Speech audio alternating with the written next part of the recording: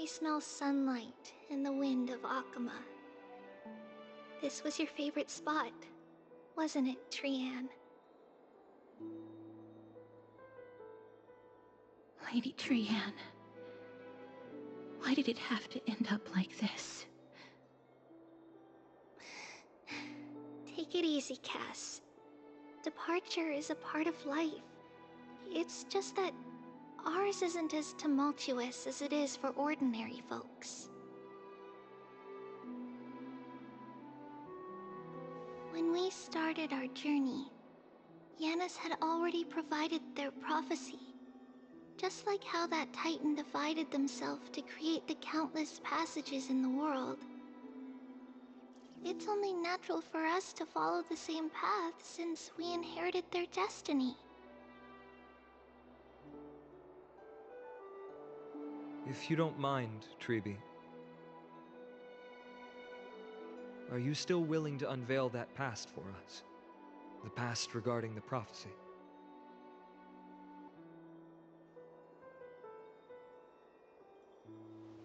What do you seek to learn, Snowy?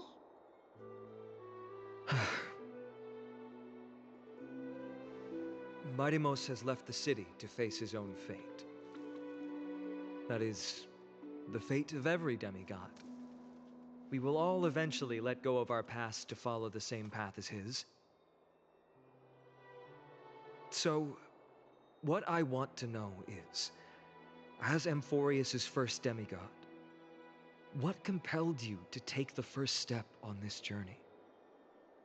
And what has sustained you to make it this far without looking back? Despite the fracturing of your body and the numerous departures you have endured.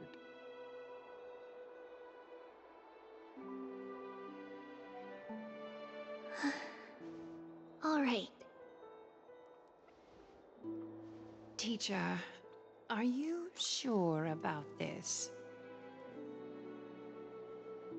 Dee is already doing what he has to do. What reason do we have to keep it from them? Let's go, everyone. Let's go to the abyss of fate and see how it used to be.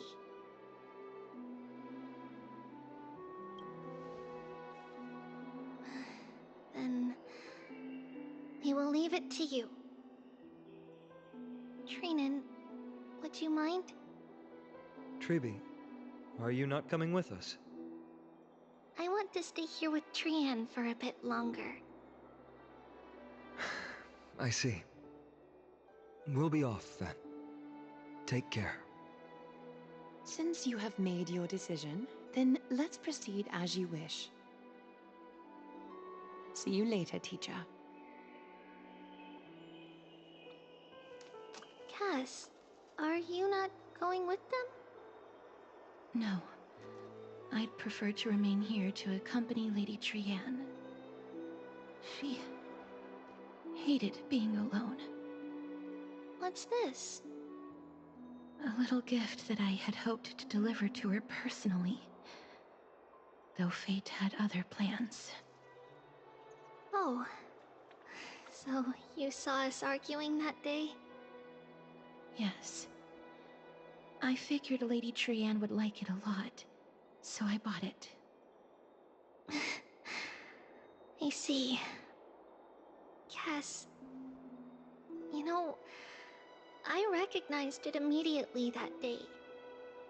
It truly is an authentic piece from Yanisopolis. Then why? It's just that Trianne had forgotten far more things than I.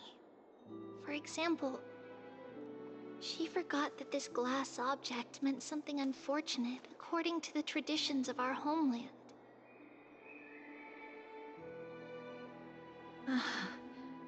I'm sorry, Lady Treeby. Should I... No need to apologize, Cass.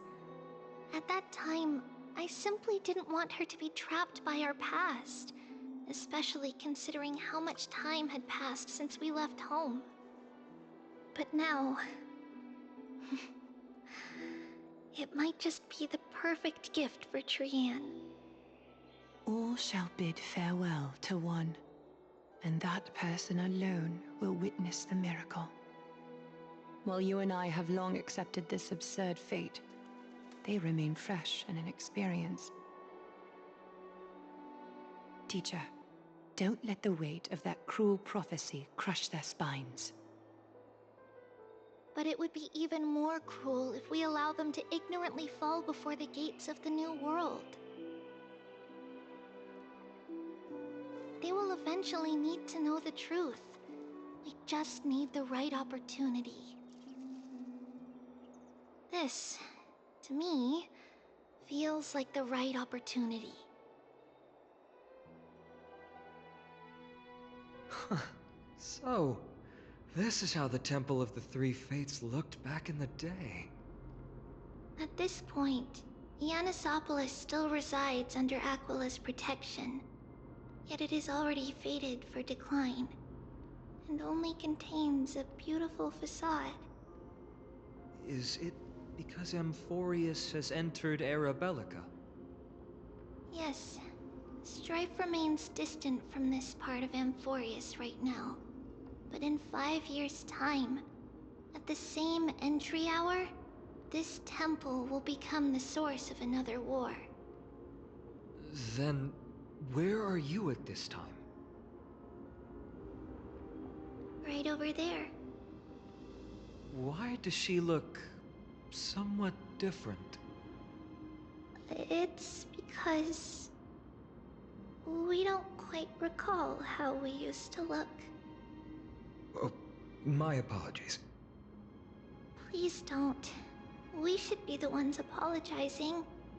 Come, everyone. It's time to witness our last conversation with Orynyx.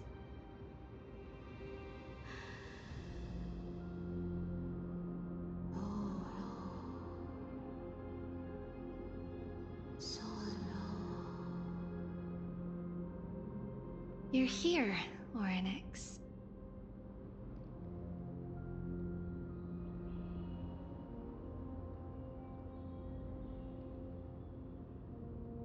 This is our memory, so your senses are also aligned with the Trebios of that moment.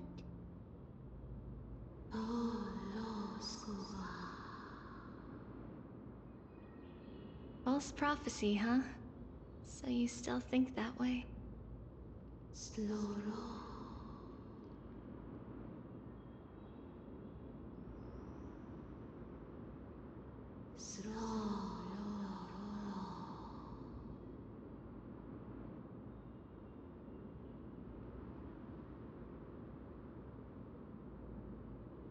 But the Black Tide has already arrived, and Yanis remains in slumber. If even the God of Passages, known for guiding mortals, cannot resist this catastrophe, then what can we do against the incoming destruction?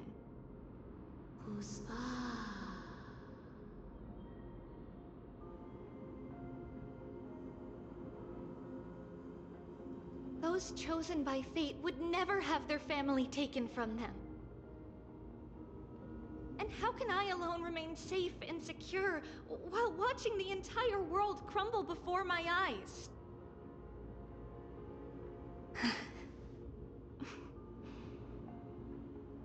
This might be our last conversation, Orynyx.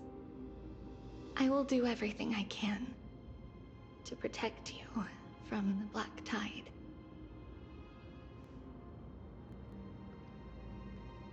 The family she just mentioned. It's our mother. She fell from the spot into the valley a long time ago. It was during a grand ceremony held to seek Yanis's guidance. But things took an unexpected turn. It was Kefali who responded instead. Did something go wrong with the ceremony? Yes, but those two occurrences were in fact unrelated. Kefali's response was simply a coincidence.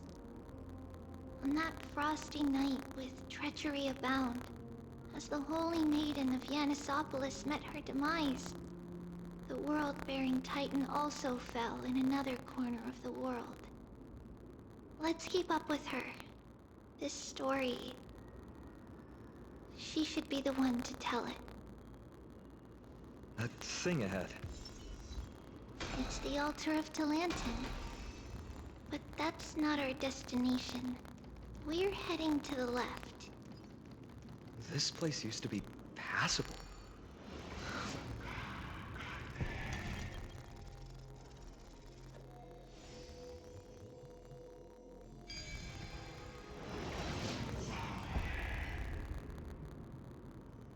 Everything in its place. Excellent.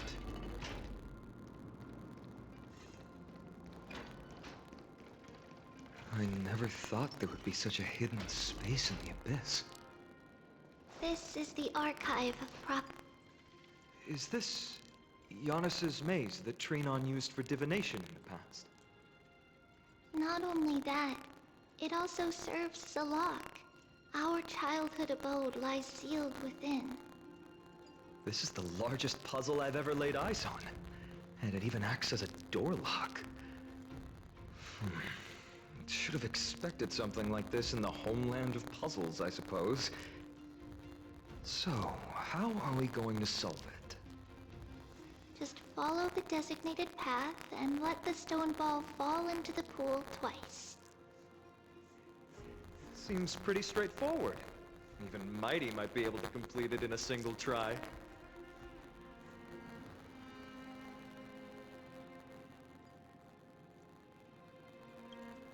That's not talking smack. It's clearly a compliment. Mighty. If he were still here, we'd probably take a lot fewer detours to solve our issues. Enough with the talking. Let's just get started.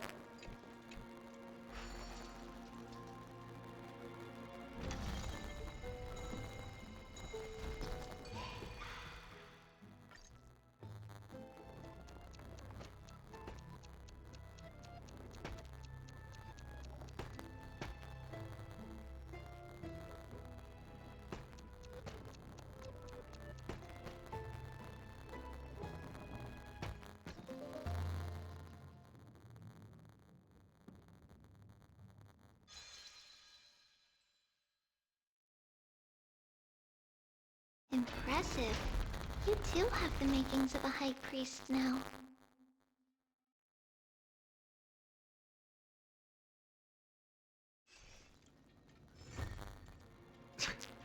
Getting that stone ball to the endpoint looks pretty tough.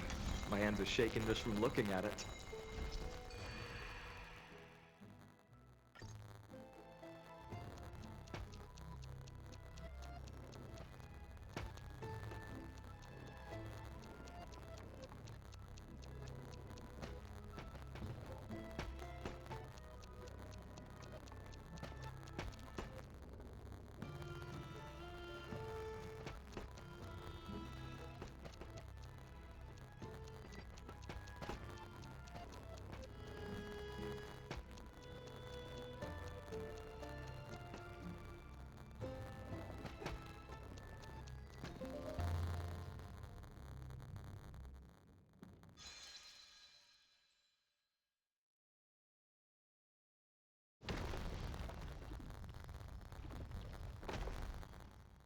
The secret door is open.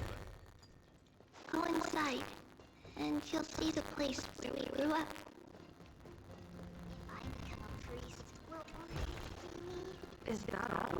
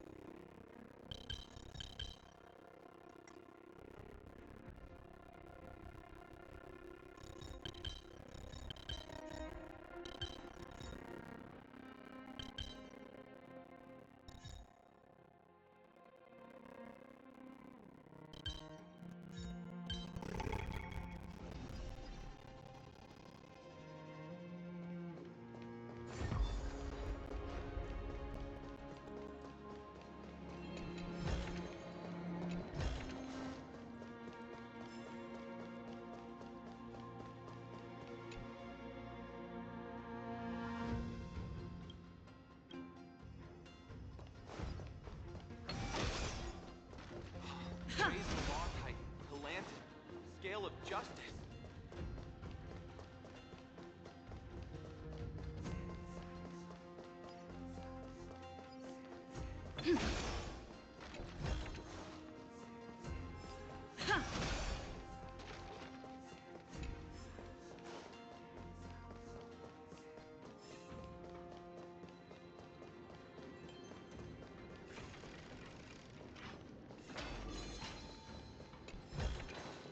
Is that all?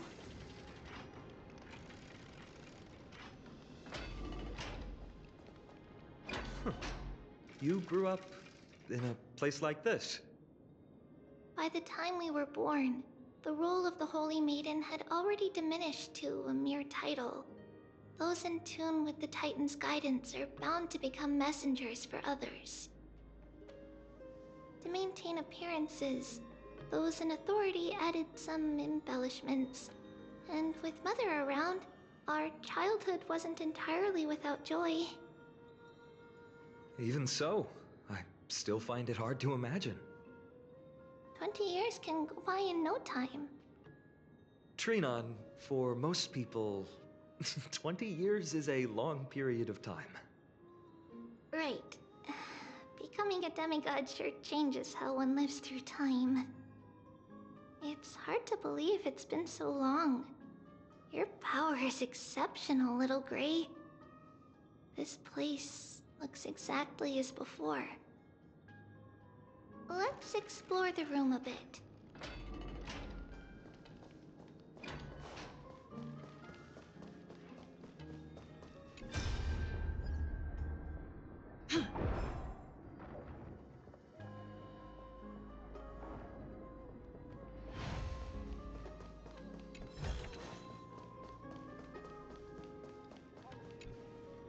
There's so many boxes here. These should be our belongings. Huh? What's this? A red glass fragment?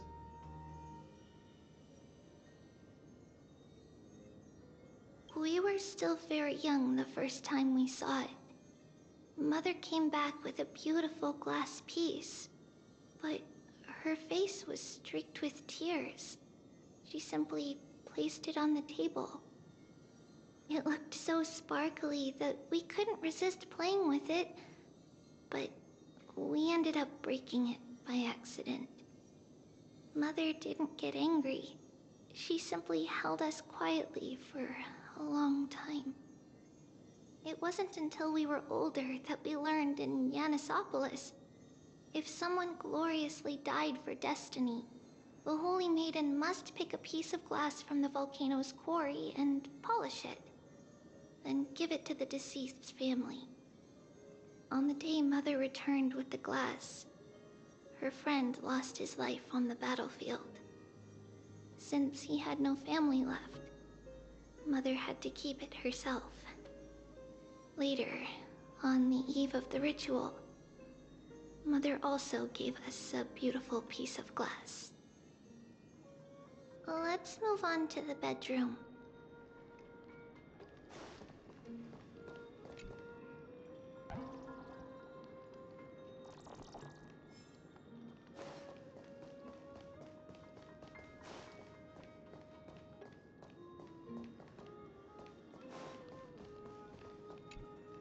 The shelf is Because we believed back then, Mother left us these unfortunately.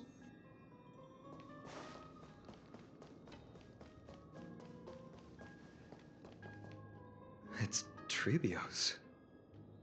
Just as expected. It's time to get going after all. Mama, are you going to that ritual tomorrow?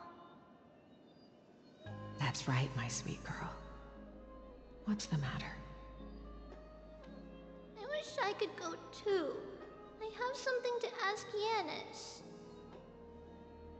Oh. What do you want to ask? I want to know how to chase the black tide away.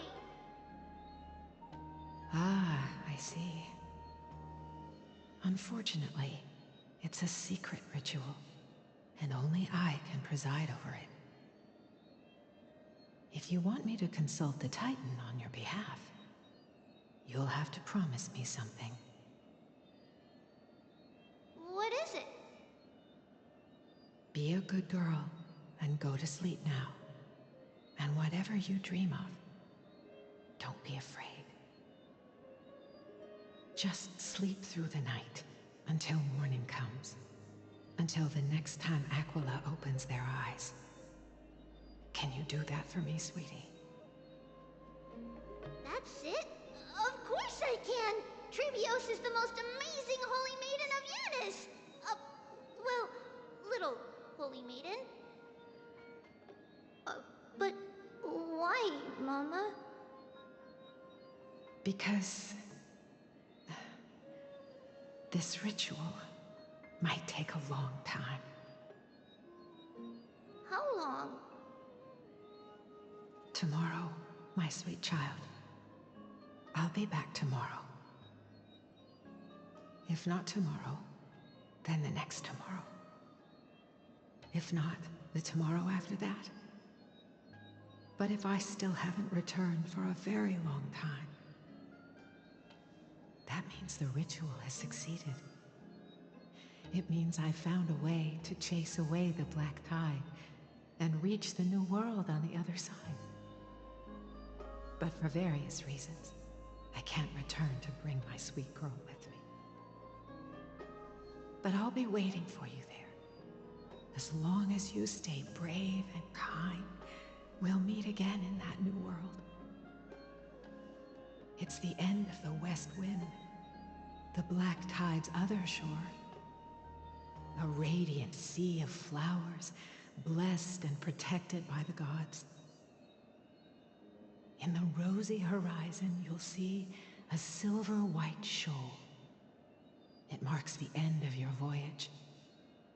The haven, free from storms, cold, and heavy rains. No sorrow can linger there. That is where I'll be, waiting for you.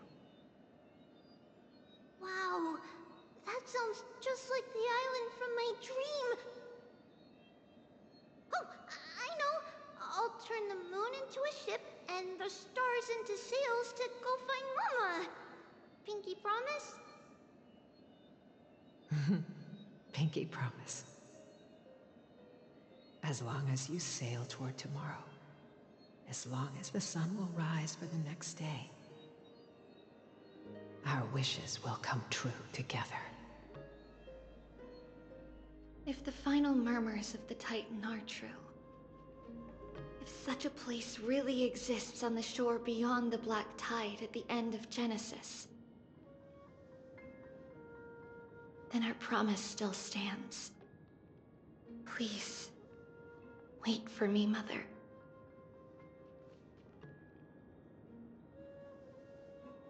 After those 10 years of darkness, when Aquila opened their eyes for the last time, we finally set off. Where did she go?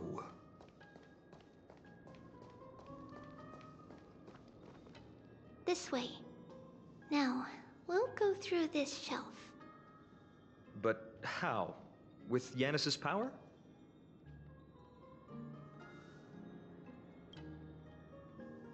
No, we hadn't acquired their power back then. So, this obstacle, it was simply a mirage? Yes, the answer is right on the shelf. Go ahead and give it a try.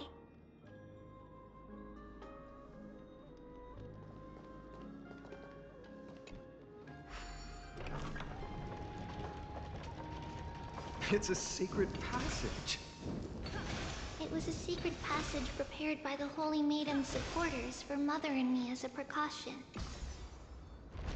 And now, it is turned into our passage to escape, just as anticipated.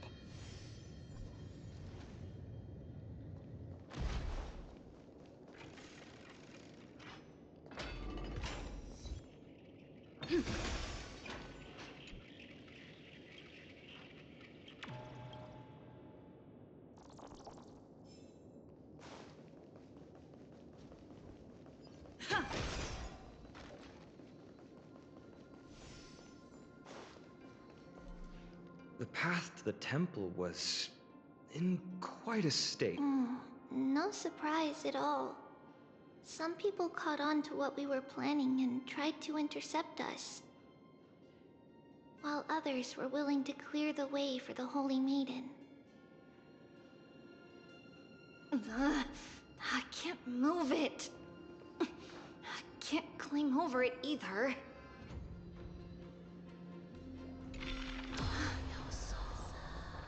Time Titan? Is that you?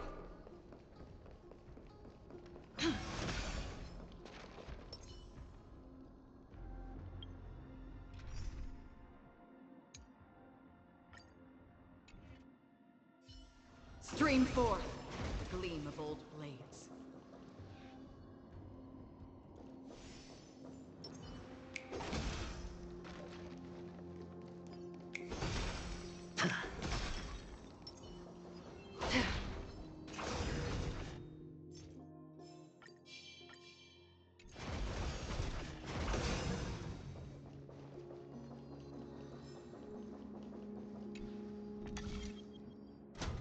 Just like this.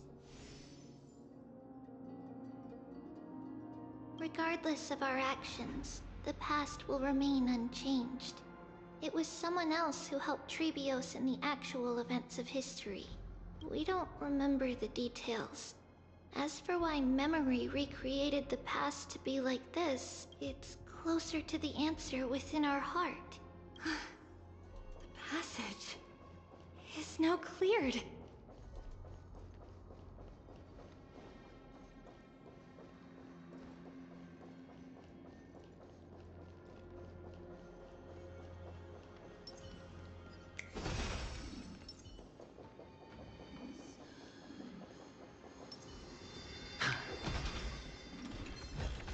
Stream forth the gleam of old blades.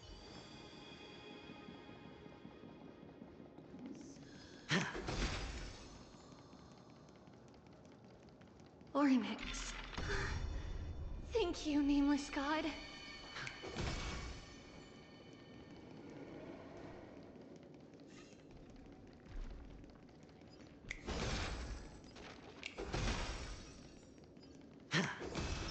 Stream forth the gleam of old blades.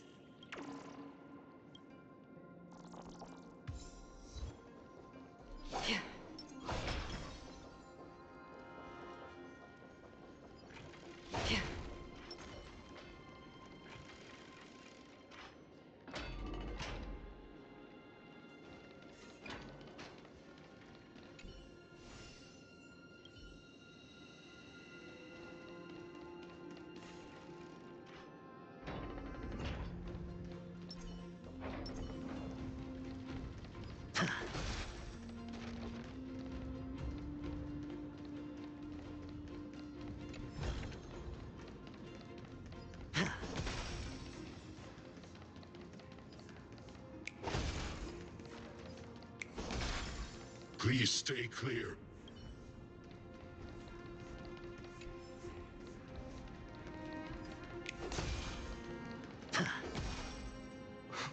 Whoa! All these people, they're just civilian. Mostly, but it might not be the case later on.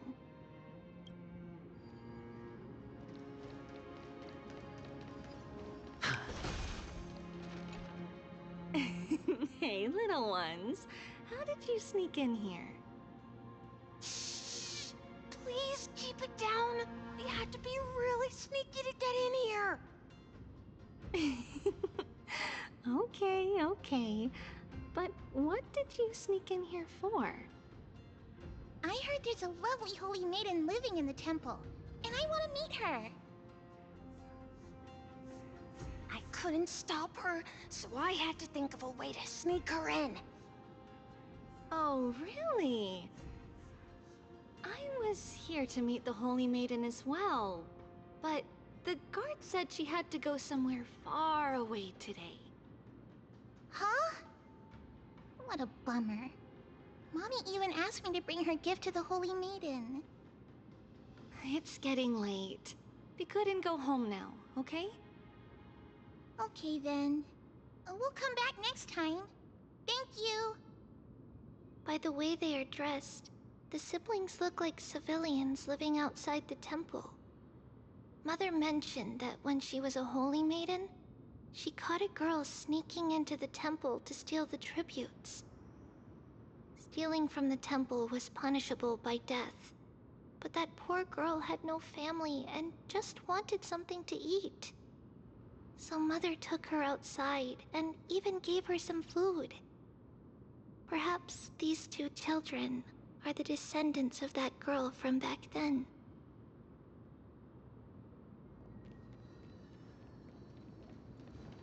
Please stay clear. Ah, Lady Maiden.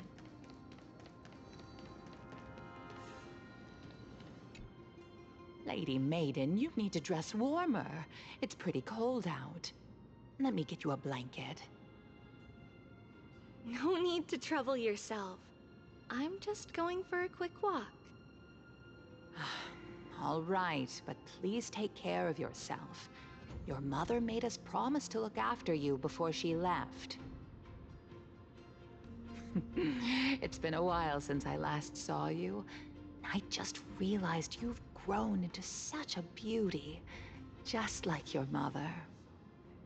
Oh, here, have some of my sweet pastries.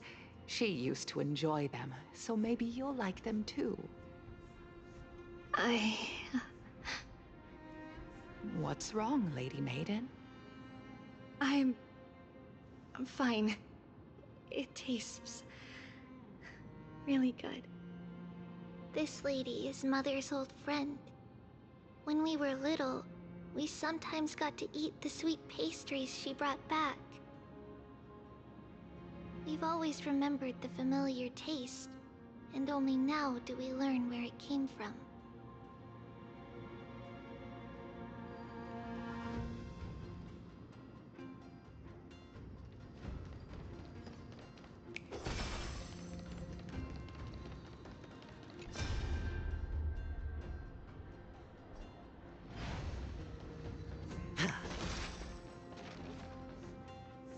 Apologies, Lady Maiden, but the Yanis vault is under maintenance today.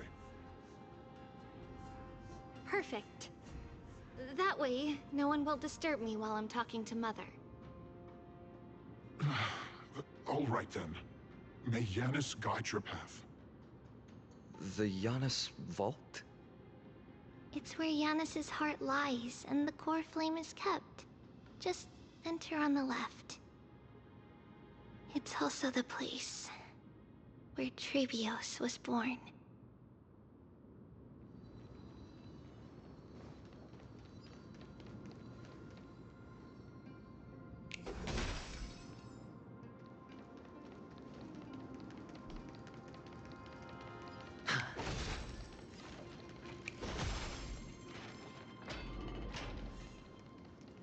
Trebios. What does that name actually mean? The one with 3 lives. Mother believed our birth was blessed by the 3 titans of fate. She named us thus to express her gratitude. Looking at how things have unfolded, fate might have had a role in it.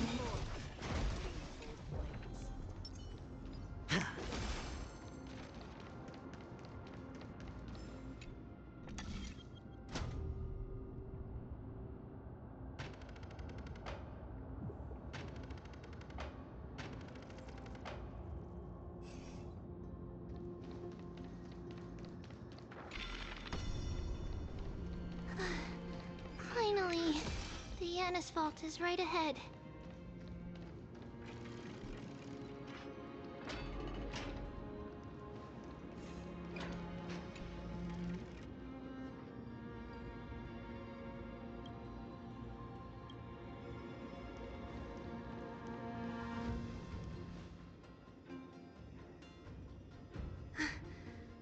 At long last.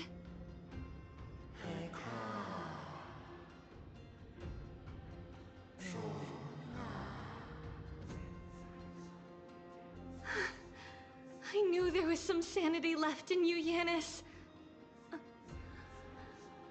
Just as I thought, you too have been confined.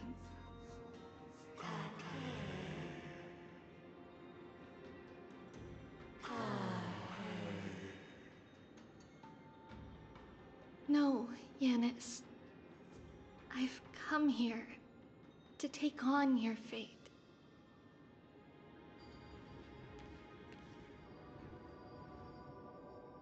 By the blood of the Lamb and the strength of my blade-wielding right hand, I am Trebios, the listener, the announcer, and the witness of the prophecy.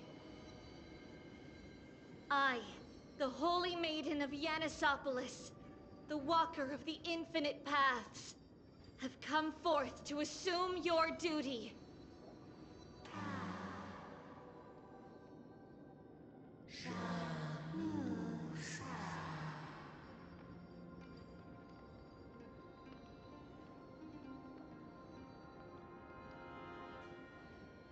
Just as I wished.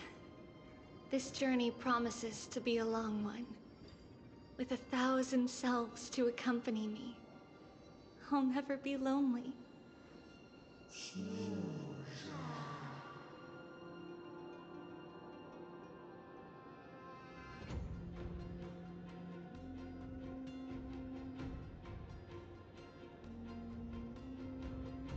No matter.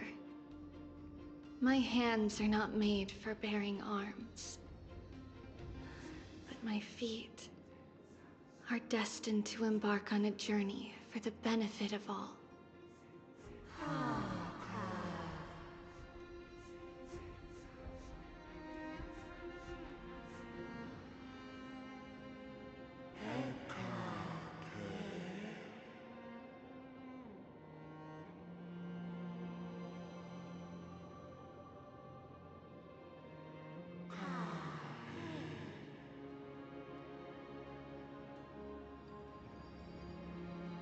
Without a doubt, Titan.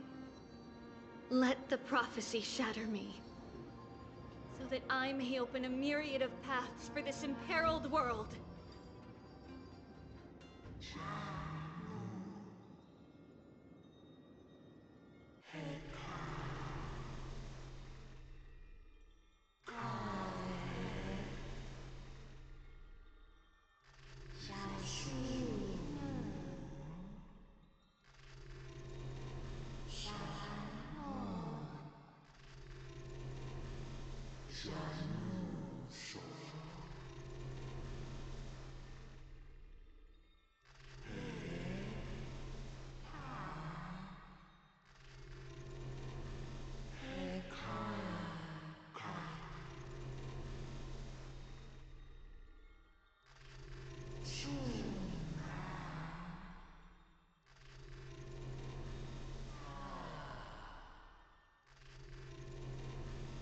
I understand, Yanis. Thank you. Now, may you rest well.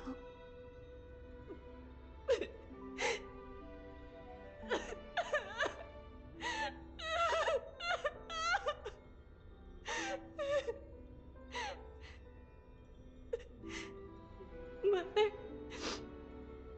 did you see that? I have assumed my duty and stand ready to set out.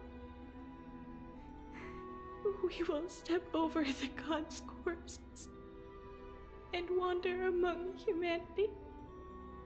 And thus, we shall sweep apart Amphoreus' pitch-dark fog.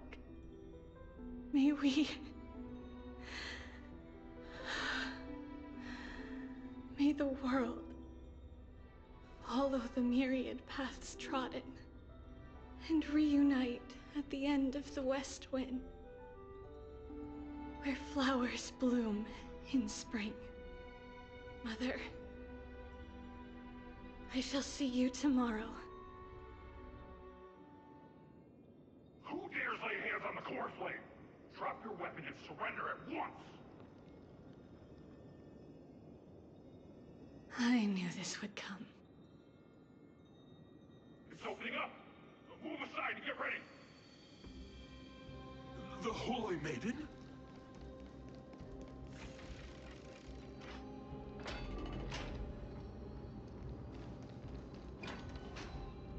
What's happening here? Lady Maiden, where's the thief who stole the core flame? Look at what she's holding, you buffoon! She is the thief! Take your positions in front of your arms! We're taking back the core flame! Bring it on! What? Come forth, loyal guards. At least do it properly. Pierce me in the chest. What are you scheming? This is your last chance. If anyone wants to earn a promotion and rise through the ranks, I'm right here. You all know who I am. Go ahead. However, if there's still any loyalty within you, step aside for the Holy Maiden. Otherwise, by the decree of the Holy City's Codex, anyone who dares to harm the Holy Maiden shall face execution! Captain, what should we do?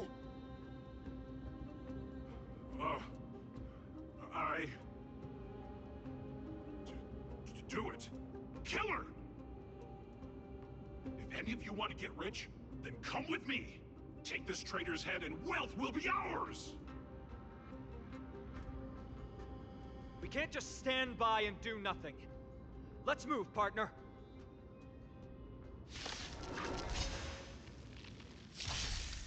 May song bring us victory. Resonate all together. Stars echo. Ready for another? Net markers activate. Time for good old counterattack. On the still waters of oblivion, I weep for the departed. It too shall fall. How's that possible? Could the Titan actually be on her side? That woman is the traitor! I should go. Let's keep up.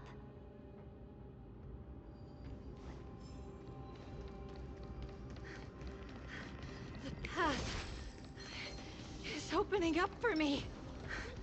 Oh, Yanis, protect me.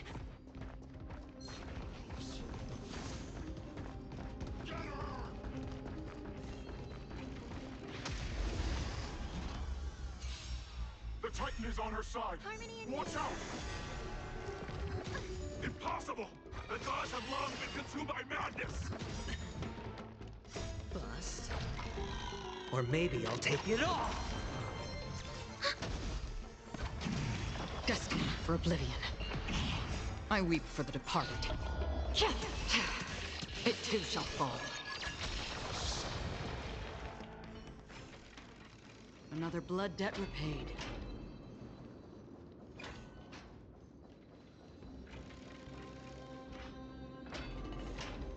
The main place might be well guarded. What do I do?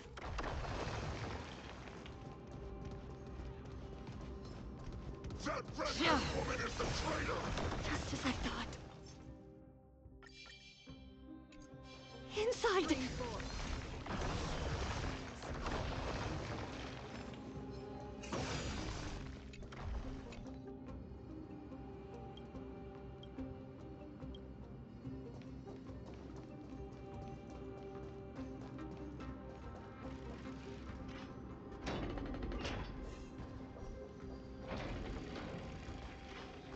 There are guards here too. Don't alert them.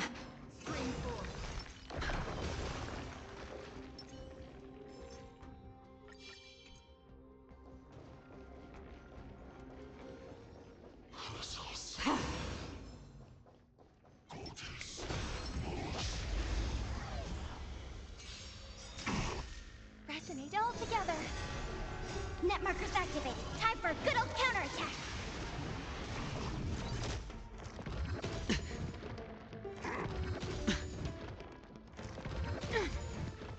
Huh? On the still waters of oblivion, I weep for the departed.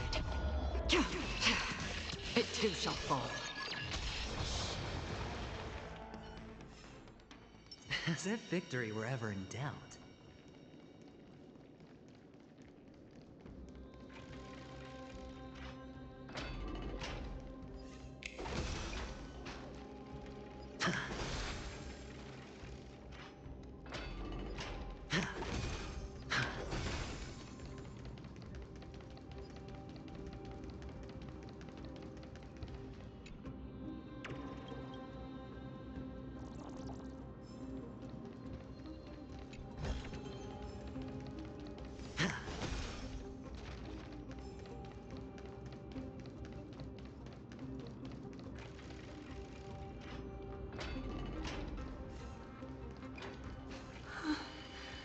Long last.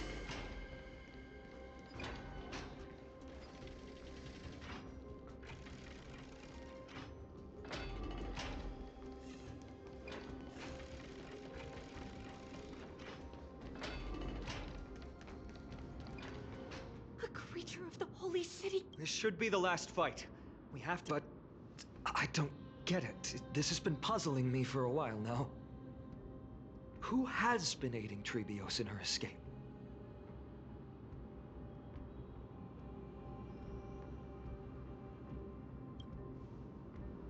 Well, history might be blurred by memories. Seeing how the whole city is hunting her down, she clearly had no allies. If she pulled it off alone, were we too involved in this process? Trebios had been on her own since she entered the vault. But what did we truly mean to her? You'll find that answer at the end of this memory. In that case, let's focus on the mission at hand now. Let's do this, everyone!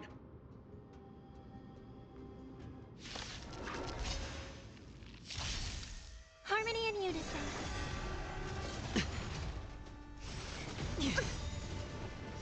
Stars echo. Ready for another? Net markers activated. Time for a good old counterattack. Destined for oblivion. I weep for the departed. It too shall fall.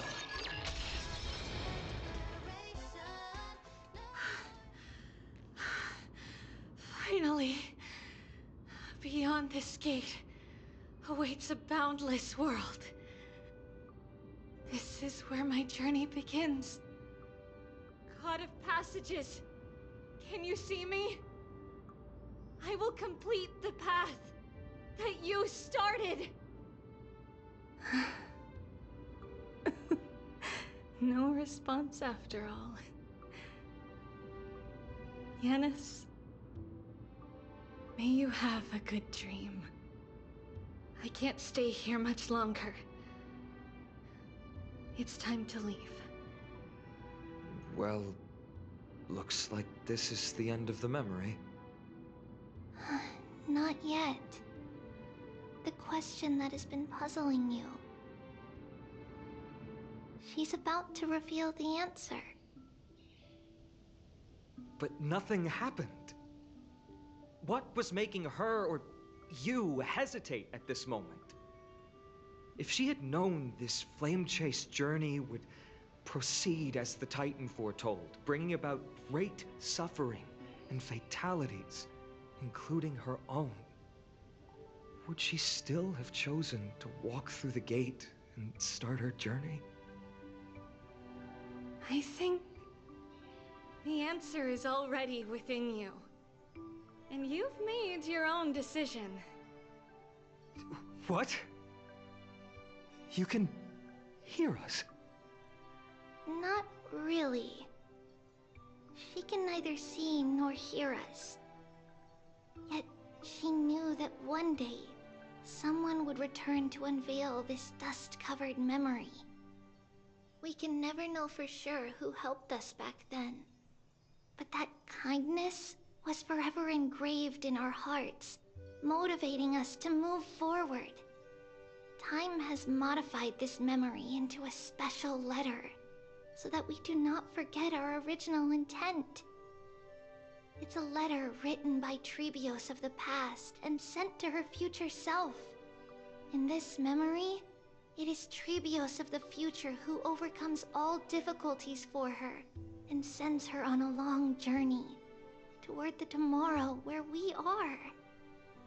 Yes, you'll remember it all. And then find your way back to the gate where everything began. Here, I will set sail toward the distant horizon. Here, you have traveled far on your way home. Such is the maxim that unveils Trebios' fate. You shall shatter into 1,000 fragments and wither on the soil of foreign lands.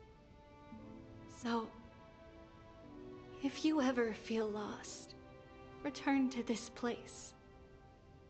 I'll keep this memory here for you.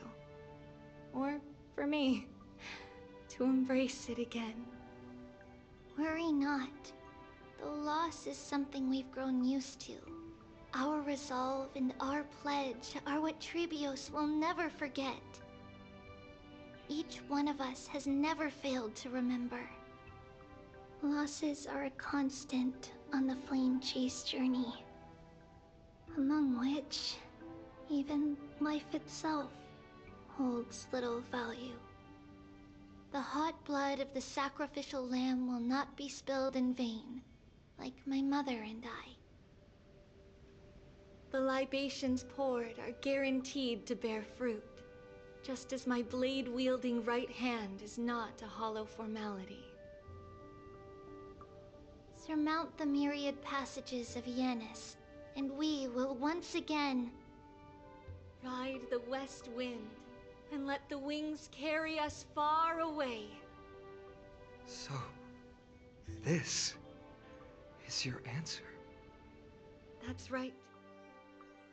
In the name of the three fates, I stand by my answer with no regrets. Now, with or without the god's blessing, I run towards the world's agony. If I can truly pierce through the utter darkness, we will meet again at the end of the west wind, where flowers bloom in spring.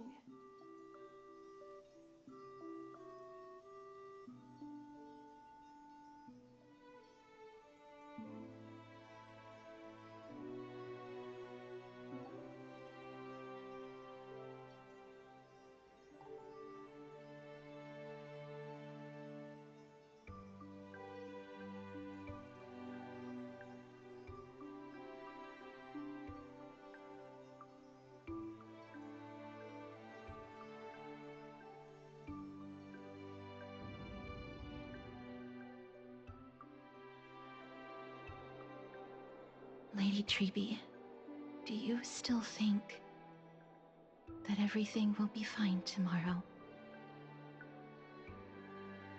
Yeah, that's what Trianne would say as well. With all due respect, Lady Trebi, you know perfectly well that see you tomorrow is nothing but a white lie. I hope your toughness is not a mask hiding a lonely heart. Cass, that's not a lie. See you tomorrow is the greatest prophecy in the world. Prophecy? Listen, in every corner of this land, every heartbeat carries a prayer for that prophecy to come true. It may be that only a few heroes will bring tomorrow to the new world, but the prophecy of leading everyone to tomorrow belongs to all in Amphoreus. But not everyone has the chance to see tomorrow. How can such words be called a prophecy? Because people believe it will come true, and they are trying hard to hold on to that belief. Even as the world teeters on the brink of collapse, everyone is pressing forward.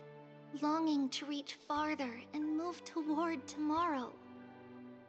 And that is why a holy maiden exists to lead the world toward tomorrow, and why Yanisopolis' prophecy unfolds as passages. Fate is not about the outcome, but the journey. It's not the flowers that bloom at the end of the road, but rather the paths that lead beyond the gate, where people tread toward the sea of flowers.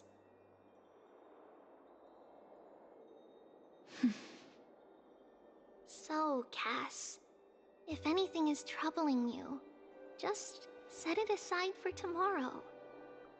There's no difference between demigods and mortals. The troubles we encounter can only be resolved by our future selves. Reflect through the long night. Wait for the dawn as you think, then set off at daybreak. The hesitant part of us will be left behind in the dark, while the determined side of us will know no fear. Because that's how Tribios has journeyed so far to spread the prophecy. Beckoning the morning sun, and the tomorrow it promises to bring. We will now continue the journey and face our destiny. We will step over the gods' corpses and wander among humanity, and thus we shall sweep apart Amphoreus' pitch-dark fog. And at the end, all will reach that silver-white shoal, that end of the journey, that new world and new tomorrow. It is a haven free from storms, cold, and heavy rains. No sorrow can linger there. We've made a promise to meet again at the end of the west wind, where flowers bloom in spring. See you tomorrow, Brienne. See you tomorrow!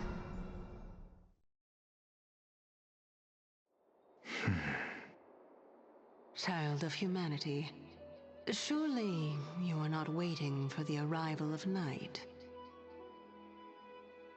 Nights do not fall upon Akama. That's why it's futile for you to wait here. Honestly, I didn't expect the renowned Reason Titan to behave like this. And that's all thanks to you. If your soul weren't as prickly as a hedgehog, I wouldn't have to act this way.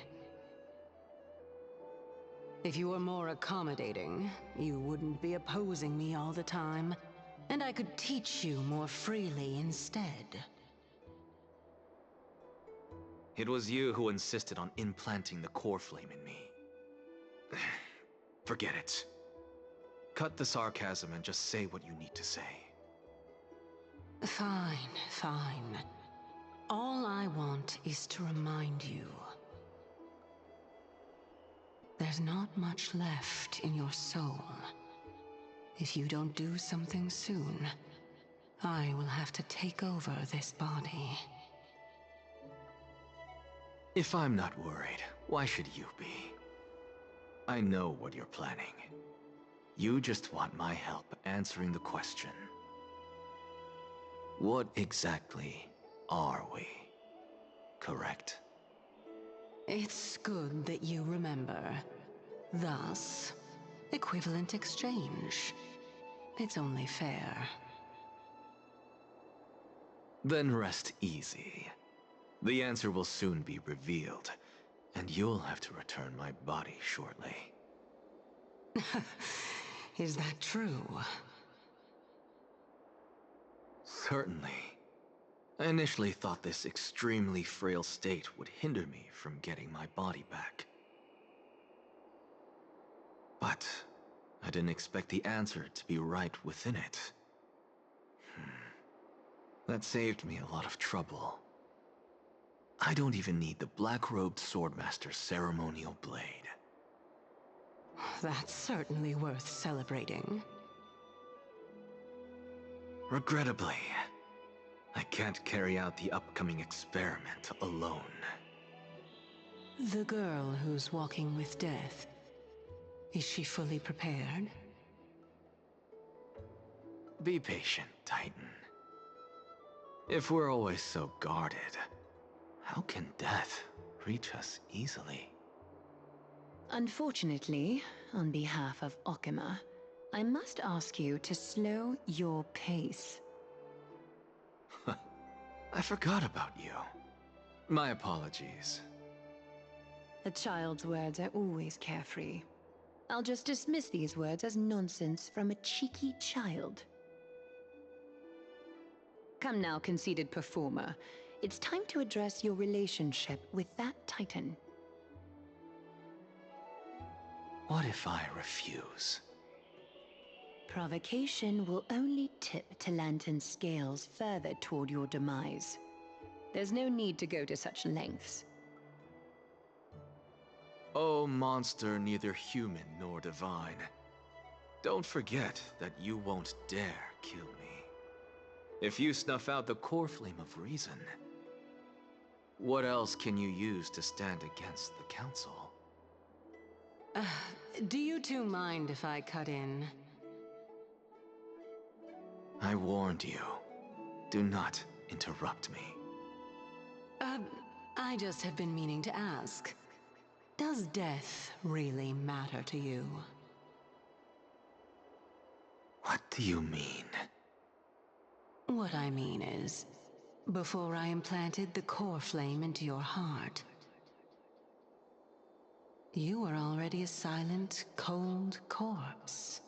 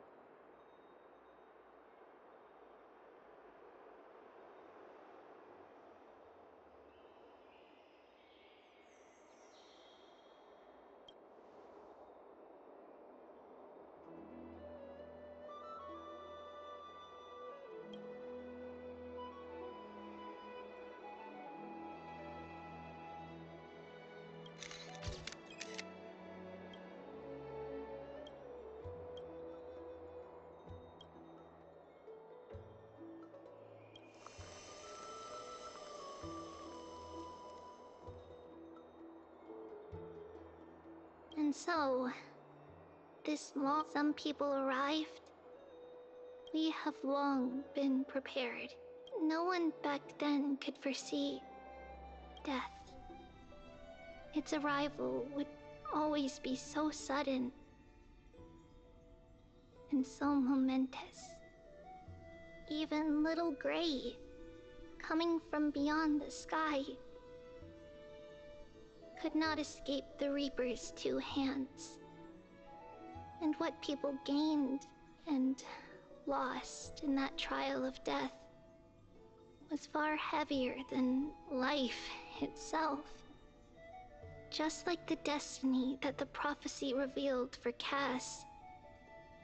At the end of the Sea of Flowers, the souls of the living shall warm thy fingertips. And after an embrace, there shall be eternal separation.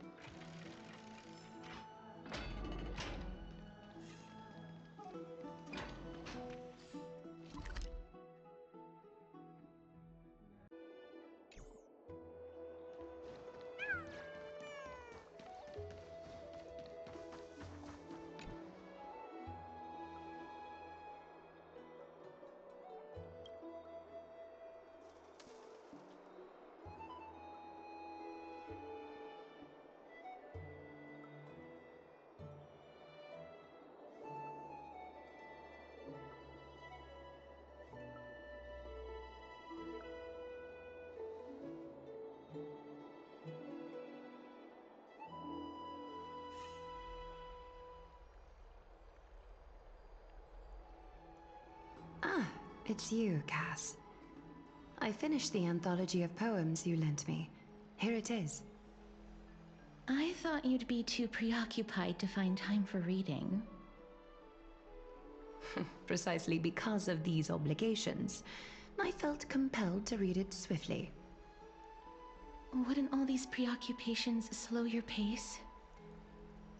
On the contrary, knowing that time is limited can push one to overcome their limitations. The weight of these responsibilities seems to have enhanced my reading efficiency. I understand completely. During my time at the Grove, the closer exams drew, the more efficient I became at tackling everyday mundane tasks. Anything but my actual studies. Precisely. As I remember, you and Finon were both disciples of the new Sporists. I assume that Anaxa's exams were as unreasonable as the man himself, correct? The courses Professor Anaxa taught were Introduction to Alchemy and History of Mythology. And to be perfectly honest, those two courses were the students' greatest nightmares. The history of mythology, taught by the blasphemous great performer himself. I can imagine their fear. Now that I think about it, students would often rush to the podium during class to challenge him on those blasphemous ideas. May I ask, Lady Aglaya, has your relationship with Professor Anaxa always been like this? He openly dismisses people's faith and questions the very justification of the Flame Chase journey. Our positions have been destined to be at odds. While you were studying there, I assume you must have heard of his nickname. A Dromus draped in finery? As I see it, this nickname is more of an insult to the Dromas. Despite his insufferable arrogance, I do hold a certain respect for his nature as a scholar. To remain true to his principles, he is unafraid to stand opposed to the world. and that requires considerable resolve. Anaxagoras' life is almost like a satire. As a Chrysos heir, he refuses to heed the prophecy, while he disrespects the gods. The gods have chosen him. He was indeed chosen by Circes. Is something weighing on you, Cass? The golden thread is quivering. I sense there's more to this exchange than idle chatter. With all due respect, I'd like to know what you plan to do with him. In light of his assistance in the battle against the Flame Reaver, I am willing to grant him some time to find a way to remove the core flame. However, if Anaxa decides to make any move that places us in danger, I will not hesitate to take extreme measures. Just as I feared. The Flame Chase journey is the destined path for the Chrysos heirs. Yet he now seems more like an empty shell. Given his strong sense of self-respect, I trust that Anaxagoras will make the right decision. Still, I can't help but hope for another possibility. Perhaps Anaxa will also overcome his limitations, now that he knows time is limited. I understand your stance. Let's continue this discussion another time. But now, let's greet our guest. You're here. Does this mean you're ready to take on Orynyx's trial?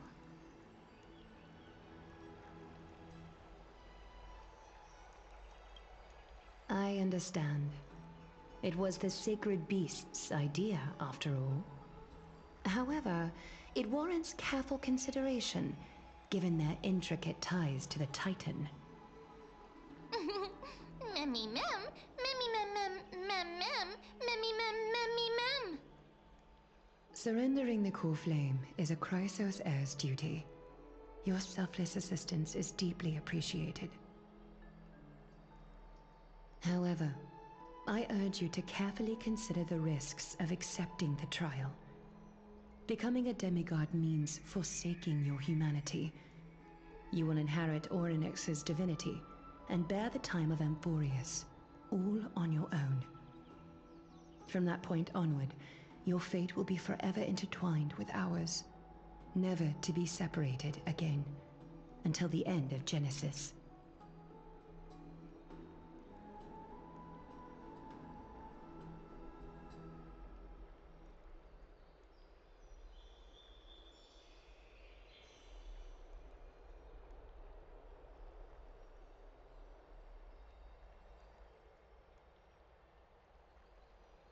It's exceedingly rare to find a capable Chrysos heir. If this path proves unattainable, I am willing to lower my expectations. There are still many priests of Yanisopolis and their descendants in the city. If I'm left with no other option, I'll try to find someone worthy among them.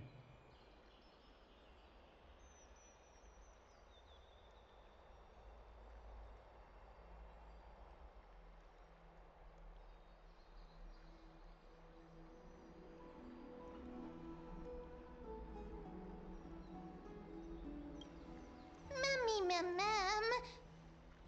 Mem memmy mem. Mem memmy mem mem mem hero. Memmy mem mem. Mem mem mem mem mem mem. Memmy mem mem mem mem mem. Mem mem memmy mem mem. Mem memmy mem mem mem mem mem mem. Mem mem mem. Memmy mem mem mem mem. It looks like you know that Titan rather well. Memmy mem mem. Memmy mem mem mem. Memmy mem mem mem mem. Mem memmy mem mem mem memmy mem mem mem. Memories that exist outside of your own experiences. I can't explain why, but I can vouch for Mem's words. When I was in the Abyss, I heard the Titan's groans. full of pain and grievances, yet without any ill will. Please, Memmy Mem Mem. Memmy Memmy Mem. Memmy Memmy Mem Mem. Mem Memmy Memmy Mem Mem. Mem Memmy Mem Mem Mem Mem. Memmy Mem Mem Mem Mem huge.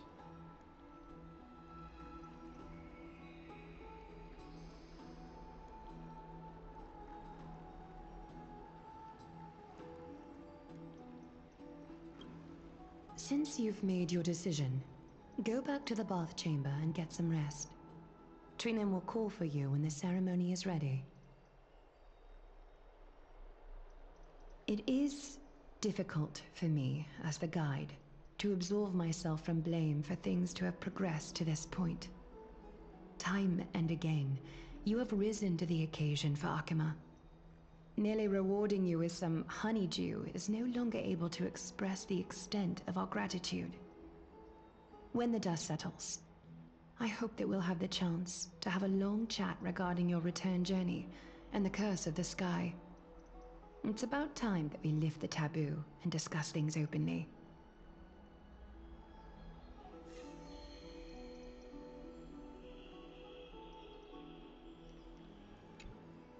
Miss, may everything go well for you and Mem.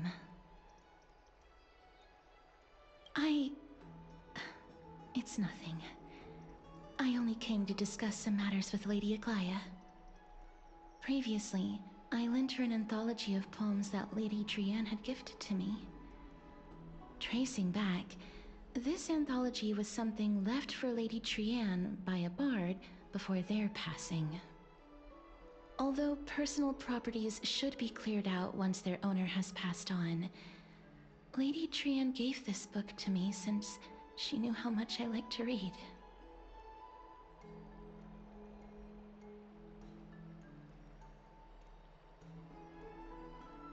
No, it's just an ordinary book. It's definitely not some kind of unique copy. It just contains an allegory. In a faraway land, in a city known as Styxia, a dragon corrupted by the black tide descended one day, swooping upon the city like death itself.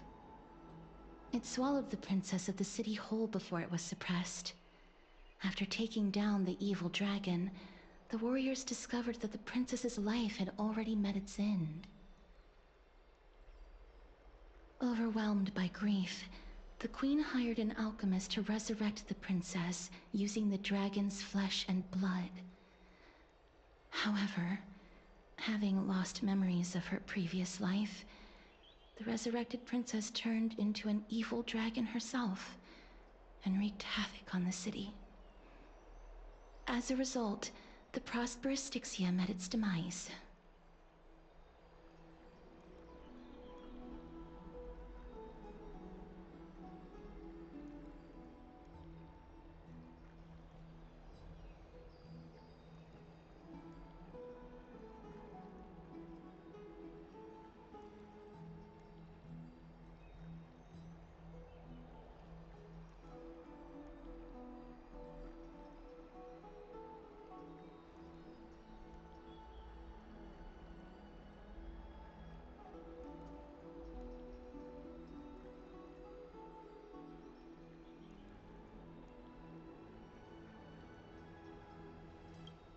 Mem Memmy Mem Mem Mem Mem Mem Mem Mem Mem Memmy Mem. The author of this book is Archepia, a wandering bard who traveled to many cities. Among the things she left behind are poems, dictionaries, and many tragicomedy scripts. She even clearly underlined and took notes in books that covered myths with her elegant handwriting. While flipping through these books, I felt like I was afforded a glimpse into the life of Archepia. It felt just like I was traveling with someone that I'd never met before. It was as if she had yet to pass on and was still alive.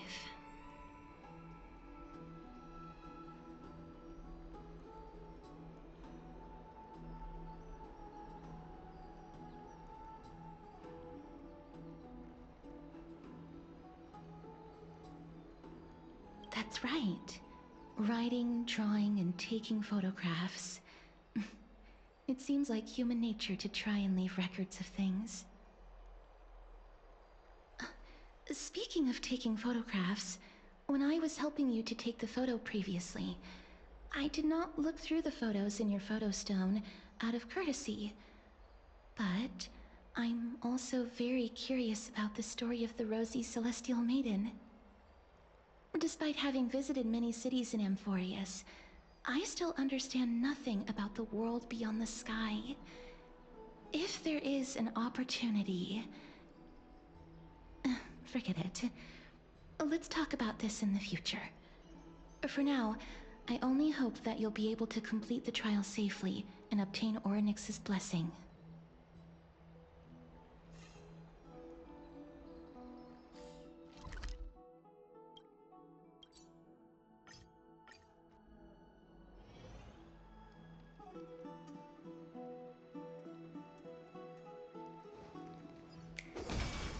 I'd love to go in and take a look.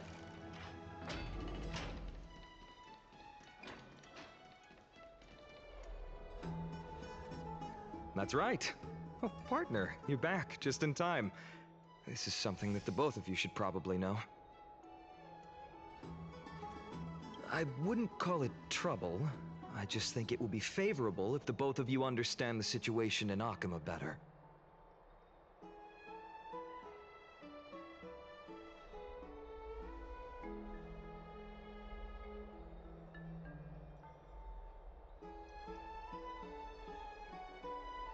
Some background information for you. The Council of Elders is an authoritative body in Amphoreus, made up of different city representatives. They hold legislative power over the Holy City, and are in charge of presiding over the Citizens' Assembly held once every few years. This is the most important social event of Akima.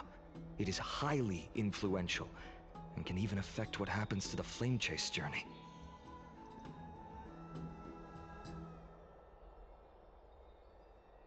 Every 5 to 10 years, the Council of Elders organizes a Citizens' Assembly at Dawncloud. During the assembly, the representatives will vote on major issues such as whether the Chrysos heirs led by Aglaya should still hold the right to govern the Holy City, and whether the Titan's conquest should continue.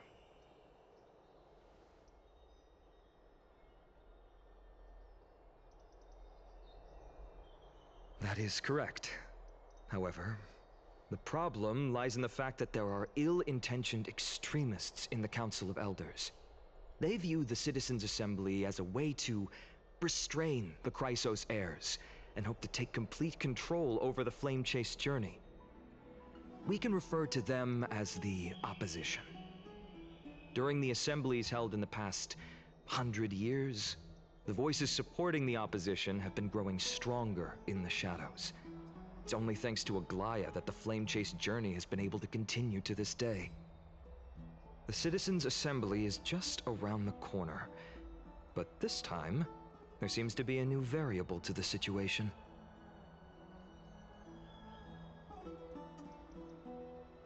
Me?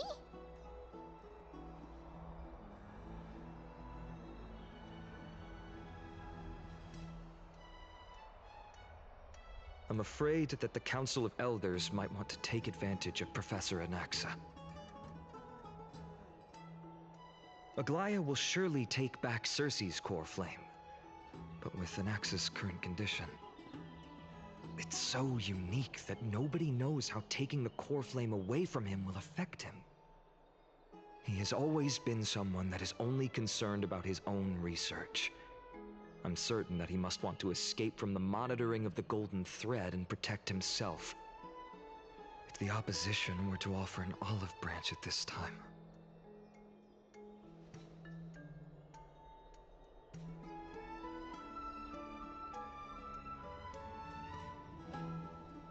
Anaxa has never believed in the prophecy, so technically it cannot be considered a betrayal. However, he has taught many Chrysos heirs, and has long been considered an important ally of Akima. I truly do not wish to see comrades turning on one another.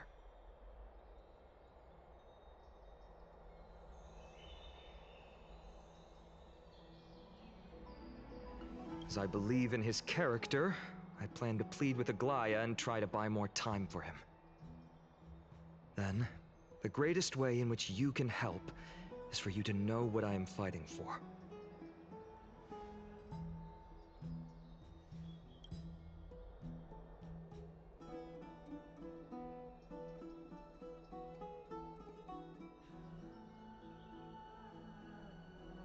Allow me to apologize for the fact that we always seem to be troubling you. I hope that Orynyx will show more benevolence and be more accommodating. I remember that they seemed quite fond of you back in the Abyss. Go and rest and regain your strength. We'll meet at the Vortex in a few days. Oh, right. You can read this scroll if you want to find out more about the Council of Elders and the Citizens' Assembly.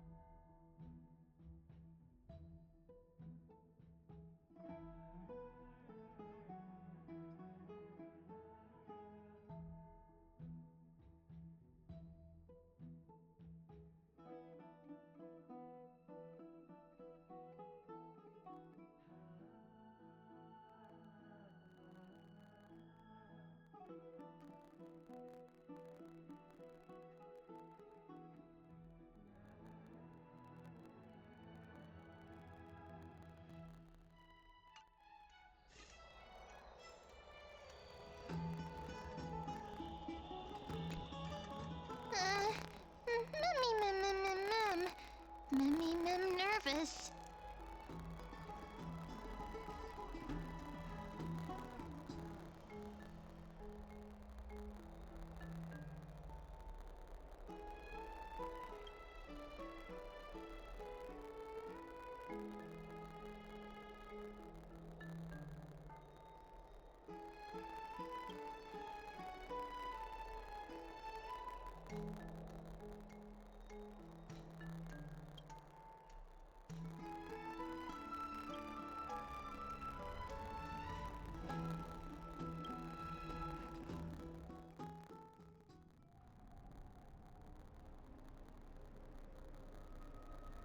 Esteemed one, Orynyx's vacant totem awaits. If you have already made your preparations to become a pillar of Amphoreus, please, step forward.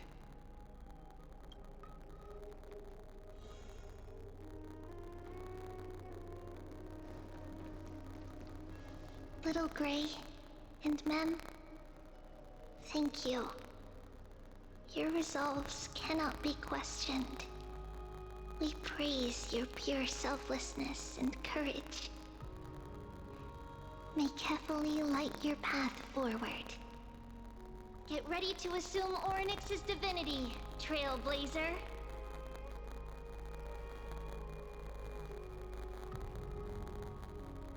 The divine position of Orynyx has already been vacant for some time. We can feel the space of the trial closing. As there isn't much of their soul left, we'll have to complete the ceremony before their soul completely dissipates.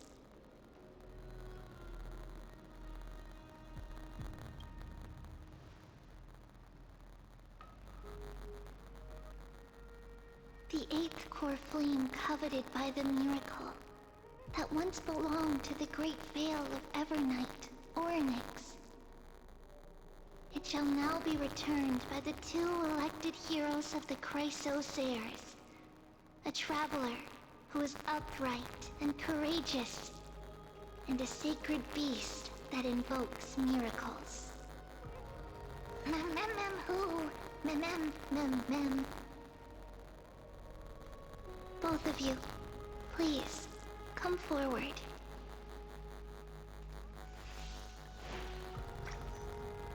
Recite along with us.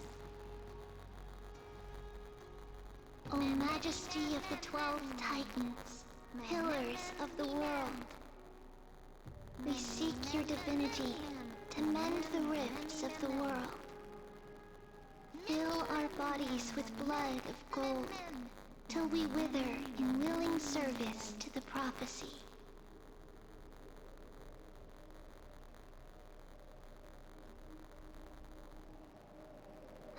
These are just words meant to make the prayer seem more solemn.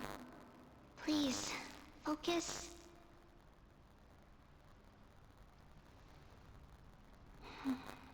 And surrender the core flame.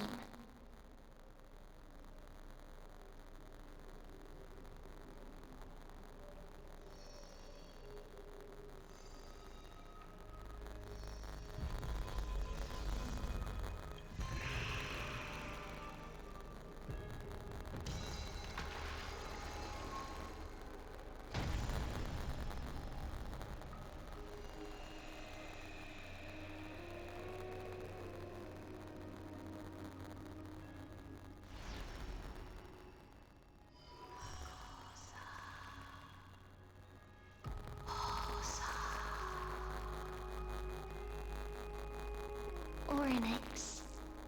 Their soul has been waiting for a long time.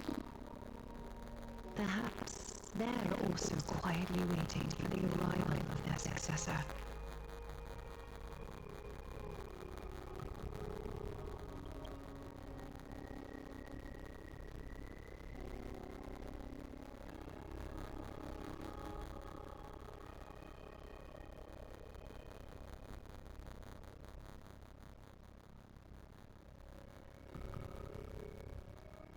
Don't worry. You're tougher than I am, right?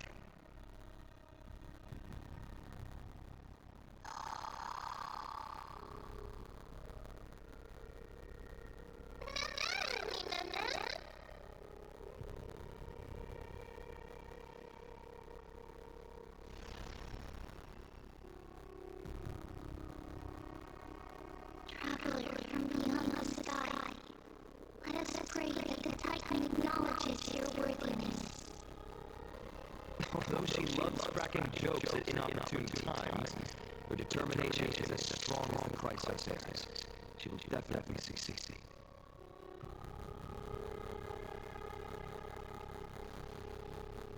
While she's away, I would like to have a chat with you on fire.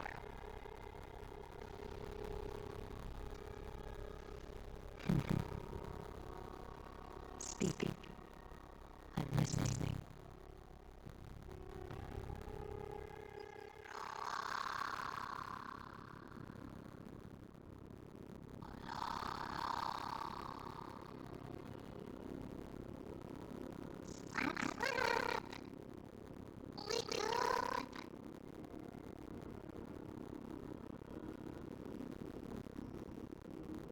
How is it? How do you feel? Alright, I think that it's amazing too. Testing, testing, 1, 2, 3. Testing, 1, 2, 3. I have such a cute voice. It must be because of all the memories that I collected. They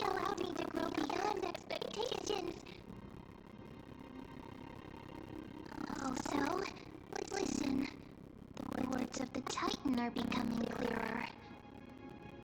Mother. Mother. It hurts. Have I finally reached the end? Are the years of isolation coming to an end? Oryx. Oh, how heartbreaking. Ever since the figure draped in the black cloak robbed them of their core flame, they have been relegated to waiting in isolation in such a confined space. We are going to help alleviate their pain, right? Memories broken. Mother, where? Mother? Who are they calling out for?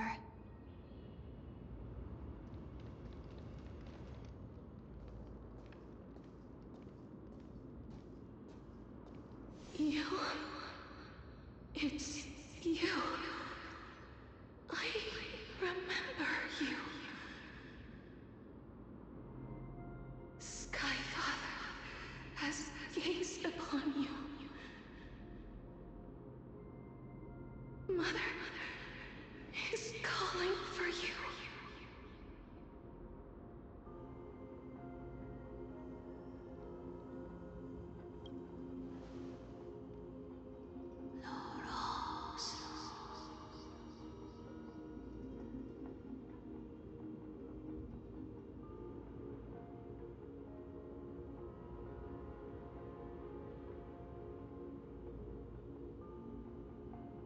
Skyfather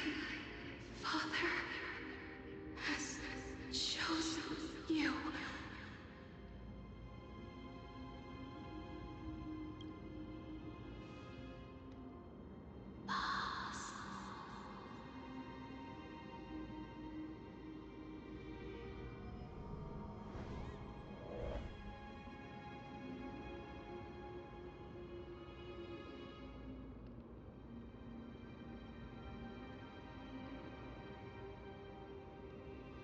Mother is no longer responding.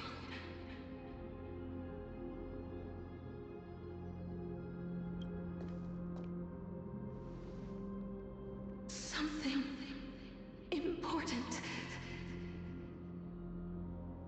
An important matter.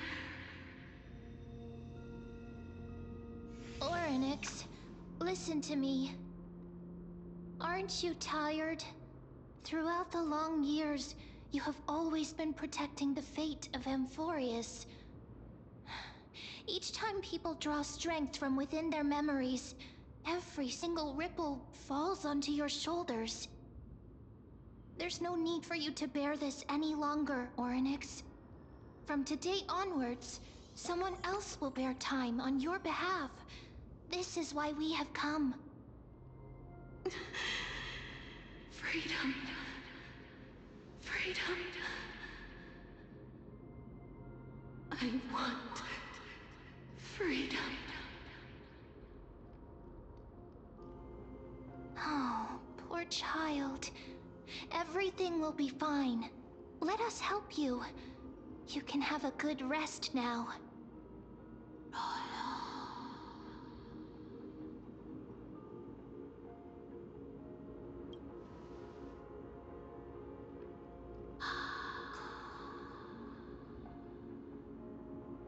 You have potential, strength, willpower, powerful, and tenacious. But you lack something. Just one thing. Lacking something? What is it?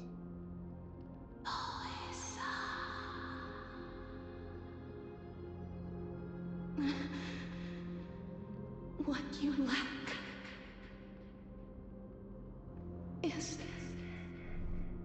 future.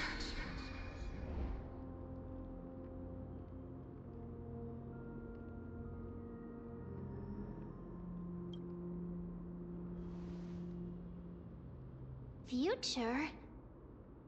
Traveler from the sky, you should have dissipated already. The gaze from Sky Father stabilize your form. Because from the moment you crossed the sky, your life was cast away. Right now, you are simply a collection of walking memories. What? How is that possible?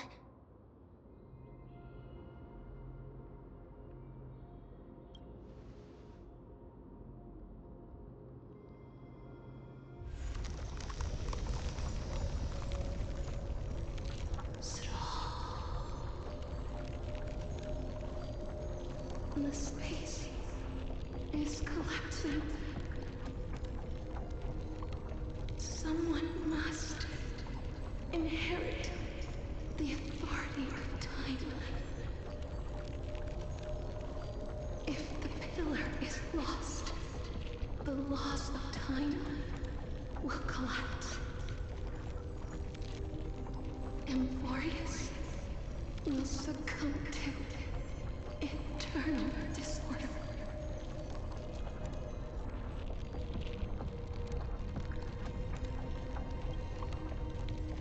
Time never compromises, never bears grudges,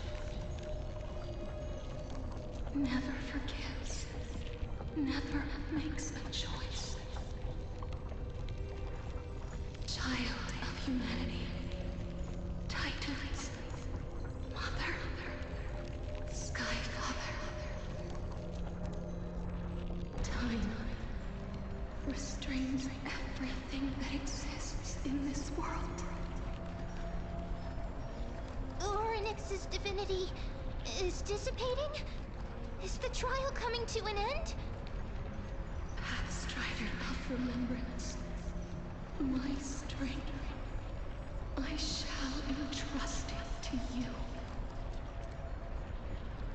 The fate of the world, if you wish to save it. Go and find your future that has been stolen. Even if that means you'll have to cheat death. You'll have to challenge that hand of shadow clasped with unyielding fingers.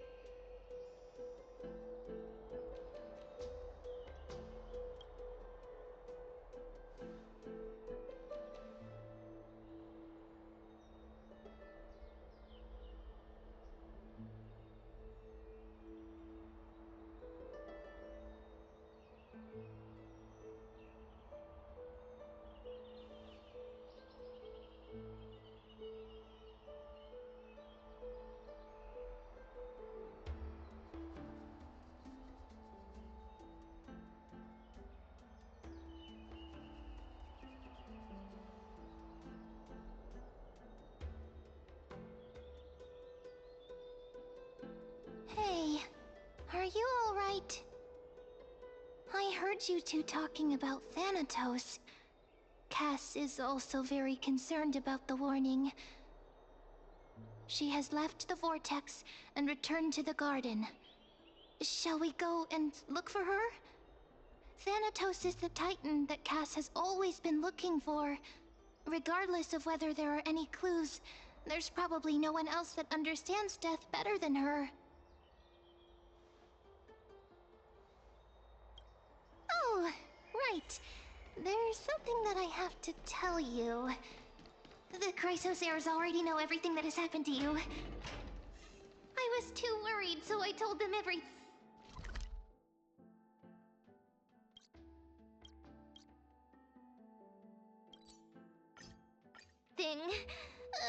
Please don't hate me, okay?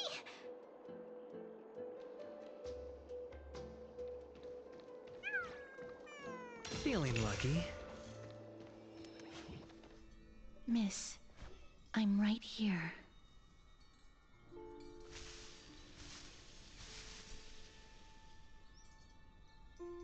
Please stay there and slowly turn around.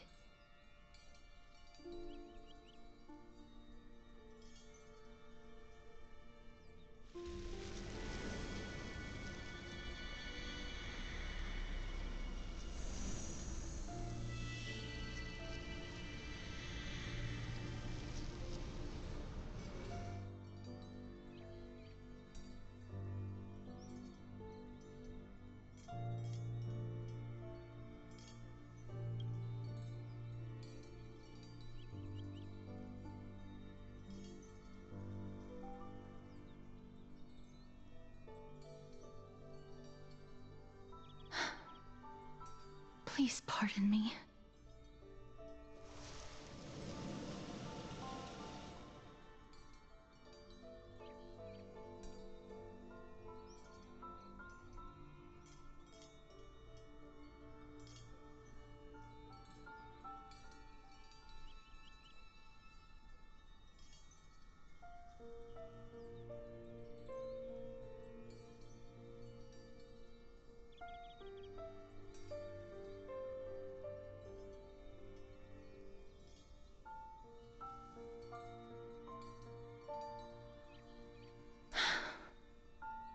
Just as I expected. I cannot feel anything.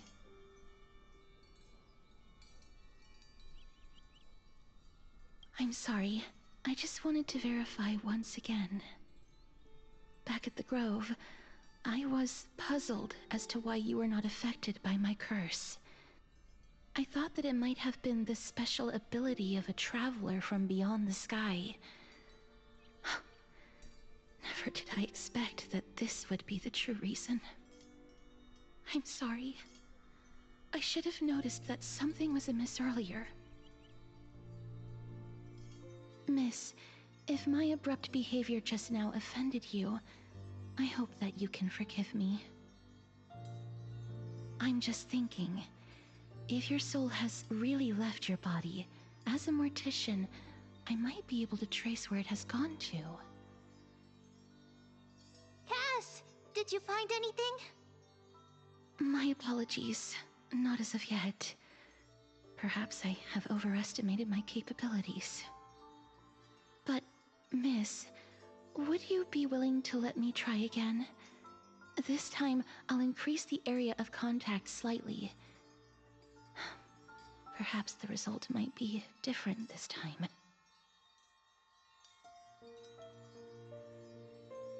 I have never touched the living in this way before. If my actions are in any way disrespectful, I hope that you can forgive me.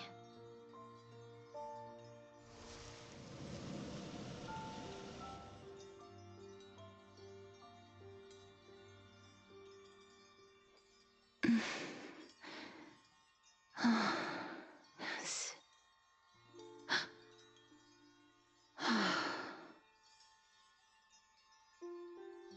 I seem to have caught a glimpse of something. Your soul is currently roaming someplace and cannot find a way to escape. But perhaps it might not be a bad thing. If your soul is still wandering around, it means that we still have time. We have a chance to find it before the fingers of Thanatos sweep everything away. Clues. Just a few more. I need more guidance. Ah. The connection has been severed. With my strength, I'm not able to trace it. It was me. I was a little too hasty. Don't worry, miss. Although we currently have no leads, I will do my best to search for the whereabouts of Thanatos, bring back their core flame, and personally return to you the life that you have lost too soon. I know that I'm lacking in confidence, but I hope that you can keep this promise of mine in mind. Before I manage to deliver on this promise, please do your best to hang on. Amphoreus needs you.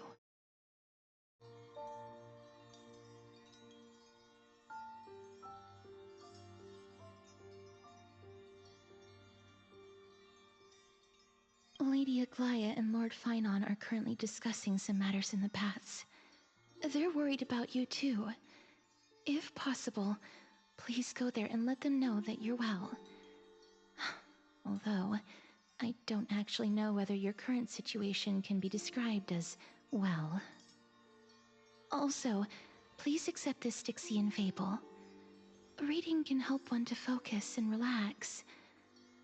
I hope that reading this can help tide you through this difficult period. More and more species are disappearing.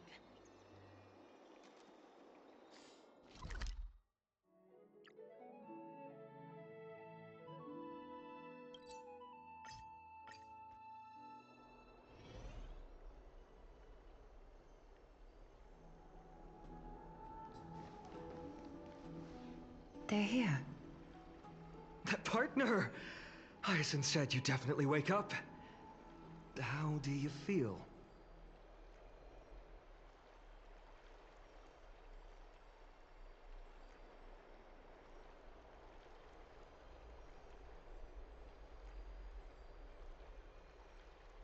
Well, at least you look no different from the living.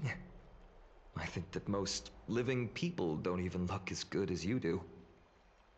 You've completed the trial of time, and I have to admit that the process went better than I expected.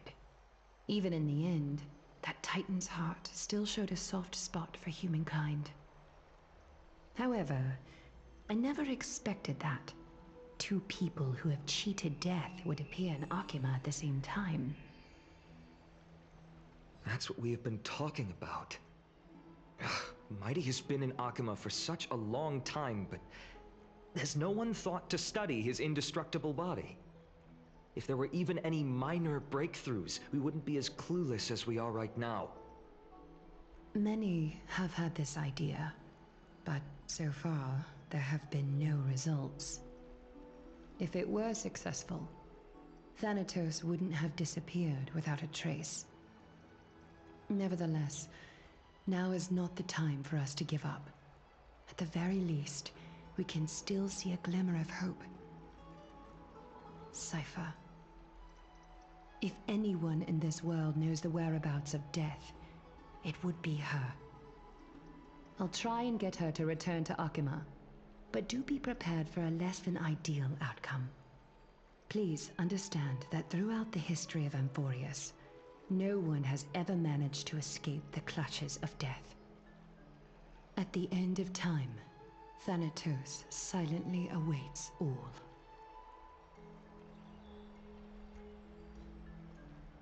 Don't take it to heart, partner. After all, you've already created countless miracles along the way, right? But before that, just... What's wrong, Aglaia?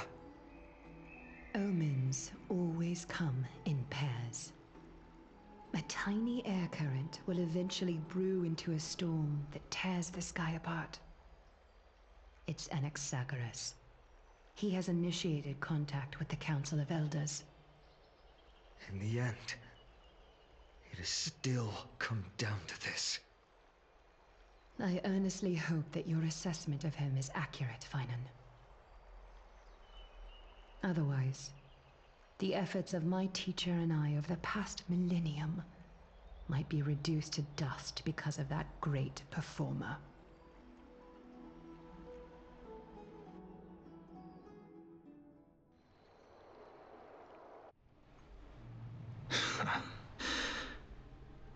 I'm back here again. I remember this dream. This realm is covered in a silk-like fog, and the land is barren and harsh. The crowd of travelers leaves tracks everywhere. Hey! Excuse me! What is this place? Where in Amphoreus are we?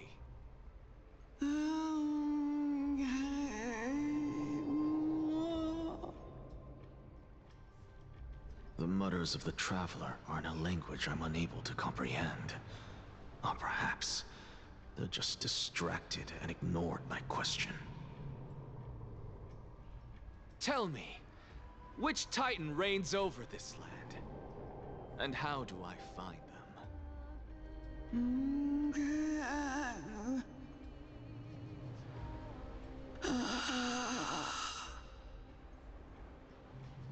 Hand of Shadow. Hand of Shadow Thanatos. Could this possibly be the Netherrealm?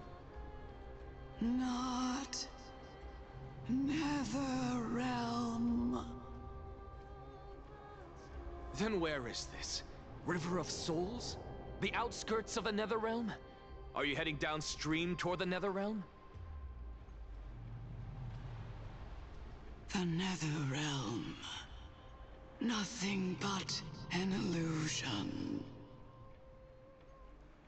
Titan rejects you, me. Listen. What? The traveler lifts their wrinkled fingers and remains silent. I look in the direction they are pointing and listen closely. There. A massive shadow brought the sound of rushing tides. The sound of tides. I can hear it.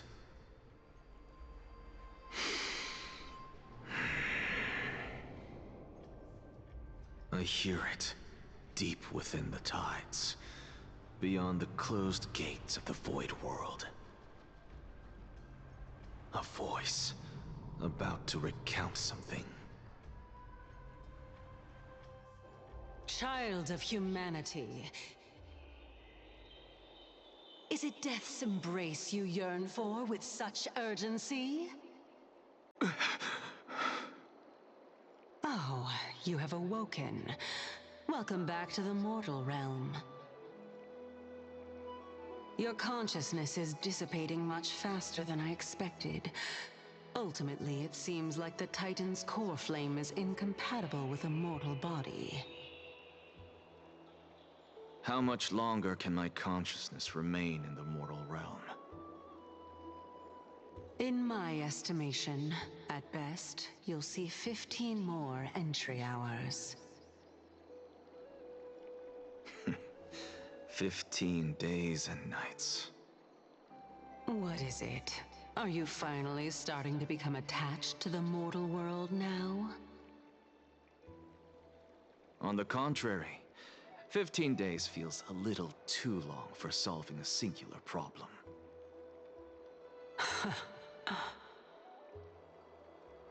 Stop giggling. It's time for us to go. The messenger from the Council of Elders is almost here.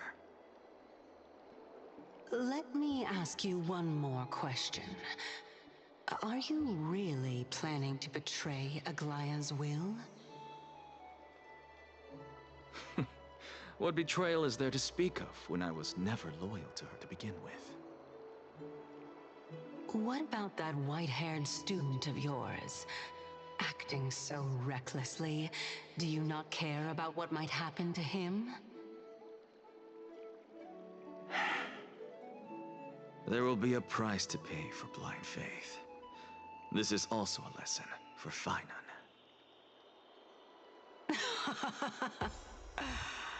You truly are a strict teacher. Of course. This is how I've always been.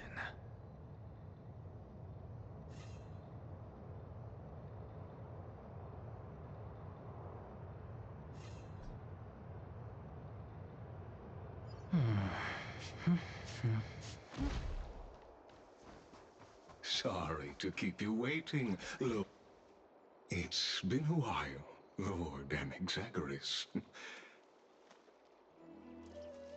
I greet you on behalf of all the citizens of Akima and express my deepest regret about what happened at the Grove of Epiphany. It's you. I never expected that you would personally come and meet me. By carefully into Lantern above, I have come as a testament to the justice of the Council of Elders. There are Antikytherans here? They have been a rare sight ever since the Chrysos War. I extend to you my utmost respect, revered Titan. I am Lycurgus, though you may call me Lygus, holding an honorary position within the Council of Elders in Akima, and as the Theoros, I stand to protect the right of all upright citizens to express themselves freely. You can see them too? You know about us. We Antikytherans perceive the world through the amplitude and frequency of souls. Just as I am conscious that Lady Aglaya is secretly listening in on our private meeting from afar, if necessary, Lord Anaxagoras, I can sever the golden thread to protect your fundamental rights. The demigod should know better, for such is her station. Spare those poor threats, and just let her listen to my words. They shall serve only to unveil her own folly. May I interpret this as you having a countermeasure? I need not any plan, because she can do nothing other than petty espionage. As the Citizens' Assembly approaches, and with Orynyx's fall, any attempt to capture the core flame within me will only usher chaos and calamity. A truth she undoubtedly comprehends.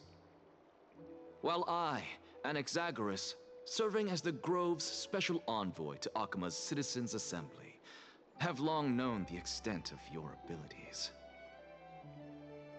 Let's forego the formality of asserting authority, Lord Lygus. Lead the way. Very well. Surely Lady Kindness would appreciate such assertiveness in an ally.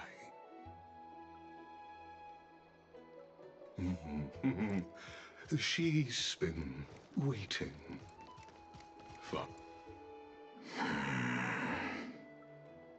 Is there something on your mind, Lord Anaxagoras? Nothing, really.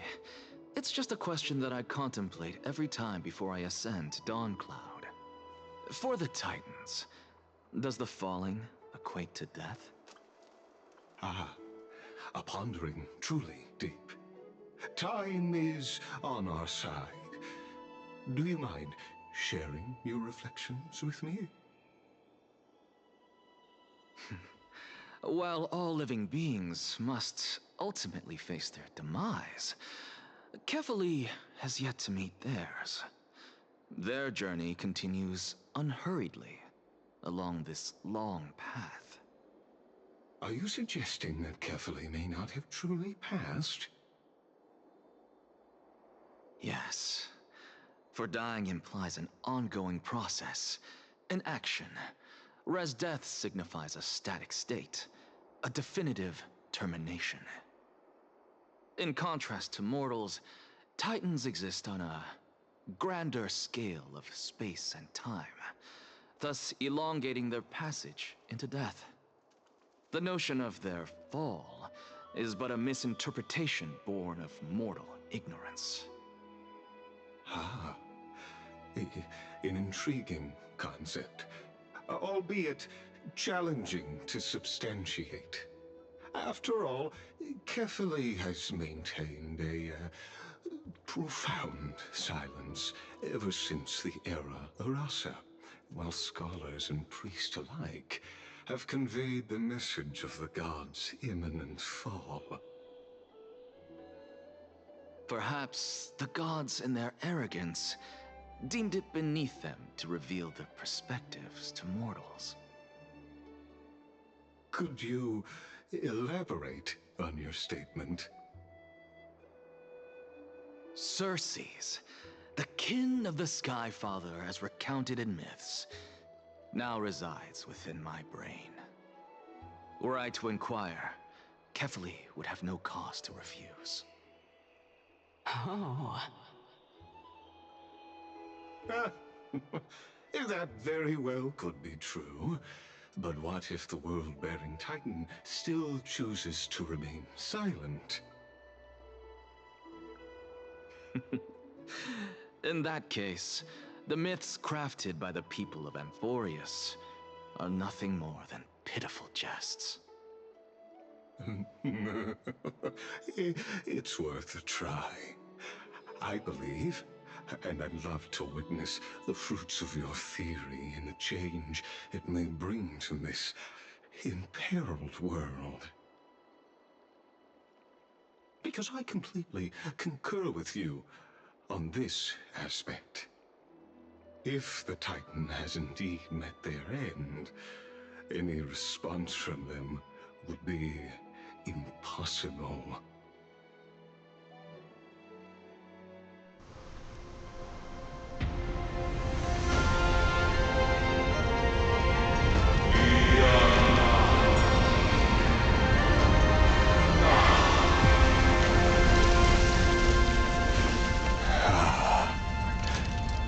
Please, Professor.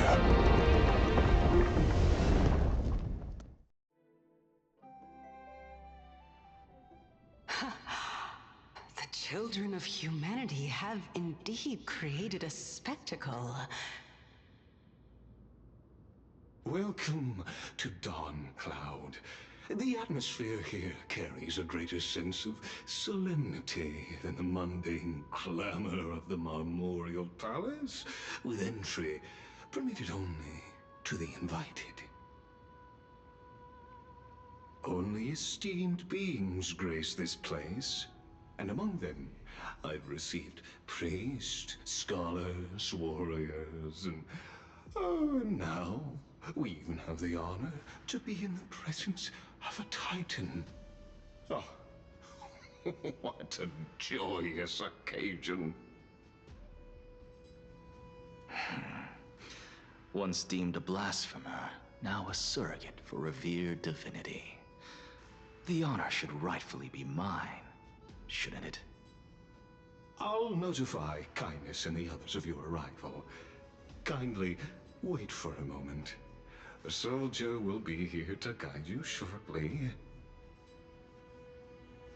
In the meanwhile, you are welcome to explore the vicinity, but kindly remain within the guard's view. Delaying the crucial meeting is something none of us wish to see, I presume. I'm well aware of Kindness's methods. There's no need to emphasize that. As you wish. Your cooperation is much appreciated.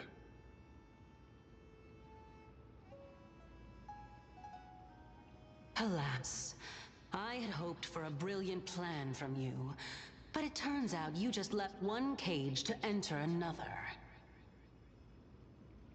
Save your concerns. I know very well what I'm doing.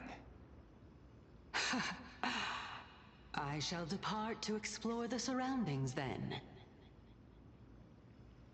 Now that I look around, I wonder if there are any murals bearing my portrait around here. I'm quite intrigued to see how the children of humanity beyond the Grove perceive another Titan. Off you go. I won't be joining you. This Titan appears to be quite at ease. I should investigate the Council of Elders' recent activities first. Be aware, I can hear you perfectly well from here.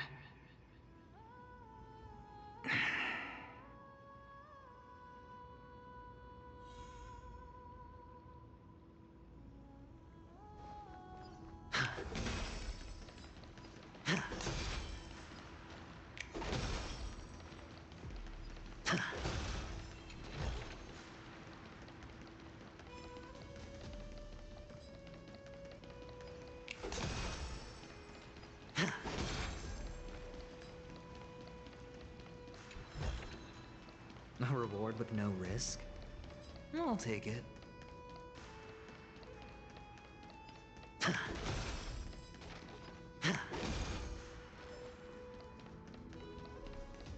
Professor Anaxa! Over here!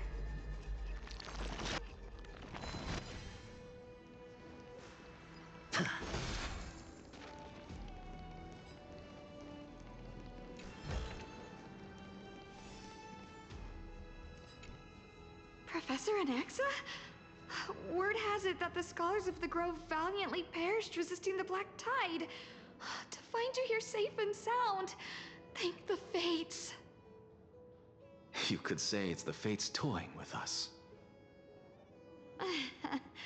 It's only the Crimnoans and Idonians who chase glory through death. But your survival is a victory in itself. I'd settle for that gladly. So, are you here to report the incident to the Council? I heard that after the Black Tide devoured the Grove, Akuma would be next in line, even with the demigod of strife standing alongside humankind. Tell me, how much does the Council of Elders know about the Black Tide? Once Kindness and her followers learned of Circe's and Orynyx's fall, they proclaimed in the council that the Flame Chasers could no longer stand against the calamity alone. Yet, when the Crown Prince ascended to godhood and repelled the Black Tide, she immediately altered her tune, declaring that all was resolved beyond Akuma, with the only remaining menace now being Aglaya and her adherents.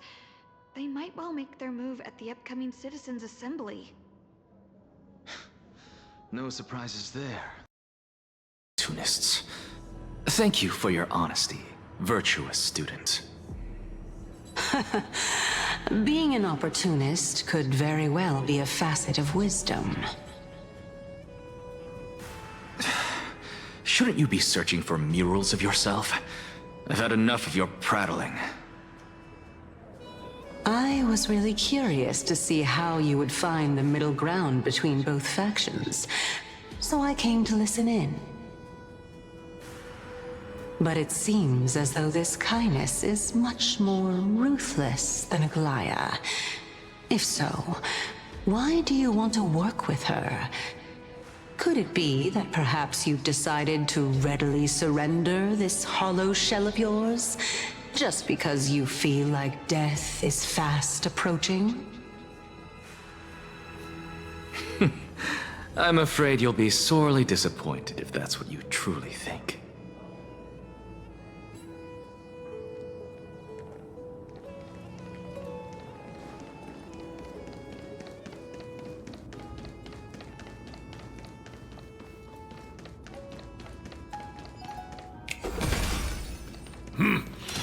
Even blasphemous scholars can come here, it seems. Looks like my presence here is quite unwelcome.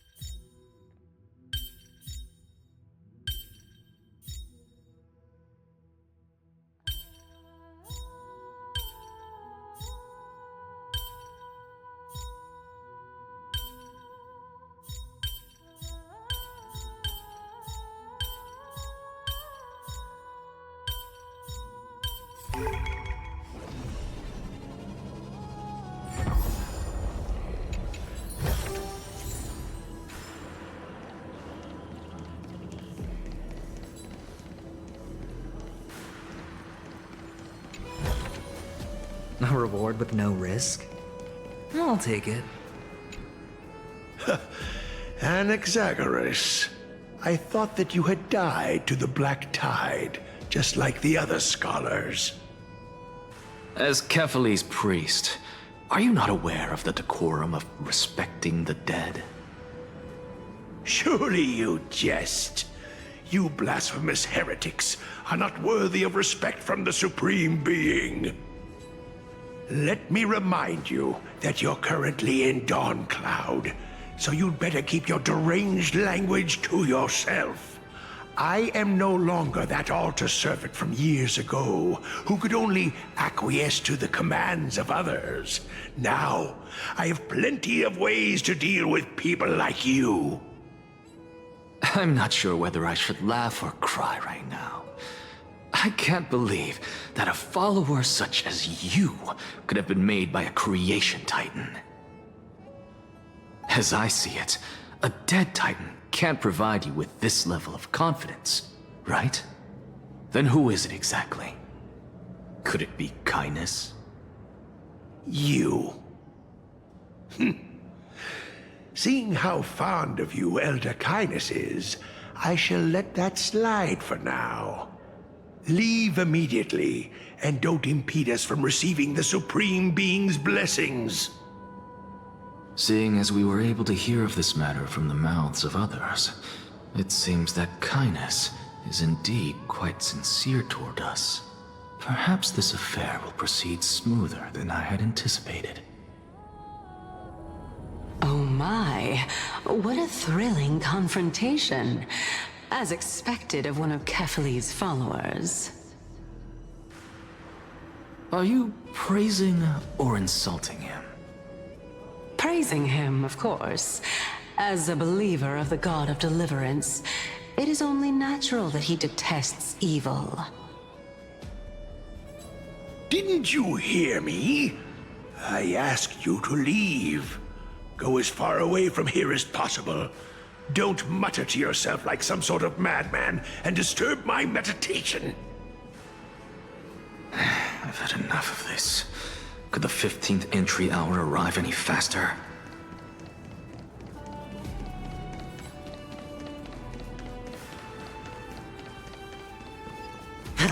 Oh! Every plant, every tendril, no, even every leaf could be the embodiment of Circe's. As a result, mere mortals who did not know what the Titan actually looked like chose to paint them as a giant tree instead. Their wisdom was portrayed as fruit, to symbolize how they shared their knowledge equally among the masses. Such exquisiteness indeed. This mural is quite abstract. I really can't tell whether you are praising or demeaning yourself. Now I'm quite curious whether the Reason Titan has studied figures of speech before. Of course I find such stylistic devices interesting. For all we know, this could be the answer to the question, what exactly are we?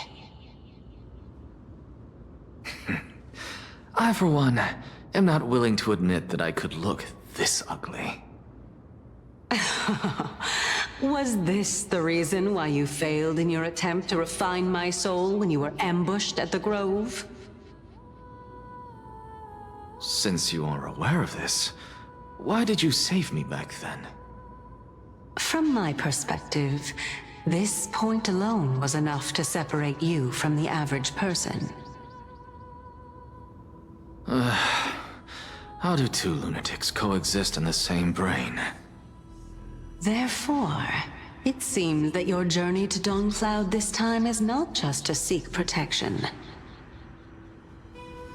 What, then, is the intention behind your actions? The entire plan is stored in my memory, so why don't you look there? Then don't mind if I do. 1 year old, 2 years old.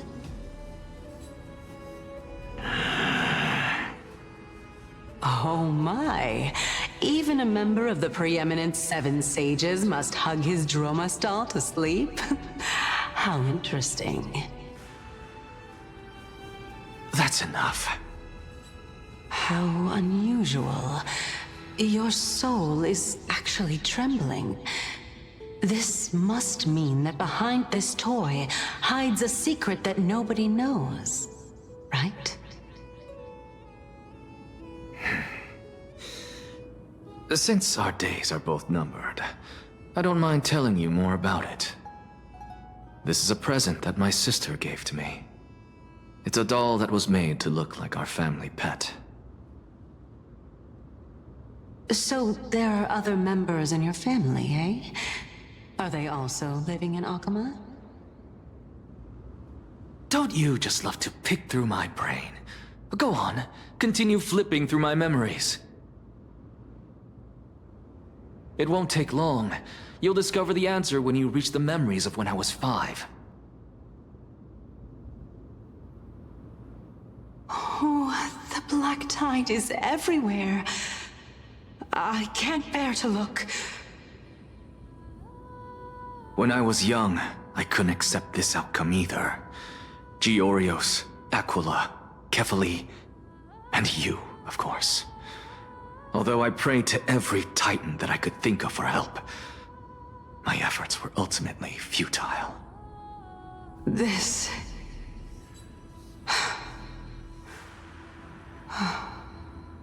Could this be the inception of your research into alchemy? Indeed it was. Everything started from that verdant courtyard of yours. When I was pursuing my education there, I naturally also came to learn of Thelesis' theory as well. Oh, I remember that person. He was the one to come up with the concept of souls, right? Not only that, he also believed that life, as well as the composition, movement, and transformation of matter, all stem from souls themselves. This is why I thought that, since all living things stemmed from the same origin, why could I not sacrifice myself in order to resurrect my nearest and dearest? Anaxa, you... I did it, teacher! But this is absolute blasphemy. Regardless of how much freedom the Grove provides, such an act could cause you to be burned at the pyre. Your beloved, where is she now? Send her away from the Grove at once, to a place where nobody will ever be able to find her. Otherwise, the both of us will be judged by the Council of the Seven Sages. Calm down, teacher. My sister,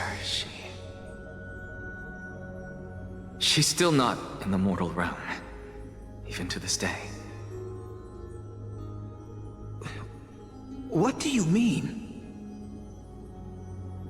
It was naive of me to think that I could snatch the deceased from Thanatos' grip by merely sacrificing one eye. Equivalent exchange. All I received for that price was but an opportunity to see her for one final time. Nothing more.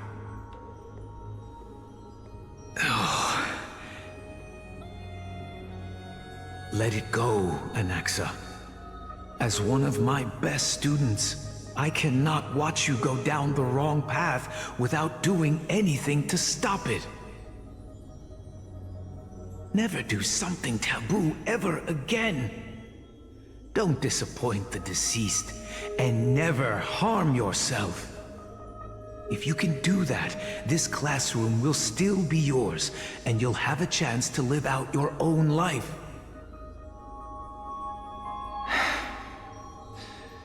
Since I was able to see her one last time, I have no other desires. You're right, teacher. It's time for me to start a new life. I am sincerely glad for you, child. Now then, what topic would you like to study? I wish to continue Thelesis' research. Continue the research into souls, but you know that the Grove has long since understood his philosophy like the back of their hands. Even if you continue digging into this subject, your efforts will likely be futile. No, teacher. After my fleeting glimpse of the deathly fog, I finally understood a single truth. Since ancient days, our understanding of the souls is but the tip of the iceberg. I may have lost an eye, but my view of the world has become clearer than ever. I have grasped the truth with my bare hands. Watch as I turn this farcical world upside down.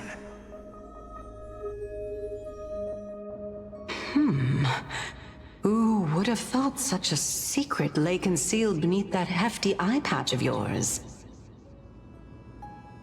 However, this story doesn't seem to be connected to your plan. In fact, I'd say that they aren't related at all. The answer lies within the tale. If even you cannot understand it, perhaps you should relinquish the divinity of reason to me. After all, it'd be a waste for you to hold on to it. My story ends here. Now it's time for you to tell me your secret. After all, this is what equivalent exchange means, correct? As expected, you laid a trap for me to step into. Unfortunately, even if I was willing to talk about my past, I may not know more about it than you do. Oh? Are you saying that the renowned Reason Titan is now admitting a lack of wisdom? Your followers are going to be sorely disappointed by this. Child of humanity, remember this. Being cognizant of one's ignorance is the greatest wisdom of all. Now I understand. No wonder you asked me to answer your random, nonsensical questions. Not only that, you're the only one who can shed light on my query. As the saying goes, onlookers see most clearly.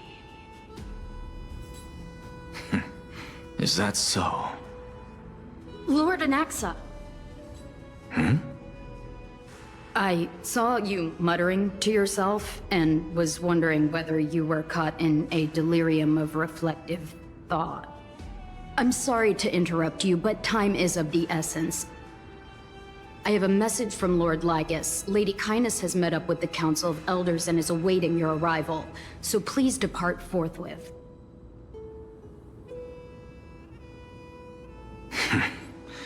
It's finally time. Carefully. The one who created the world, and the one who bears the world.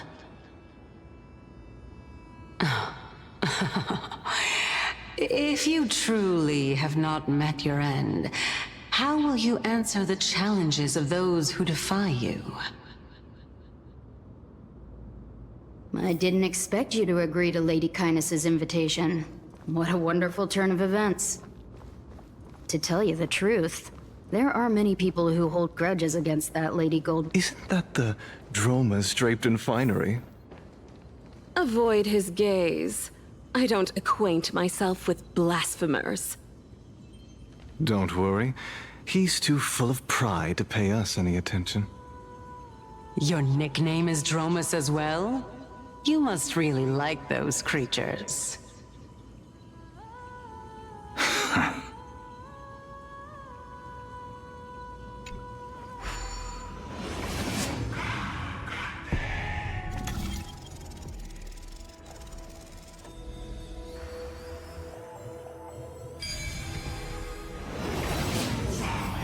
A student of Empedocles? I hear that his views run counter to the Venerationists. This is what being a scholar is about. A collision of ideas only occurs when there are differences in beliefs, and it is such collisions that lead to progress. Yet, in my view... Lord Lygus and Lady Kindness are just ahead. I'll take my leave for now.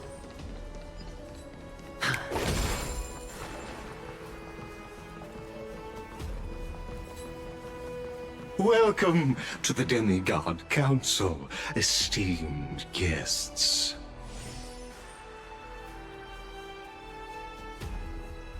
Lord Anaxagoras, I've heard so much about you.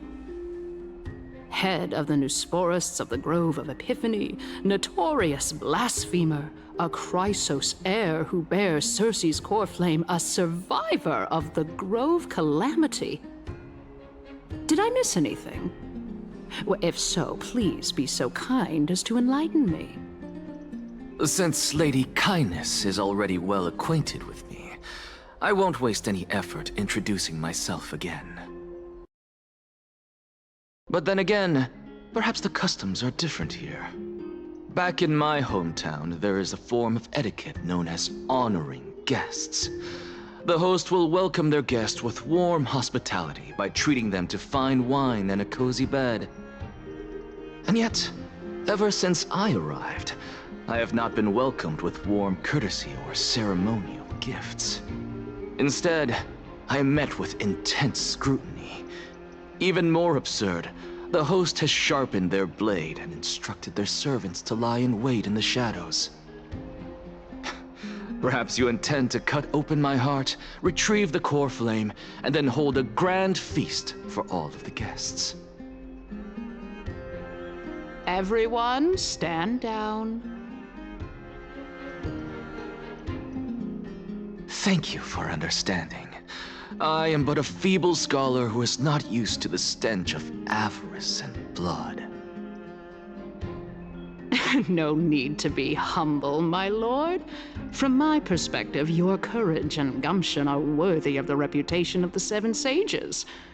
Your bravery is more than adequate to accomplish our perilous endeavor. So, you wish to start a war?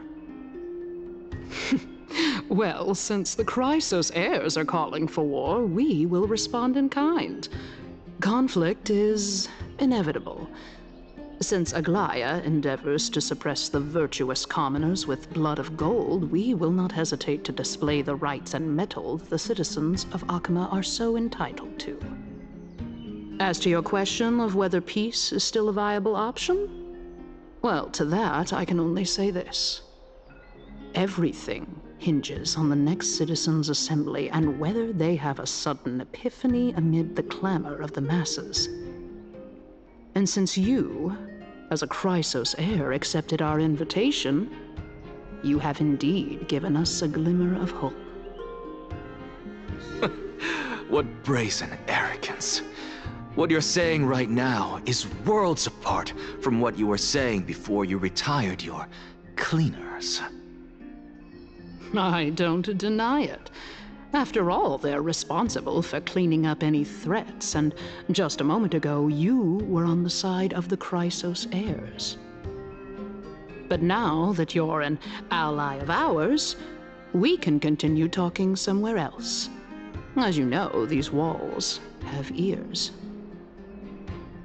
I was fortunate enough to have the opportunity to discuss a treatise about the Venerationists with your teacher, Empedocles. Yet, it seems you subscribe to the Nusporists instead, Lord Anaxa. I've heard that this school of thought is one with many detractors. It's normal for ideas to have supporters and dissenters, just like how there are... Welcome back to the hub of the Demigod Council, Lord Anaxagoras. Surely you remember that countless eloquent orators have stood in this spot before and emerged victorious by stoking public sentiment with their words.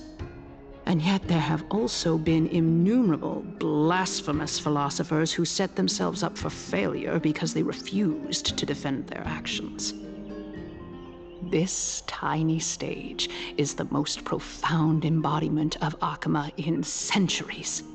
In 15 days, this site shall also become the most important, as well as the final turning point in Akama's history. May the both of us carry out our duties with honor and lead the masses back toward the Era Chrysia, a golden age with no death, strife, or trickery. Oh my, 15 days and nights. That aligns perfectly with the date of your demise. Could such a coincidence truly exist? Using death to prove myself fits my intentions perfectly. What strong conviction you have, as expected of the hero who dared to stand up to the Gold Weaver. As expected, she misunderstands you. That's enough, Lady Kindness. Dispense with the niceties. I only accepted your invitation so that I can serve the commoners alongside the members of the Council of Elders.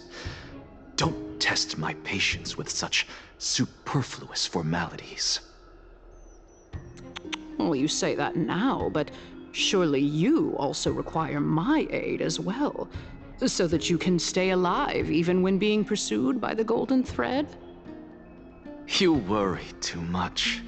She won't show her hand too freely, as she still needs to garner support from the masses at the Citizens' Assembly. Even someone like me can tell that only a sliver of her humanity remains. Surely you're not asserting that she will definitely act in a rational manner. As you're no doubt aware, Aglaya covets the core flame that I possess, which makes it the bargaining chip that allows me and the rest of you to negotiate with her. However, in return, I'll need the Council of Elders to support me as much as possible. Naturally, this includes the guards as well. You're well aware how valuable Circe's core flame will be in the Era Chrysia that you are desperately pursuing. Talk is cheap, so you'd better act prudently as well. I understand. After all, this battle of wits is just a means for each party to acquire what they need. As long as your request is reasonable, the Council of Elders never shortchanges its allies.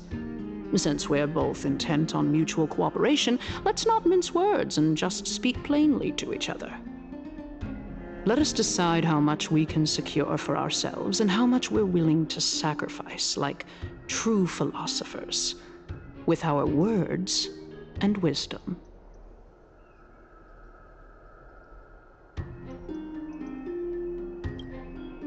Continuing from the earlier topic, let us discuss our common enemy, Aglaya. She is the second most experienced Chrysos heir across the whole of Akama, who has gradually lost her humanity to the ravages of time and the ablation of the core flame. A formidable opponent indeed. Admittedly, there is ample reason for her to take your life. Yet your previous reasoning is quite sound. As a seasoned political animal, it's unclear whether she will actually cross that irreversible boundary. Moreover, she still needs you alive so that the Titan's trial can be completed. Is there anyone present who can swear by the sacred vow of Kefali and guarantee that you weren't in league with that woman before coming here? Are you just trying to pull the wool over our eyes and aid her in her savagery?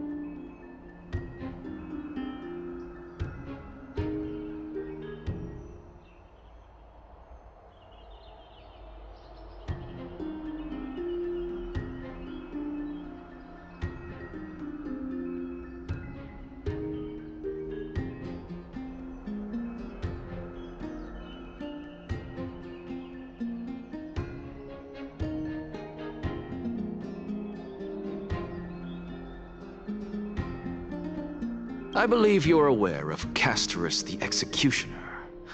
Long before I returned to Akama, Aglaya had already dispatched her to monitor me. If I weren't able to reach this place in time, I would have been forced to meet Thanatos first. As compared to a comprehensive plan with uncertain results, if you decide to cut open my chest and remove the core flame, wouldn't that settle her nerves even more? Everything is in place. She just needs the right timing. I understand what you mean. At the very least, the both of us agree that this tyrant who wallows in extravagance and greed is the greatest threat to achieving peace in Akama. The Council of Elders is willing to defend your right to live, just as we defend every oppressed citizen. However, I regret to say that sentiments in favor of the Chrysos heirs and Aglaya are only growing in magnitude. The peace that we are aspiring toward, as well as everything that we hold dear, will be destroyed completely.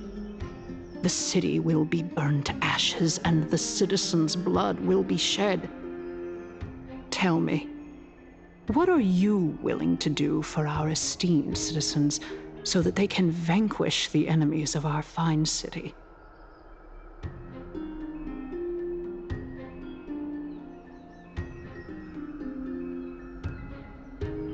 Aglaya's authoritarianism, conceit, and arrogance have granted her unfettered control for the most part. Yet these traits are also her greatest weakness. If I can render her helpless by forcing her to experience the agonizing pain of betrayal, I am certain she will never recover from such a setback. Surely you don't believe that such a tiny betrayal will be enough to push her to her wit's end. What's more, there are many who remain silent, merely watching to see how much chaos I can unleash. Not to mention, you know full well that the Chrysos heirs have never been a united front. In the name of Kefali, Akama thanks you for your sincere and valuable thoughts. At this stage, it's clear that you and I understand the benefits to be won from this discussion. Let me put it plainly. The Council of Elders has always been renowned for its fairness, and that fairness is built on a foundation of sincerity. The Council of Elders has vowed to all citizens of Akaba that it will always remain loyal to them. As for you, my lord, how will you guarantee that you will be able to live up to such earnestness and will not betray Akama's indomitable citizens when the opportunity presents itself? Just as you now betray Aglaya when it suits you.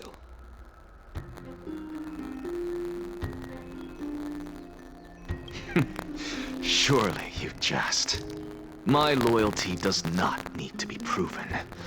The fact that the Council of Elders is asking for proof of my loyalty is itself akin to a form of betrayal. I am incredibly honored to have witnessed the both of you bury the hatchet in a civilized manner.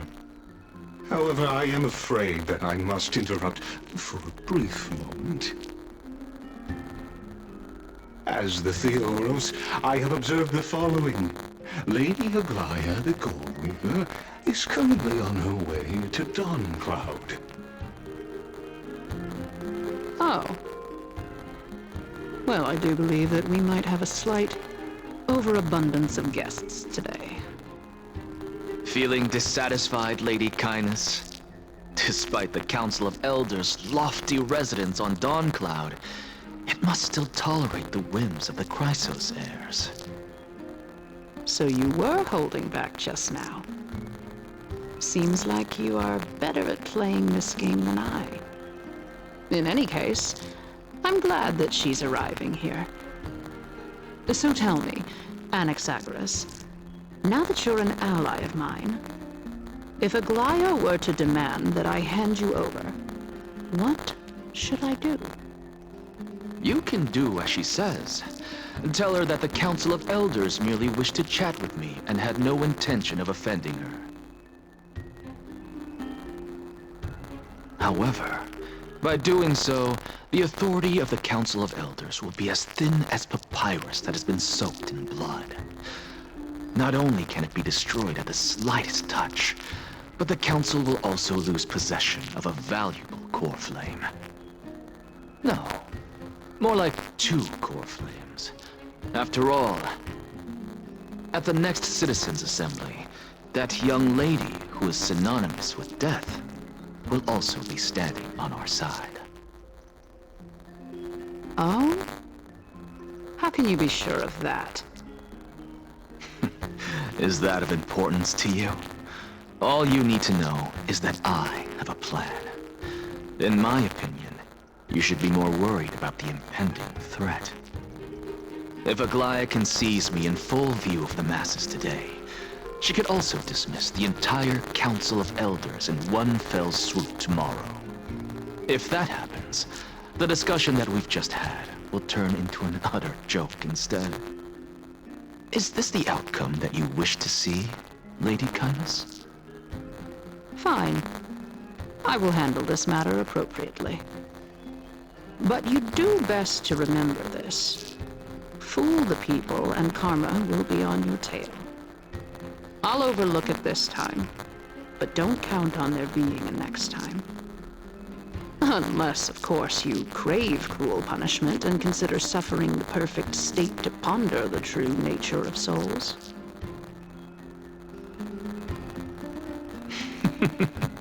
Well, what do you know?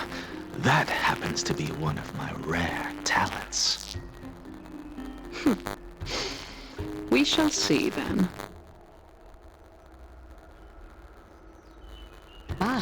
I've got to say that you've managed to really impress me again. But shouldn't you be going after more? Dying to know what I'm after, hmm? I mean, I'm the reason Titan after all. It is in me to ask and seek answers. Easy there. You'll learn the answer soon enough. I didn't bring it up with her purely because she doesn't have the means to give me what I truly want. It's as they say, onlookers see most clearly. The true masters of Dawn have always been the Theoros, who watches over everything.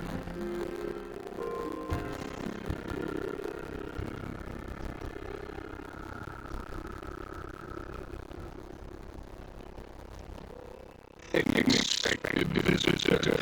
Welcome once again.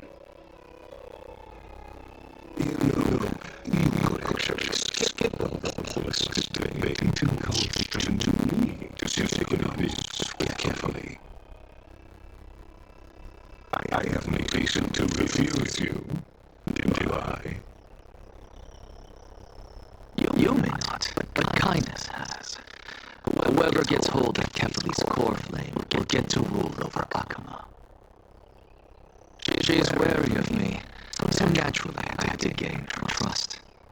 I would say that debate was not at all pointless.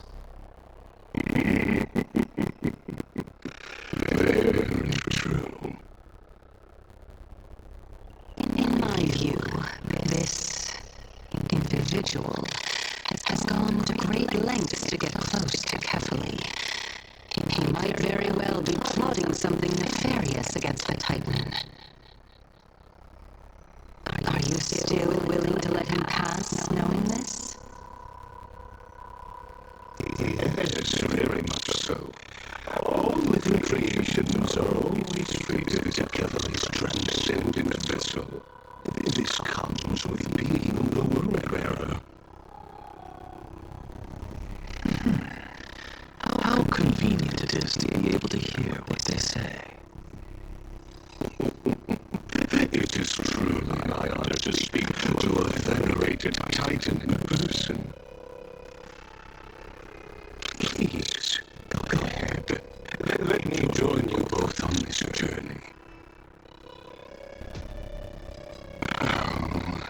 A bygone myth tells of an occasion where Kefali once answered their followers' questions on the peak of the holy mountain. Their followers have since believed that scaling this titan cliff is one way of being with the god. Hear that? It's not every day that you get to climb a mountain with Circes. You should sing me a hymn of praise. Titan hymns are beyond me.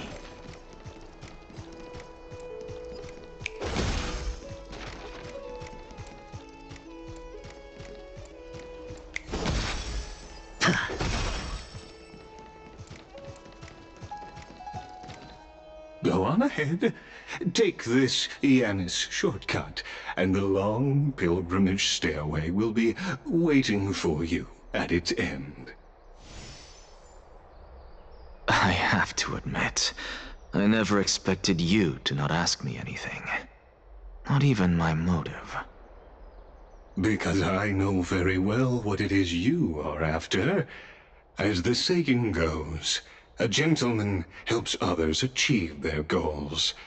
I have a feeling that your theory will be validated at the end of this journey.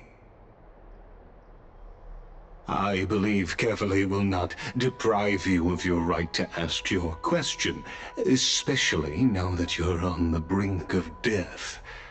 You must be closer to Kefali than anyone else. Wouldn't you agree?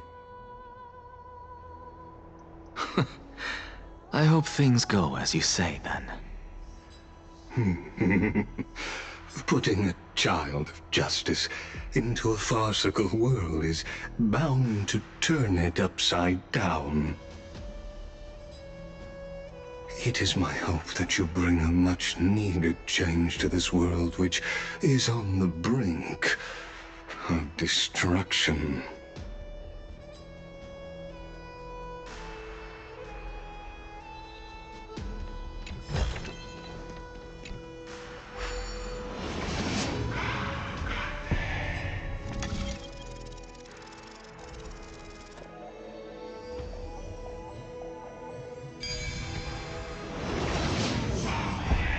Honestly, this is my first time going up to Dawn Cloud's peak.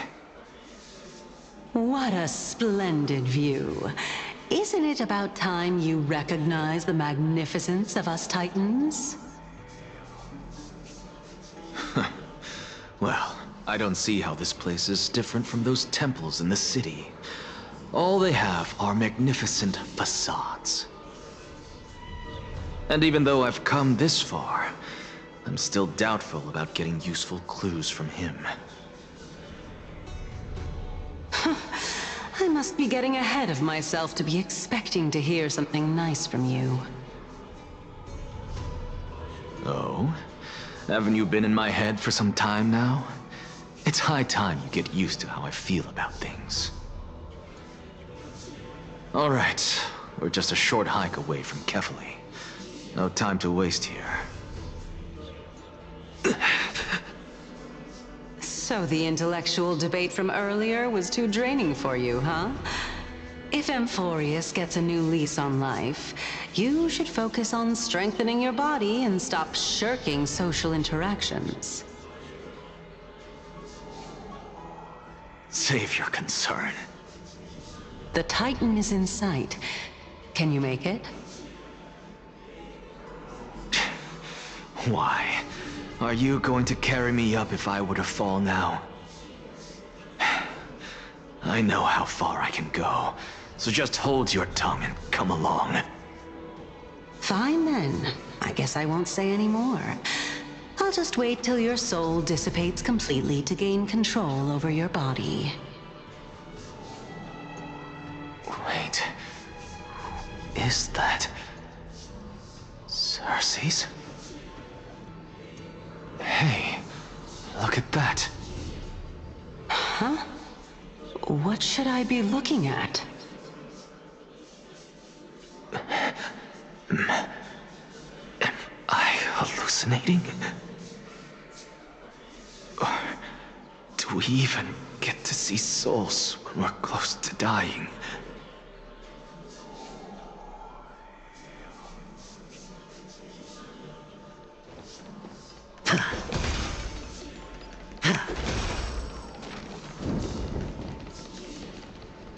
Oh? Why didn't you bring your favorite spear with you on this trip, Nias? Nias. I know I've heard this name somewhere. Huh. It's unfortunate. The Black Tide destroyed every last inch of my calyx. How could that be? Even a creation of Georios, from their prized ores and molten fire, couldn't escape the fate of destruction? Hey, Circes. Do you know a certain Nias? Nias? No, not that I remember. How did you even think up such a strange name? I just saw him. Nias. A warrior-like figure who was just chatting with you here. No, I have no such memory. Could you be hallucinating?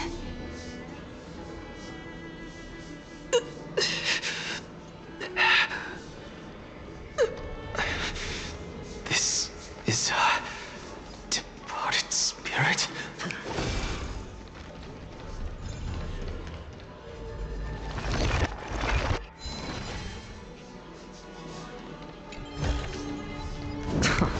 This is hardly enough for a seat at the table.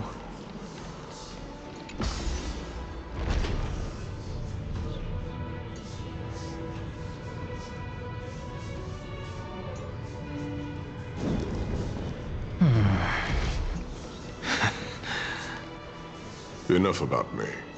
Did Kaos ever reply to you? Well, regrettably. Seems like the price of becoming a demigod is a lot heftier than we thought. Kaos. Demigod. I've never heard of this person. Which Titan's authority did he inherit? Look on the bright side, Nias. Since we've come all this way, I doubt he'd snub his old friends, would he? Let's just hope we mean as much as the world to him. Hey! Are you seeing that same hallucination again? Yes. It's still you and Nias, but you're now talking about a certain Kaos. I'm guessing he's one of your companions? Kaos? This name sounds just as strange to me. Never mind. I think I know what this is about.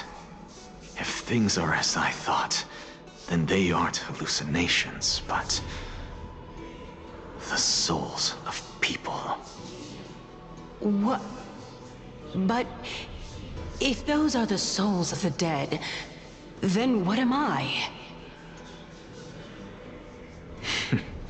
Beats me. For all I know, you're just an illusion I conjured up in my dying moments.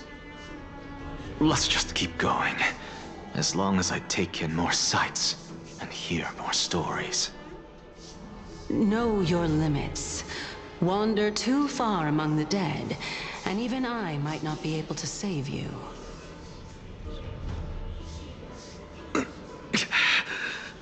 I'm fine. If this is indeed as I thought, then this will be very amusing. A reward with no risk? I'll take it. So...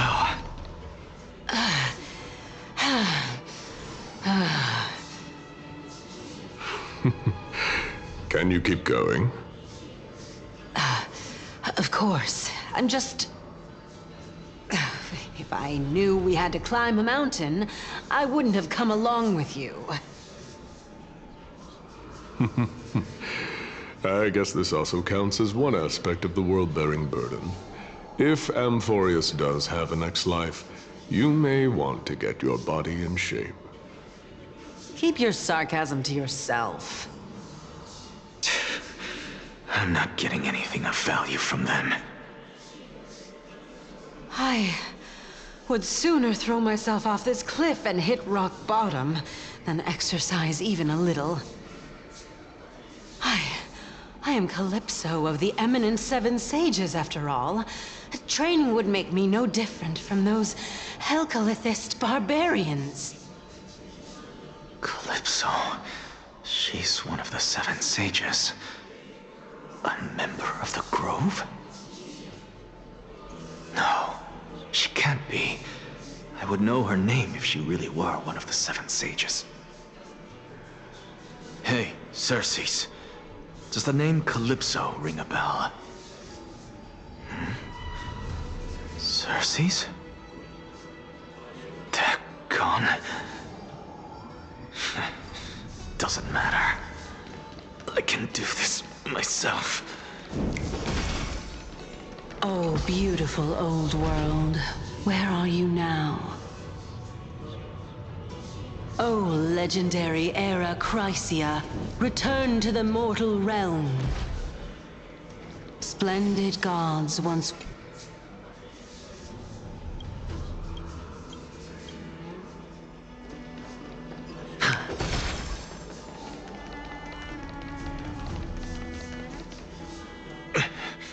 We're here.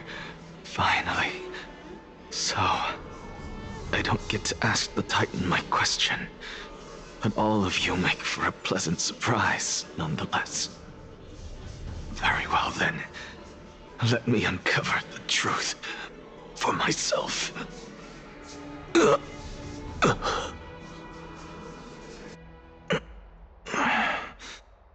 I still fail to make it in time? So, I'm back here again. This is... I can hear it. I hear it from the depths of the tides, behind the closed doors of the Void World. A voice ready to tell me something. This time, the voice is a lot clearer than before.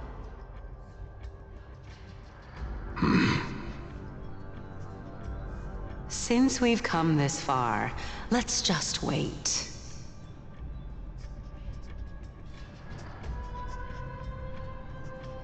Lord Nias and Miss Calypso, are you both here to visit Chaos too? Yes, and we've been waiting for quite some time now. Regrettably, he hasn't answered us. The worst-case scenario is that he's already been overwhelmed and crushed by the world-bearing burden. You're overthinking, Lord Nias. I can still sense Chaos' soul in the area.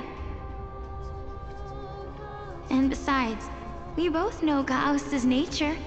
A deliverer like him wouldn't fall so readily, much less give up on all that he holds dear. Isn't that so? Yes. I have faith in him. That reminds me.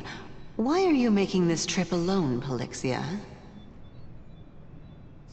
Oh, my sister needs more time to make sure the flowers are fine.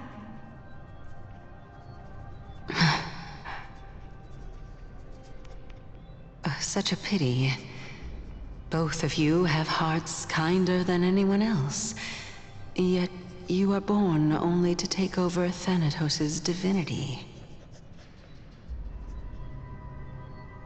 Everything that I see and hear this time has left me shaken to the core. What may seem like a mundane conversation is in truth a once-in-a-lifetime exchange that has revealed the ultimate answer to Circe's question. The conjecture has taken shape and must now be solidified into a theorem. Next, I only need to seek verification from Kefali. By doing so, I can answer Cersei's question and reclaim my body. But no, I will not do that. That isn't important. Because another one of my conjectures, one that I have always dreamed of proving, has been proved right this very instant. Fusing a mortal soul with that of a Titan to replace said Titan is not a ludicrous idea after all.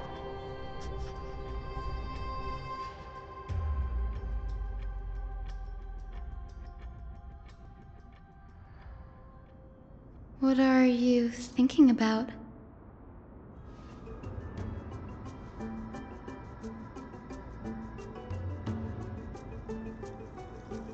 Is that so?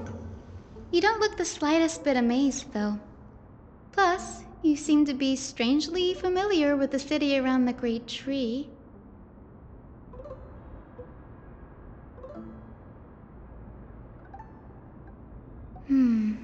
Events of the past, huh? I was also a child when I looked up at Cersei's. Their leaves and branches reflected the sparkling stars, and their trunk was like a pillar that supported the sky and ground. I stood at this very spot back then, imagining the day when I could climb to the top of this tree, because I would be the closest I can be to the sky at that spot.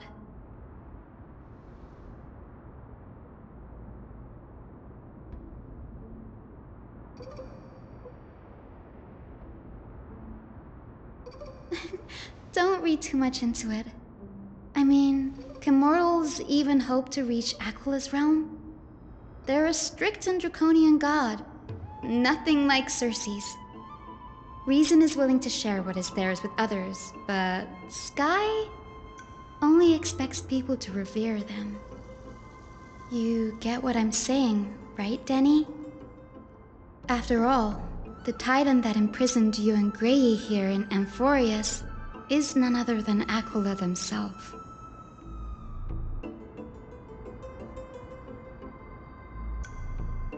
But there will always be people who dream of soaring towards the sky. The Grove has a wealth of research on Aquila, and that is exactly what we are here for. It's just, I never thought Grey would meet with something like that before we set off. As a physician, I should have been there by his side.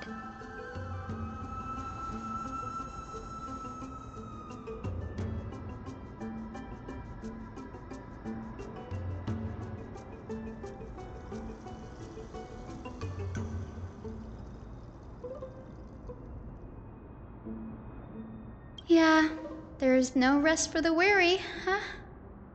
In any case, what we're looking for could be anywhere in this enormous grove. Let's split up to cover more ground.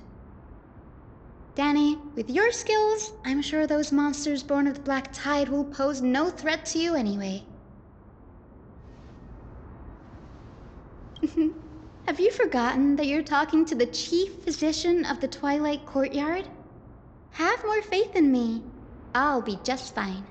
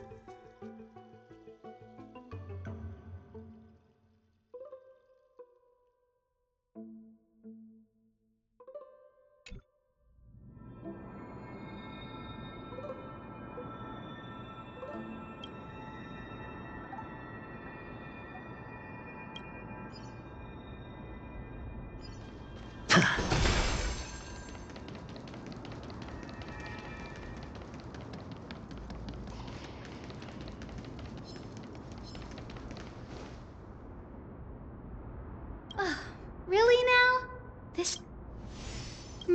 or you could sit back and...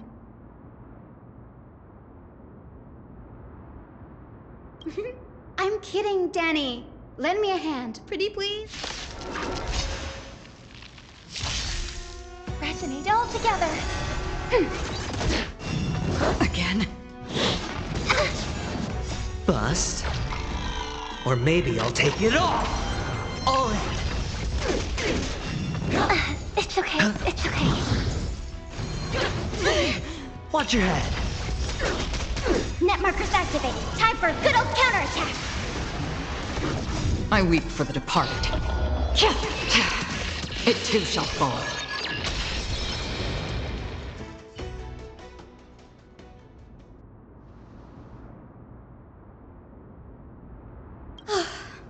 The Black Tide is remarkably quick to detect the light of Amphoreus.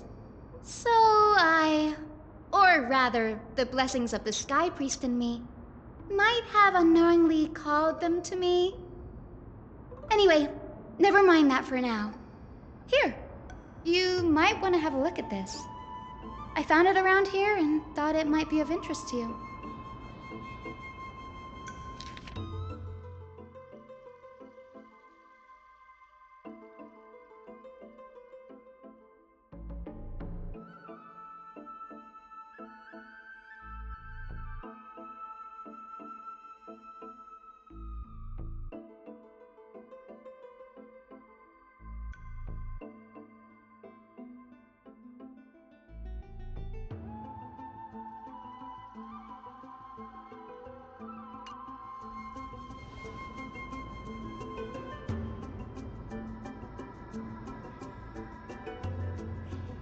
This is new.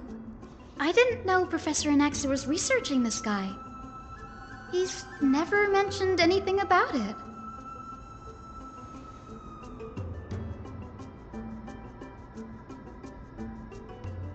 Might is an understatement. Anaxa has never been one to venerate the gods, nor has he ever found it within himself to put any faith in the prophecy. People have come to think of him as a heretic, even in a place as liberal as the Grove. Yet, it is also this very blasphemer that Circe's favors. Fate sure works in mysterious ways.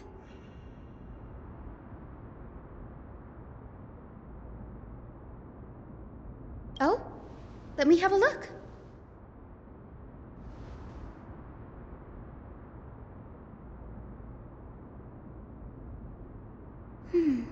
By the look... Sure, go ahead. Anaxa often says that every failure brings us one step closer to the truth. Perhaps, to him, the crash of the sky ship carries a different interpretation. The firmament is not impenetrable. On the contrary, it was precisely because the sky ship represented the first step toward breaking free from the shackles of the earth that it provoked the wrath of the Sky Titan and brought divine punishment upon itself. It's a shame that the majority of the Grove's research on Aquila was headed by the Venerationists, with sacrificial rituals making up a predominant part of their findings. Discourse about more esoteric subject matters in relation to Aquila dwindled even further after the sky ship incident. So much so that even the scroll is completely new to me.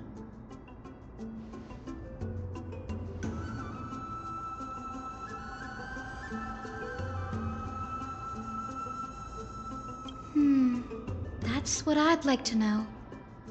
What are these experiments he's involved in? Even I, the assistant lecturer, know next to nothing about them. I have a bad feeling about this. Could there be more to what happened at the Grove?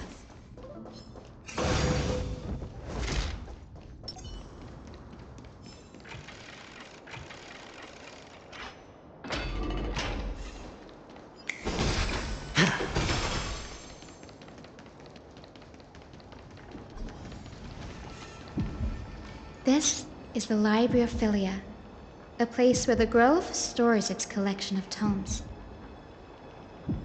Other than books written by the 7 schools, you can also find philosophical texts, ballads, and religious writings from the Outlands here.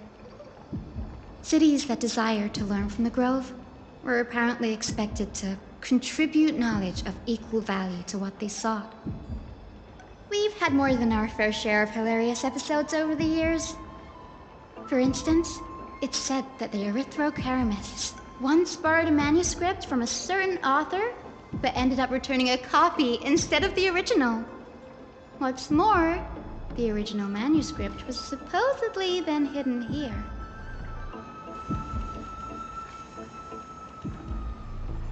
Nice? No need to hold yourself back, Danny. You can just tell it like it is. Their behavior was no different from bandits.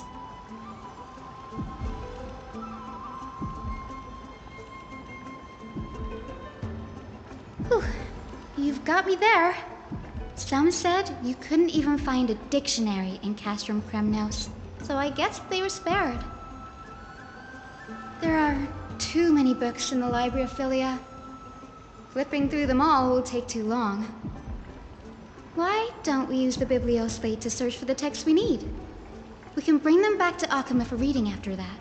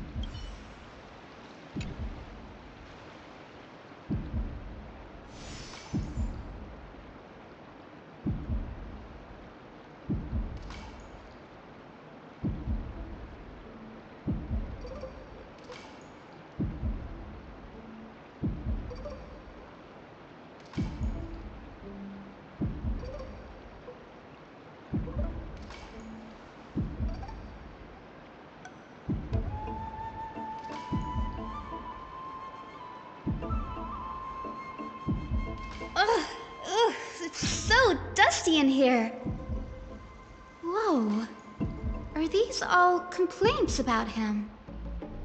I can already see what they must have written. Anaxa has no respect for the gods. His very existence undermines order in our society. They're probably all things like that. Why else would they call him the Great Performer?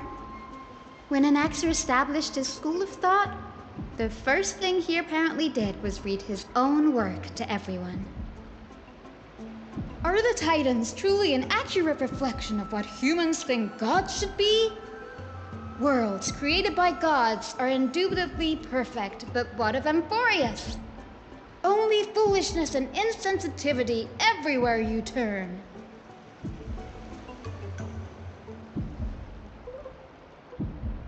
They marched him straight to the seat of judgment before he could finish. Though what he took on in the end was more of a debate than an actual trial.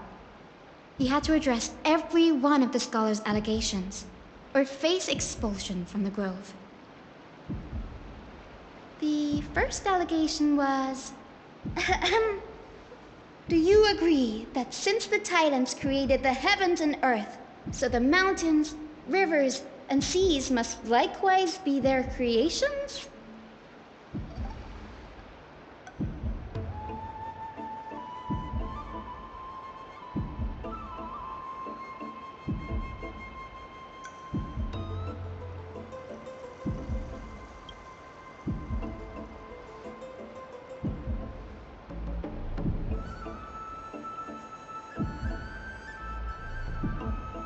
Anaxa said the same thing then.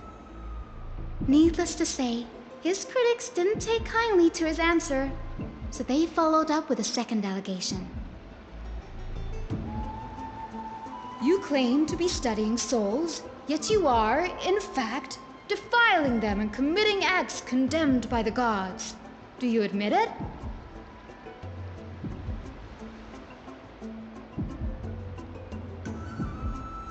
Anaxa always wears an eye patch, never removing it, even when alone. Some say he used one of his eyes as an alchemical ingredient. Every being in the world owes their safekeeping to Kithily, and this is even more so for the Chrysos heirs who have divine blood coursing through them. If he has really done something of that nature, then it'd indeed be sacrilegious. Thankfully, they had no way to prove it, so it amounted to nothing more than an allegation in the end. One by one, Anaxa engaged in wars of words against those who would challenge him. Toward the end, a scholar asked him, "Anaxagoras, have you any respect for the gods?" It was only after a brief silence that he answered, "I have never denied that titans are meant to be noble constructs."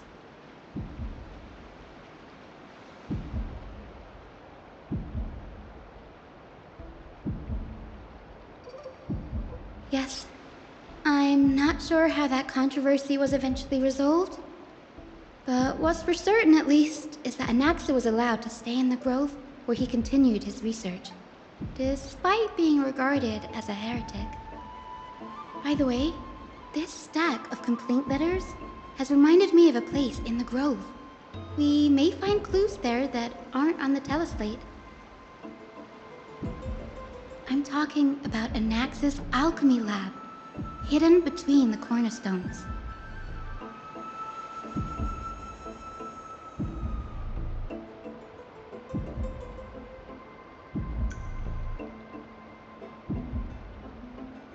It's a well-kept secret.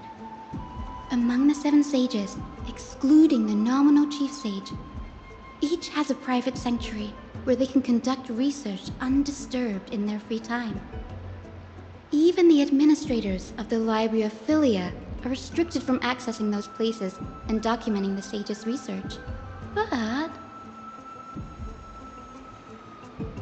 with the grove in this state, I'm sure Anaxa won't be mad even if we sneak into the lab for a short while, right?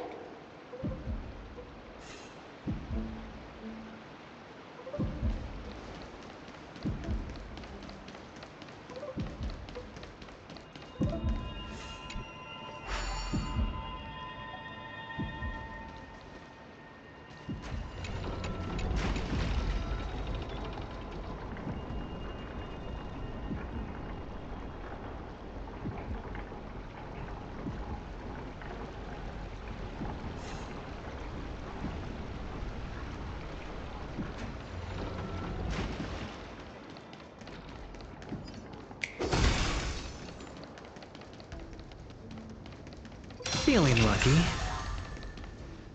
This is the place, but where is everything? Materials for alchemical experiments, matrix diagrams, and even the seal to the lab. They're all gone. Did the Black Tide destroy it all?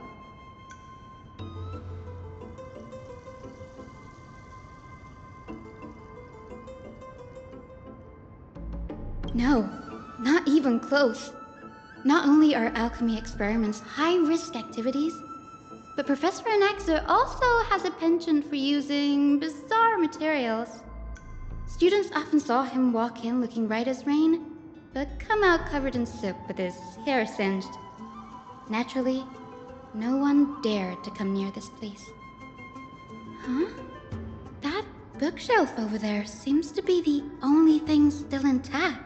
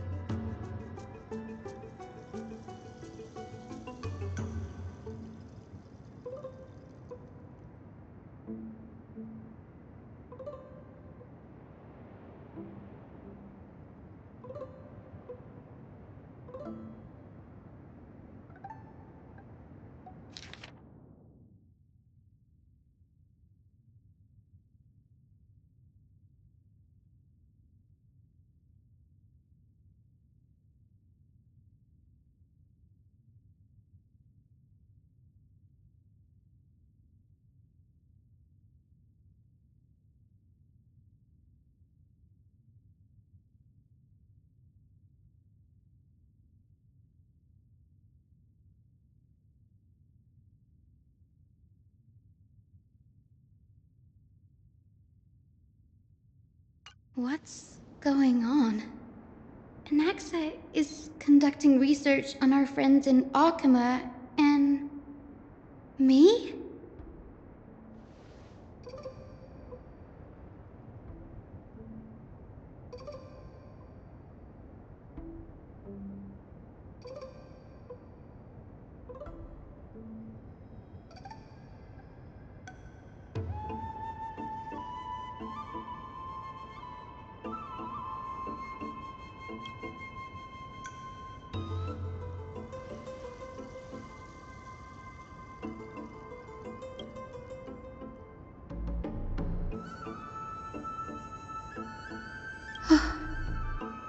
Danny, look at this. I have a bad feeling about this.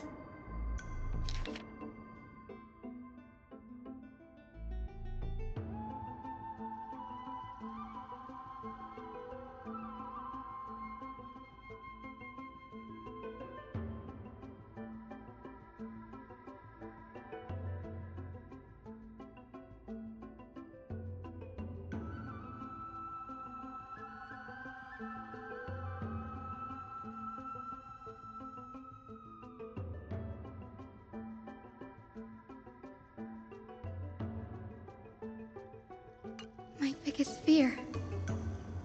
It's come true. After going through his notes, I think I can piece it all together now. Anaxa was carrying out experiments on soul transmutation.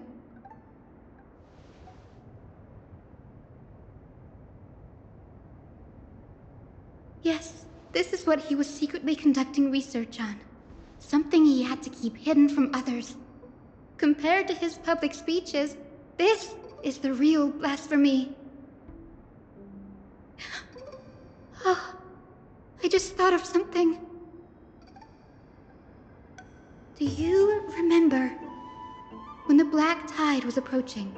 The Grove had planned to send Cersei's core flame to a safe place. But an accident happened along the way, and Anaxa lost his life in the process?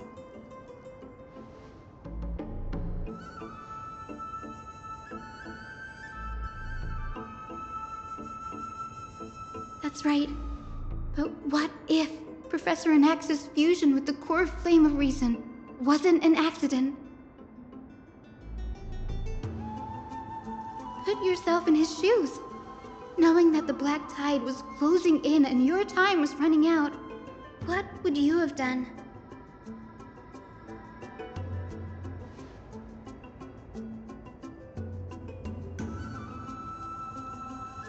Exactly. When the Black Tide came, the true reason Anaxa headed to the Luminary Throne was to transmute and fuse himself with the Titan's core flame. No.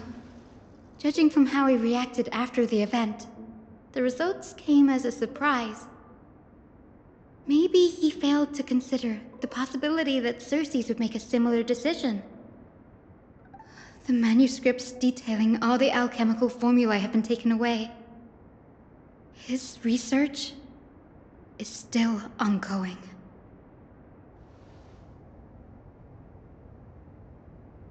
Like, what?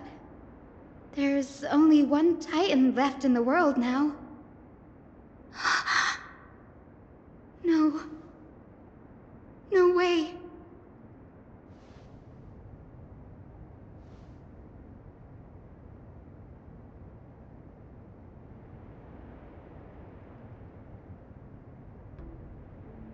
He's after Kefali.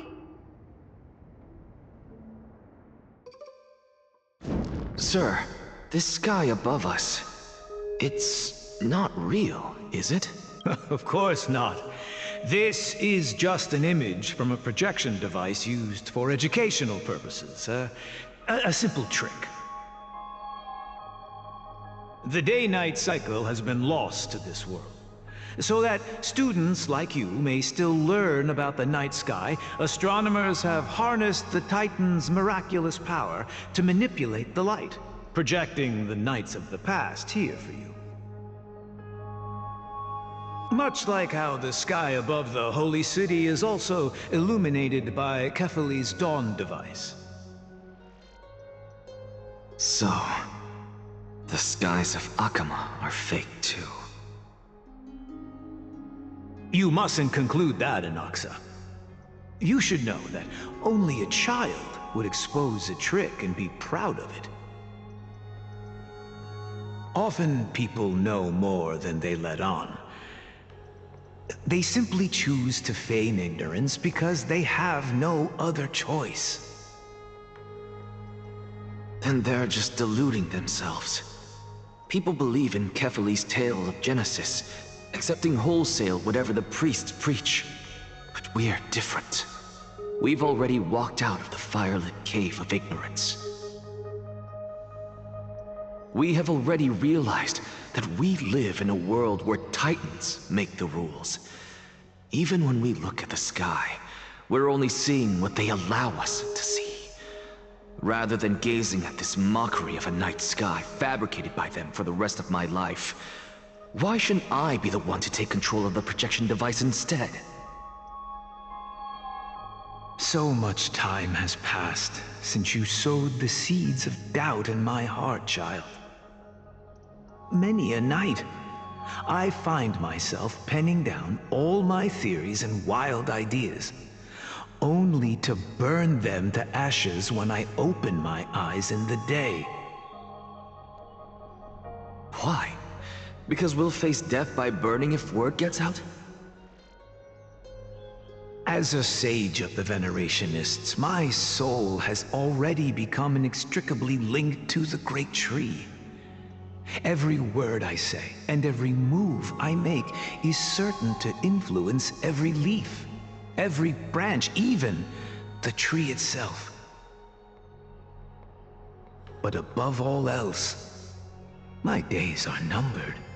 Instinctively, I have my doubts about the golden blood and the human soul, yet I have no means of verifying them.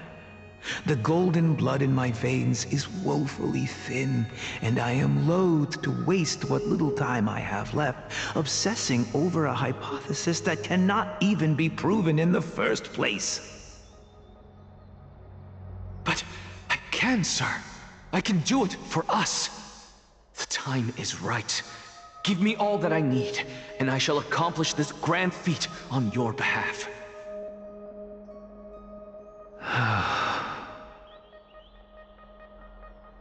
You're right. I shall do just that. In the next meeting of the sages, I will spare no efforts fighting for the rights you deserve. Go. Establish your own school of thought. Find out what we are. Become the one who conquers the ultimate truths of the world. Child of humanity. You didn't go to such lengths for an audience with Kefali. Just ask him a few questions, did you? So, you figured it out. If I were as foolish as a Dromus, perhaps I'd throw myself down and prostrate before their greatness, begging for the gods' prophetic wisdom.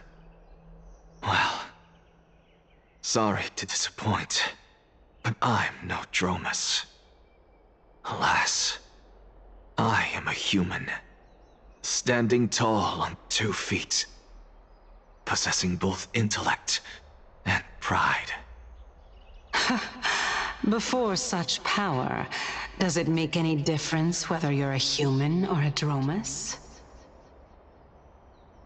I'm sure you're familiar with the story of the Styxians. When the raging waves threatened to swallow them, they didn't just give up and become sitting ducks. No. They constructed a dam that kept the roaring tide at bay, chaining down the mad Fagusa. They call me a blasphemer, Circes. But that doesn't mean I deny the existence of gods. It's just... as As I see it, Titans are simply a force that mankind has yet to find a way to tame. Oh?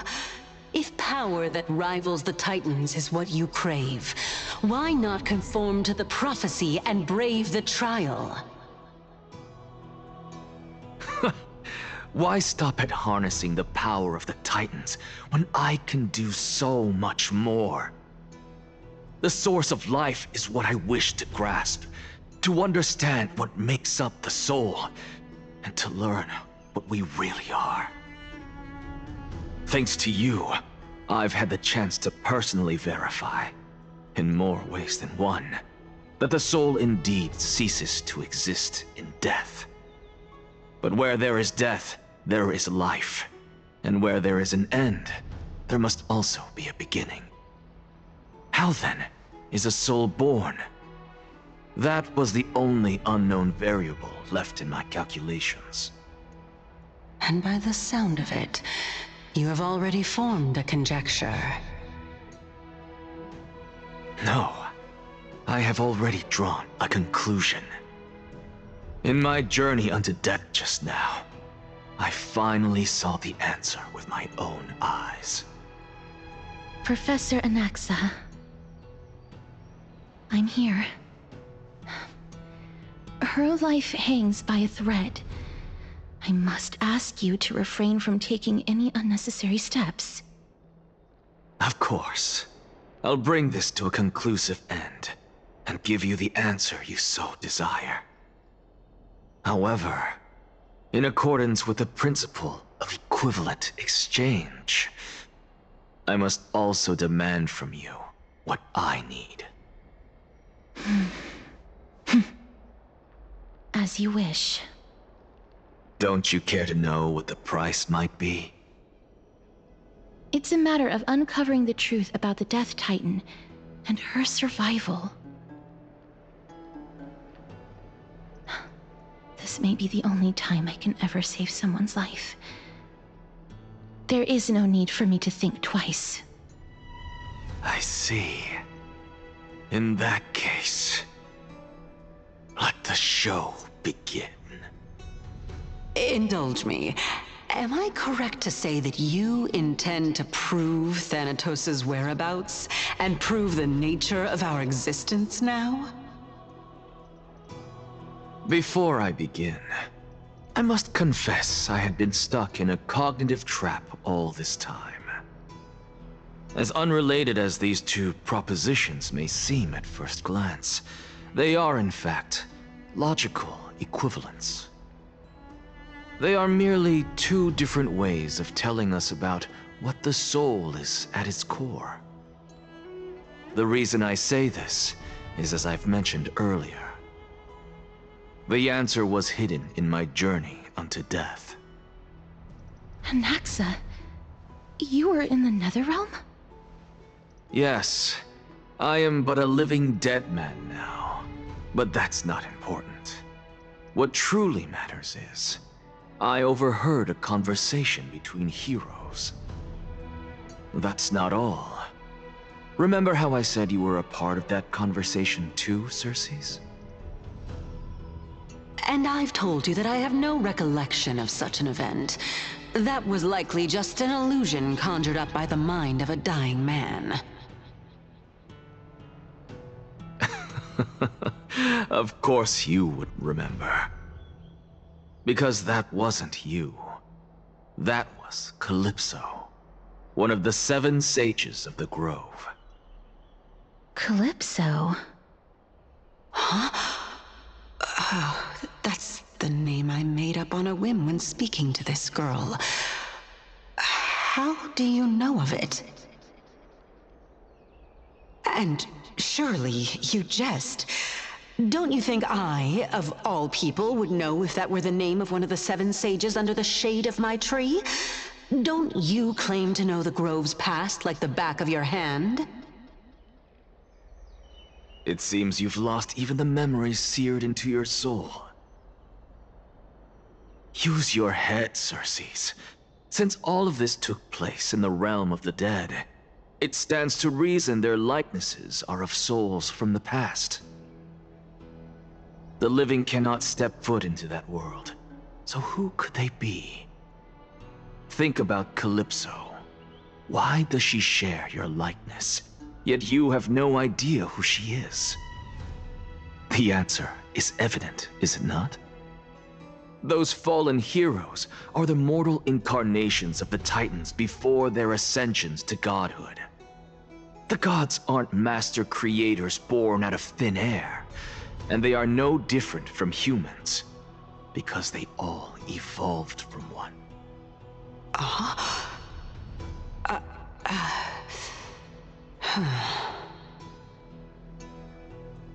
Does this answer disappoint you? Yes, because you've answered nothing. If I truly was once human, as you claim, then where do the children of humanity come from? Even on the off chance that you speak the truth, this brings us no closer to grasping Thanatos' whereabouts. How are we to find them? I knew you would say that. But it matters not. I know what I'm doing. Actually, why don't we have this supreme being standing before us tell us everything? You can revive a Titan? Humans cannot return from the dead. Neither can gods. But all we need to do is look at this from a different perspective, and the problem will resolve itself.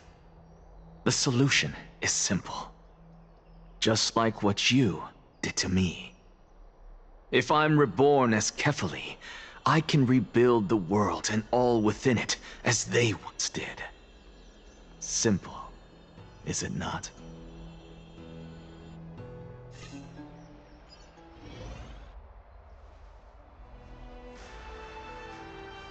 I have news from Hyacinth and Dan Heng. Anaxa might be trying to do something with Kefali's divine body. Kefali?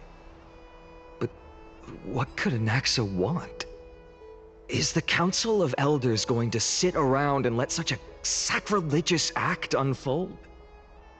That is not possible.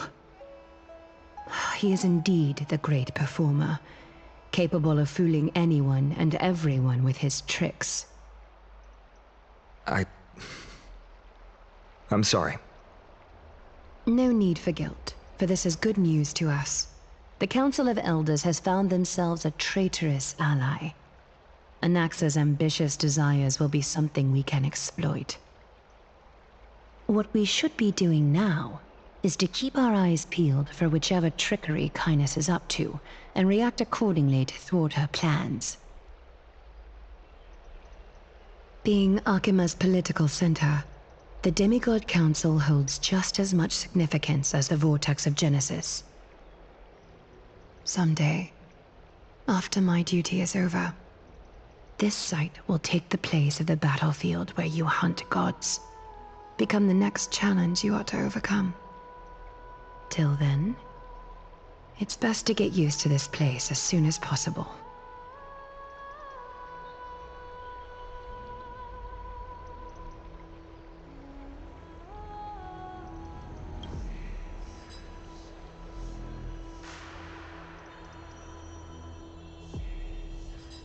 Preposterous!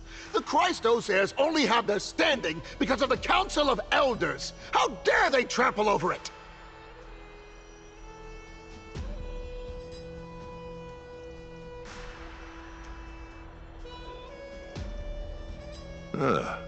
It's been a while.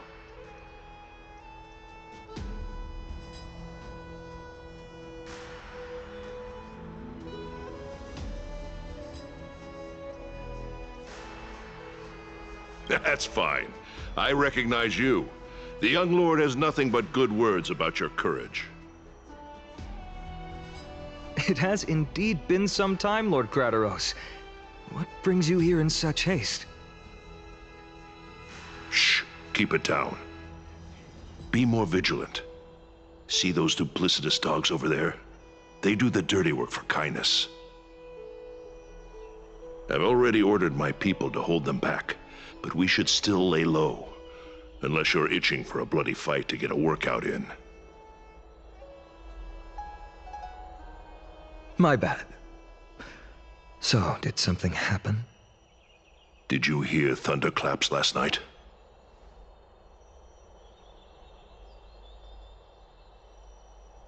Hacker, what? She's been through a lot lately. Please pardon her. Can you tell us more about these thunderclaps? Thunderclaps are beacon signals of strife. They are a message from the young lord. He threw a spear bearing several words at Akama. Watch out. The Flame Reaver is back. I guessed as much. We didn't actually kill them back at the Kremnos Arena. I figured this is something you would want to know. We Kremnoans never back down from a fight. So if you plan to take that thing down in a battle, reach out to me anytime. You have my gratitude. I will let Aglaya know about this right away. Remind her to be on her toes while you're at it.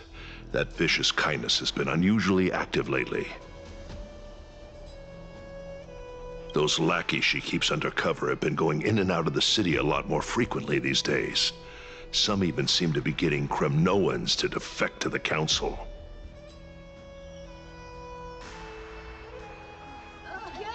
Get off! Out! How dare you! Don't place that! That's...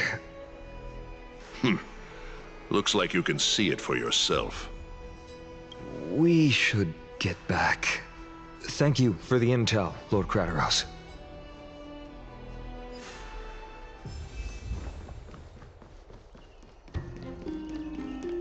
By Catholic into Lenten above, as the Theoros, I have observed... Aglaya, what happened here? I know about the poisonous fangs of that king snake through the golden threads. In the past, I would be confident about keeping her in check, but I admit I am now unable to do so.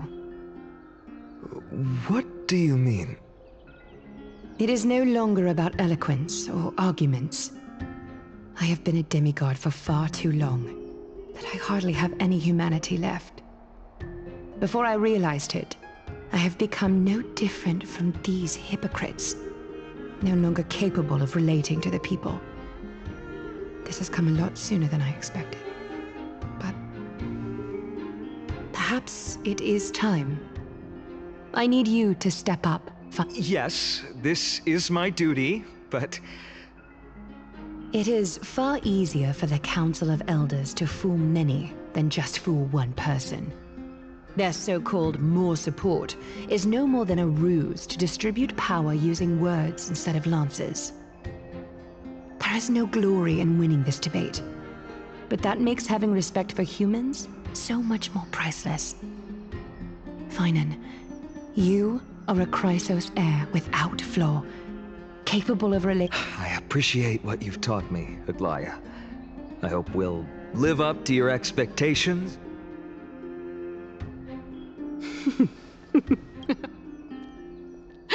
Oh, you've done well, Lord Calictus. Let me take over and personally close this debate for today. Dearest counselors, let it be known that I sorely miss the blissful times portrayed in lyrical poems. Back then, Amphoreus was home to nearly 1,000 cities, each with their own local faith, while gods walked the earth and shared close bonds with humans. Yet, in the present, people from all over are forced to leave their homeland to seek refuge in the holy city, where they hope to rest under Kethali's protection. All of us have long been in the same boat, with no way out of this plight. We didn't have a choice in the past, but now The Council of Elders brings to the table a new possibility. All I have left is one question for you. Would you rather strive toward the unheard of Era Nova, or return to the prosperous Era Chrysia of our past? Make your choice. Now, which of the two would lead mortals to an ideal future?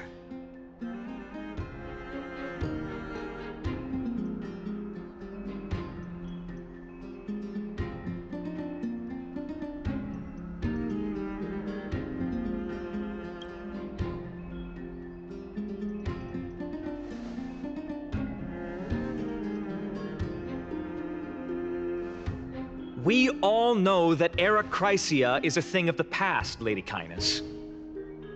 Please, enlighten me. How does the Council of Elders plan to turn back time? Let the 3 Titans of Calamity be born, and Era Chrysia is nevermore. But bring demise to those Titans, and Era Chrysia will descend upon us again.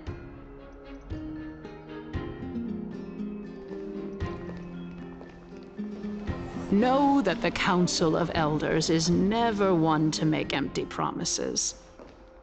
Look at who we have on our side. Anaxagoras, one of the Grove's 7 sages, and Castorus, Idonia's goddess of death. With the help of these 2 heroes, I can promise all of you that Era Chrysia will exist once more. Aren't they Chrysos heirs? They're supporting the Council of Elders instead? It's clear from the start that these heroes do not get along well in their group. All the more proof that Aglaya is unfit to speak on behalf of every Chrysos heir. I am in favor of Era Chrysia. Era Chrysia! Era Chrysia! Era Chrysia! Era Chrysia! Era Chrysia! Era Chrysia! Era Chrysia! Era Chrysia!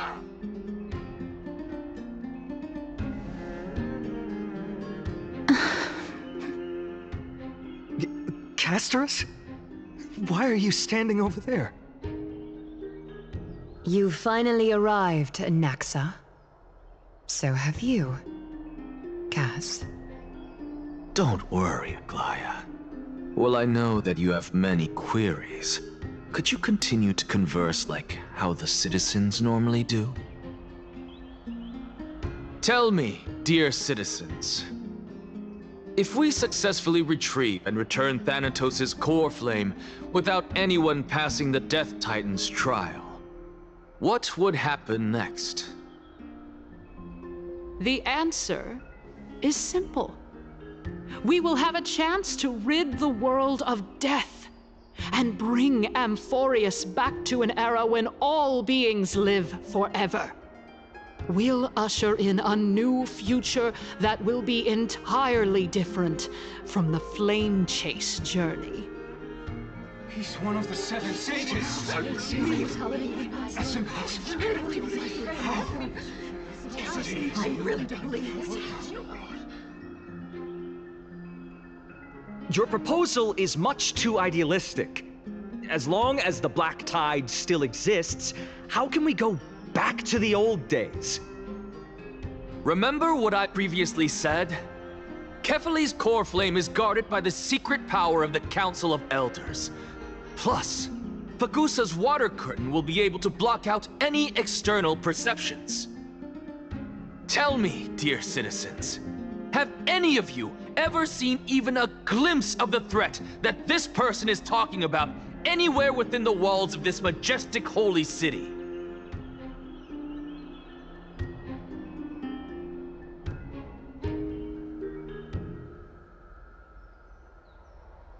If we eliminate death, then there's no need for us to fear that Flame Reaver, right? Citizens, let's loudly sing the blessed hymn. Oh, beautiful old world, where are you now? Oh, legendary Erechrysia, return to the mortal realm! After the destruction of the 3 Titans of Calamity, the Flame Chase journey will have to end. Erechrysia! Yes!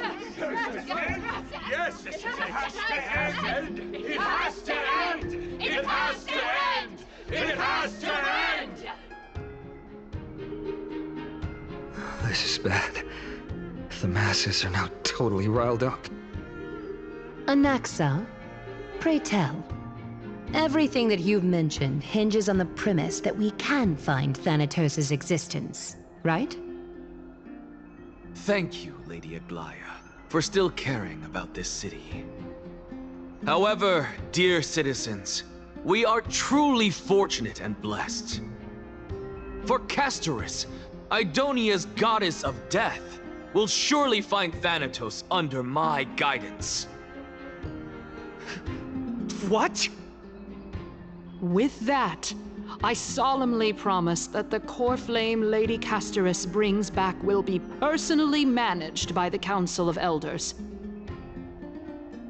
Thereafter, if we are able to garner the support of all of you at the Citizens' Assembly, we shall spare no effort in ensuring that the Erechrysia will return to our world once again.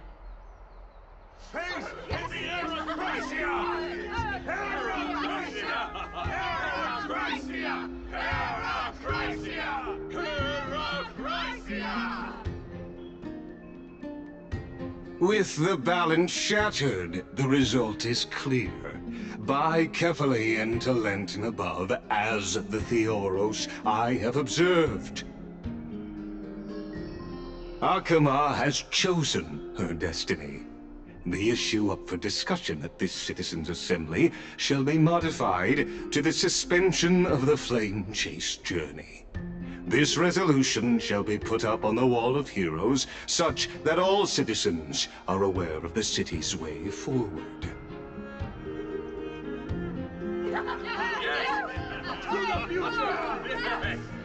Yes! Fantastic! Yes! Aglaya, dear Aglaya, what has caused your heart to soften? You also don't seem to be as quick-witted as before. Wag your tongue as much as you like. Since the Flame Chase journey has been preordained by the prophecy, our failure has never been on the cards. Well then, I guess we'll find out if that's true at the Citizens' Assembly.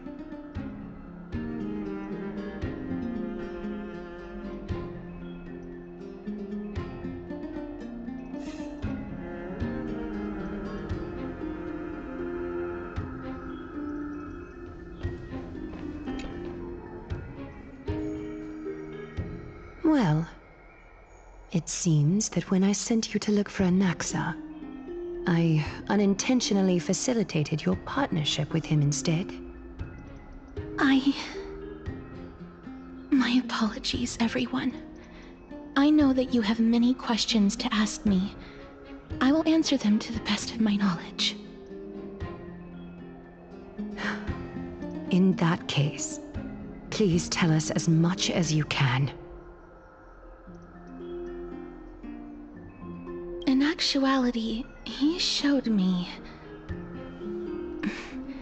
a past that was both long and heavy. The reason I say this is as I've mentioned earlier. The answer was hidden in my journey unto death. Anaxa, you were in the Netherrealm? Yes, I am but a living dead man now, but that's not important. What truly matters is, I overheard a conversation between heroes.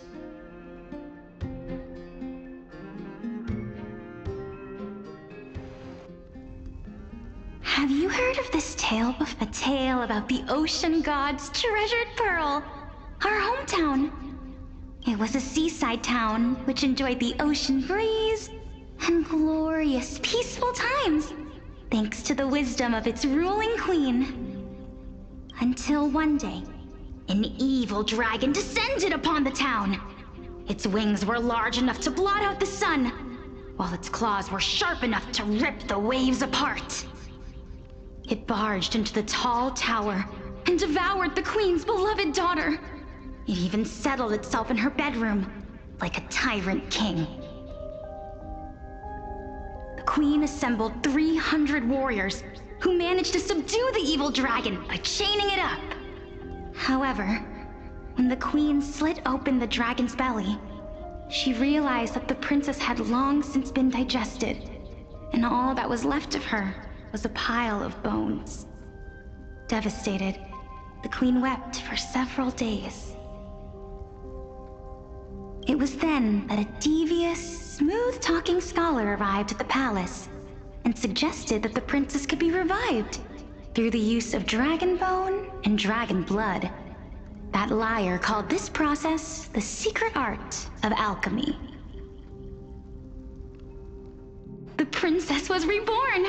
The queen was overjoyed, blissfully unaware that the evil dragon's soul still lurked within the princess's body.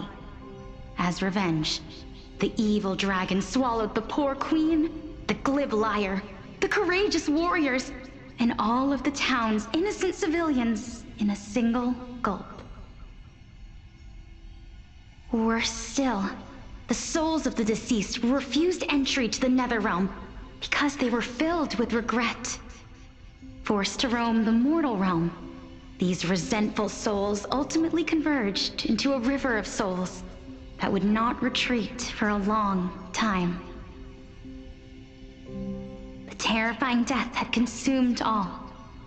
Thereafter, our hometown fell into ruin as well. Until... Until?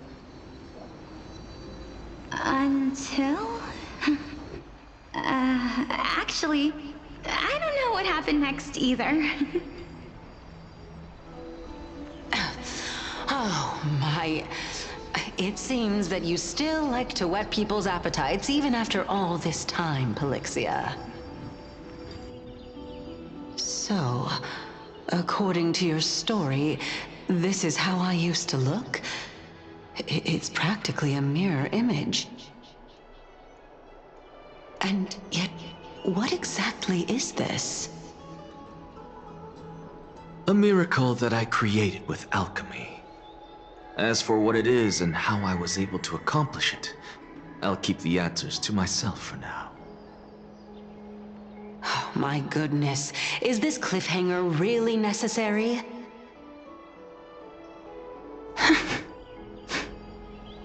Quiet, Titan. Continue to enjoy this splendid play, and the truth will naturally reveal itself. Dragon, huh? I've heard this legend before. In that case, what do you think of it? I think that this so-called alchemy was a tenuous analogy added to the story by future generations. After all, you've never heard of a tradition of alchemy in your hometown before, have you? Indeed. Before I left home to pursue my education, I never even knew that anybody was looking into this area of study. Therefore, we can just treat this tale as a fable told to young children. A fable, you say? If so, what moral is it trying to impart to the kids? I guess it might be the concept of equivalent exchange? Oh? I thought the moral might be closer to something like honor the dead. Huh. What? At a loss for words? No, I merely realized that we're both thinking of the same principle. If life is priceless, then there is hardly anything else in this world that is of equal weight to it, right? Indeed. As expected of the wisest scholar in the land. You flatter me. Why don't I ask you a question as well, as a form of equivalent exchange? Of course. What is your question? If I imparted my knowledge of the art of alchemy to you, would you use it to resurrect someone you loved? What? What kind of strange question is this? I got it. You're just trying to get me to tell you whether I like anyone, right? Let's just leave it at that. That was rude of me. Yes, I would. Oh? Death is inevitable. In the days to come, I'm certain that someone whom I cherish deeply will leave me for good. If such a mighty power really existed, I think I would use it without hesitation. After all, you, me, and the rest will all have to face that fateful moment eventually.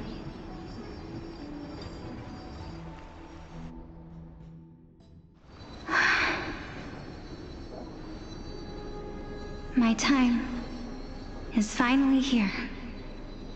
However, perhaps because of my firm belief in the immeasurable value of life,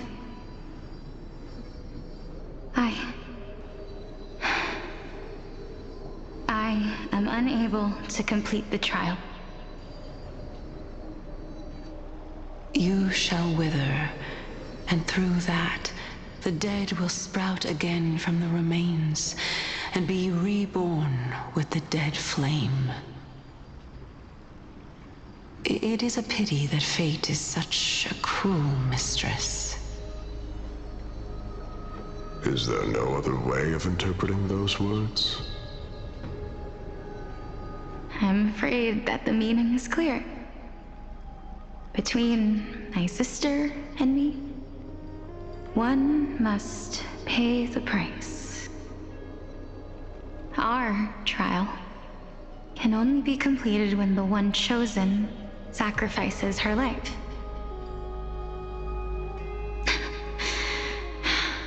I'm afraid that the prophecy might even have selected a pair of twins for this exact purpose. Fortune makes fools of us all. My sister is prepared to sacrifice herself. And yet, I can't do the same. How absurd. My time is almost up, but I'm still afraid to welcome death. What should we do? If I'm ultimately not able to make up my mind... Since Chaos is willing to guide all of us and leave this trial to the end, there is still plenty of time for you to ponder. That's right. Don't allow the fog of an uncertain future to cloud your mind. Trial, prophecy, the topics that they're discussing seem familiar. But these three people must not have left their names in the epics. Otherwise, I would have some recollection of this. Amphoreus' history before the Titans were born was complete chaos. Is that not strange by itself? I have long held three hypotheses about this. However, let's continue watching for now. Calypso. Polixia. And this warrior... I seem to have met him somewhere before. Regarding this matter, Nias, are you confident that you'll complete your trial? Of course. Though, I am worried about what will happen once I've emerged victorious.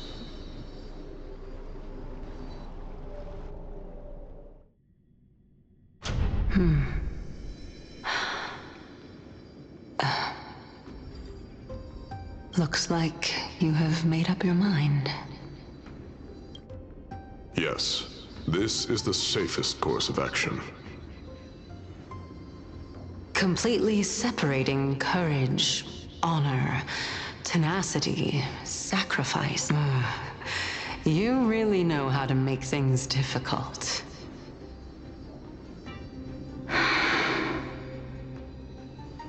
Please, young lady, witness my fall and demise. Lady Calypso, you shall host the soul-rending ceremony. I do not understand. Why would you dare to sacrifice yourself for a future that you won't get to witness? Because this is our destiny. The power that resides within me is so intense that I will one day be engulfed by it. Furthermore, a valorous death before glorious return has always been the path I chose to walk. A journey I began long ago. If your sister or Kaos were in my position, I believe they would make the same choice as well.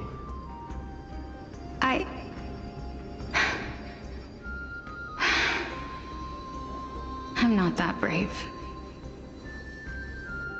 I don't know how I'm supposed to face such a serious affair.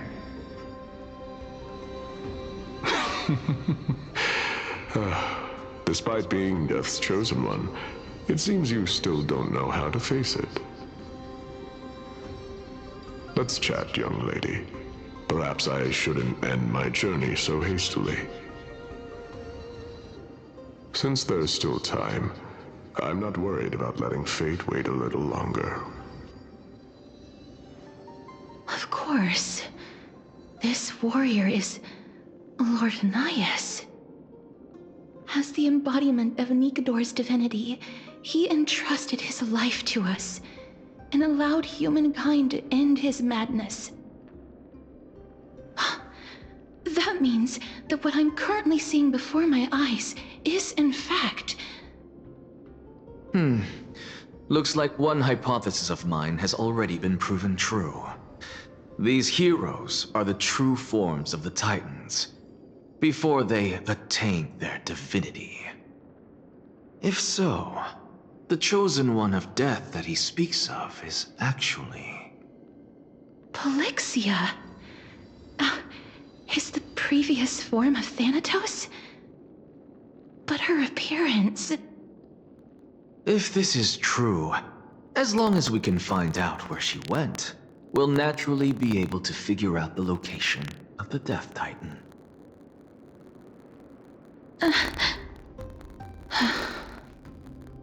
But before that, we first need to witness what ultimately happened to Lord Nias.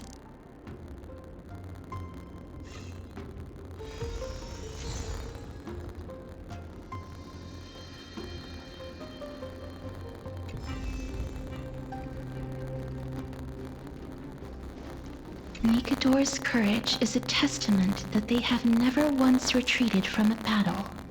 I've heard that these... Honor, courage, tenacity, sacrifice. And finally, the only thing that remains is reason. Cheer up, young lady. There is no need to shed tears over a glorious death. All farewells in this world are sorrowful, Lord Nias. No, young lady. As a warrior, I have witnessed too many bitter deaths. But now, all I feel is peace. I did not know until this moment that mortals could live their lives in such a way. Although only a sliver of your soul remains, you remain so optimistic. Or maybe the truth is that you aren't able to feel sorrow anymore. To be honest, I don't know either. But I am certain of one thing. This is not an acceptance of death nor apathy toward it. It's not even a feeling of despair. I am just enjoying what remains of my life to the fullest. Enjoying? Indeed. Along this journey that we've taken together, not only have I changed the world, I myself have also changed in the process. And now I have reached the journey's end. When I look back and see the grand epic that I've personally written, how could I not revel in that fact? But when you depart the mortal realm, won't all of your accomplishments be reduced to nothing? Separation and death are two sides of the same coin.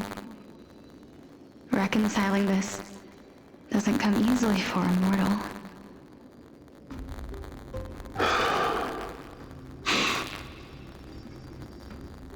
Finally, let me recount to you a story of mine, young lady. The first time I returned from the battlefield, I felt extremely hollow. The calamity had devoured everybody on the battlefield but me. When I returned to the city alone, the citizens held a banquet for me that was far from pleasant. I felt as though I was still on the battlefield, and the person who had returned was nothing but an empty shell. It was late into the night by the time the banquet ended. My head still reeling, I returned alone to the barracks.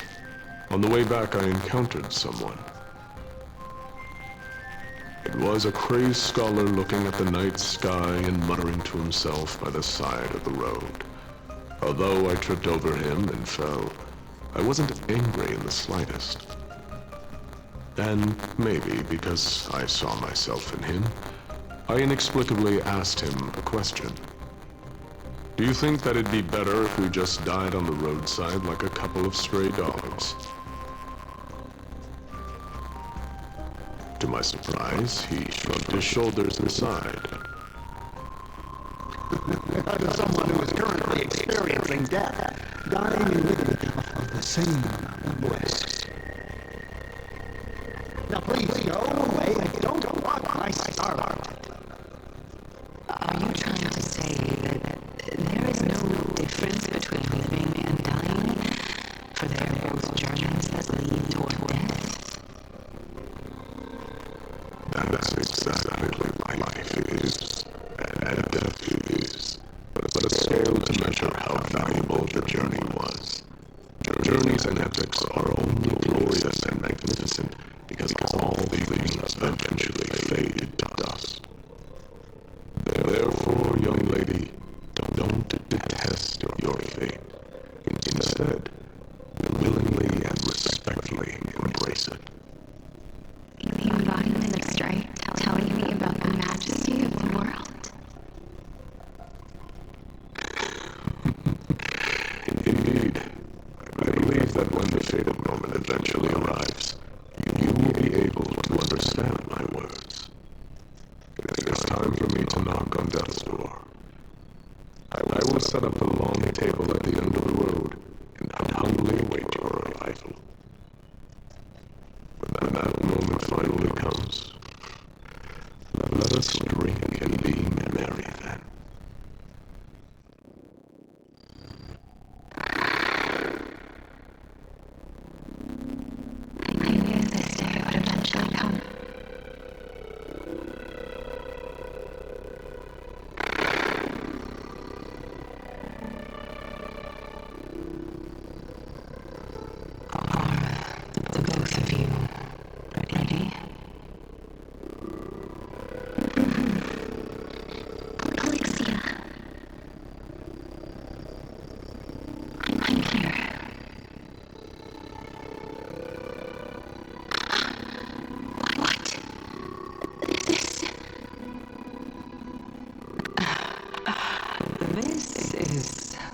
Quite interesting indeed.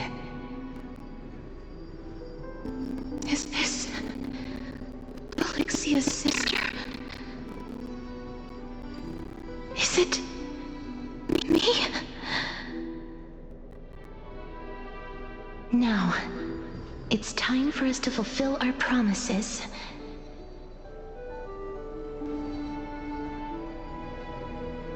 Are you afraid?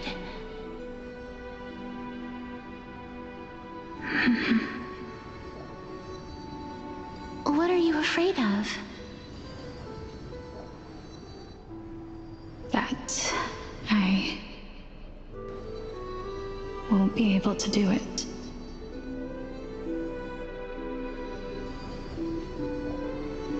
You shall wither, and through that, the dead will sprout again from the remains, and be reborn with the dead flame. As foretold in the prophecy, and according to our vows, once it all ends, we must face our fated moment head-on. Even if it was prophesied, do we have no say in the matter? It's so unfair. Why are we the only ones who are forced into mutual destruction? Let me do it, sister. Let me be death's sacrifice. I was never long for this world anyway. But you're different. I was the one who wasted your life after all.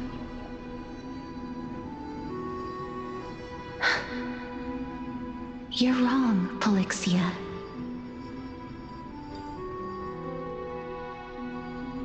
I don't think that my life was wasted. Just the opposite. When I finally arrived at this destination and looked back at the journey I took, I discovered that flowers had long since bloomed along the path I walked. It was you who sowed the seeds for this sea of flowers, one that is more beautiful than the promised land at the end of the world. Besides, I have lived a fulfilling life. Even though I was fated for sacrifice, none of the things that I've experienced will dissipate. Instead, they'll forever live on as memories inside your head. Will they not? How could my memories of you ever compare to the actual you? Well then, tell me. What exactly are we?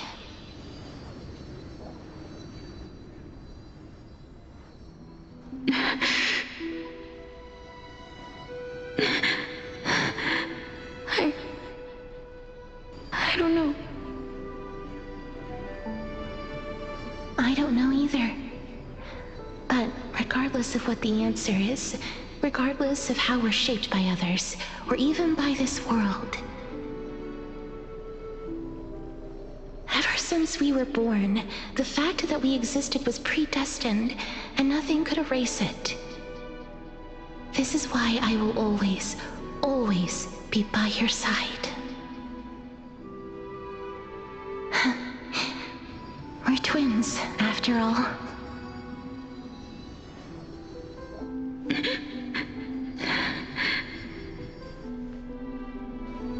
All right, my dear Polixia. It's time to extract my heart and light the flame of death. After that, use it to plant the first bud in the prophesied new world.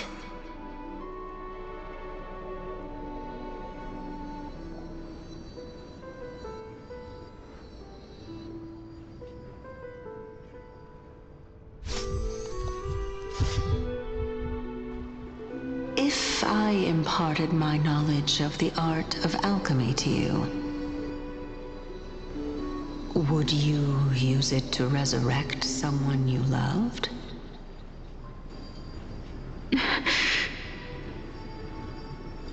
Death is inevitable. In the days to come, I am certain that someone whom I cherish deeply will leave me for good. If such a mighty power really existed, I think I would use it without hesitation. Even now, my answer remains the same. This is why, sister, I promise you, in the prophesized new world, I shall plant the first bud on your behalf. Go now. Return to the ocean god's treasured pearl, our hometown. I shall open wide the entrance to the Netherrealm and grant you a second life. The living beings on this earth shall respond to my call and lead you to the sacred daylight. Remember, do not look back on the land of the dead, and do not stop moving. In the new world promised by the prophecy, march toward your new life. As for the price of our equivalent exchange, let me be the one to pay it.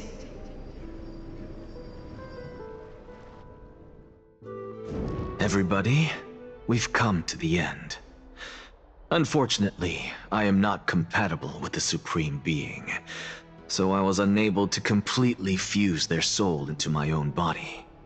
However, being able to glean all this from them is exciting enough. I'm certain of this now. Before the Titans that we are well acquainted with were born, a group of heroes roamed the land. These heroes followed a prophecy and took possession of divine authorities one by one, until they eventually became the pantheon of the new world. Just like the flame chase journey of today, Amphoreus' history is cyclical in nature. Huh. What a startling revelation. This means that the demigods, who bear the core flames, will also become the new Titans at the world's end, thereby shaping a new world? I believe that this is the truth behind the Era Nova as mentioned in the prophecy. This is utterly unbelievable. Besides, those twins in the past, even if they really are Thanatos, their whereabouts are still unknown even today. Are their whereabouts truly unknown? Didn't Polixia mention that seaside town, the birthplace of alchemy in the Tale of the Dragon? In our world, there exists a city which perfectly matches that description. Styxia. But the people there worship Fagusa and bear no relation to Thanatos. I have also never been to that place, as in the time of Idonia, it had long turned into underwater ruins. Take this. This is... the new Sporist masterpiece, the Philosopher's Stone. It was made by transmuting all of the sages' wisdom into a single entity, with their flesh and blood as its foundation. Remember, I've mentioned before that the art of alchemy is all about conversion, tempering, and ascension. This process also applies to the pursuit of truth. Regardless of how unbelievable this sounds, the truths of the world have been refined from the impurities. Think about the story of the dragon. This stone will lead you to your real hometown, allowing you to reform the door to the Netherrealm and discover Thanatos' fate. You still look as confident in your victory as ever. But what if your conjecture is wrong? Simple. I shall merely admit to the entire world that my experiment was a failure. However, my line of thinking will not fail because I have already planted the seeds of doubt into the hearts of the masses. Actions speak louder than words, Castorus. With the assembly about to begin, don't forget the promise you've made. I've already searched for so long. I'm willing to try one more time. While we converse, her life is also slowly slipping away. But before I leave, I have another question. What exactly did we witness just now? That was the world imprinted in Kefali's soul. If we are to prove its existence, you must take the final step. Go. Do not disappoint me. I understand. Hey, child of humanity. Don't get antsy. I still remember the question you posed to me. As a scholar, I do not wish to offer up ambiguous conclusions. Let's discuss this topic again when she manages to find the evidence. I merely wanted to ask, was that stone transmuted from your heart? If so, rebirth is no longer an option for you. Why not? When I was a child, I lost someone dear to me. When I was a teenager, I lost my faith. A while back, although you saved my life, I also lost my soul in the process. Now I'm merely forsaking my body. What's the big deal? Why are you always finding ways to die? Isn't it good to be alive? This is but a necessary sacrifice on my path to transform into the purest of them all. Can someone who's dead even claim to be the purest of them all? Furthermore, if your hypothesis is proven correct, does it not just confirm that the myths are true, and thereby invalidate all your theories? No, it's just the opposite. If my hypothesis is correct, it means that I can actually ascend to godhood and reshape this absurd world that you all have created.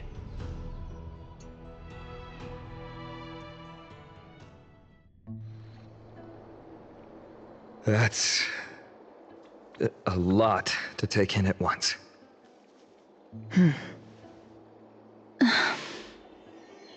Lady Aglaia, please, let me explain. Go on. You know that the core flame of death has always been the greatest unknown regarding the Era Nova, which is why both you and Cainus desire to gain the power to control that core flame in the approaching Citizens' Assembly. Professor Anaxa has come to a consensus with Cainus. They want to suspend the trial once Thanatos' core flame is reclaimed, hoping thus to eradicate death from this world. If they're successful, then the flame chase journey will cease, and Akama can enjoy everlasting peace. But I know this runs counter to your wishes. So long as we do not usher in Era Nova, the Black Tide will never be eradicated. Even with Lord Mighty on the front line, and the Black Tide not posing an immediate risk, the danger nevertheless remains. Honestly, It's difficult for me to assess the pros and cons in this decision.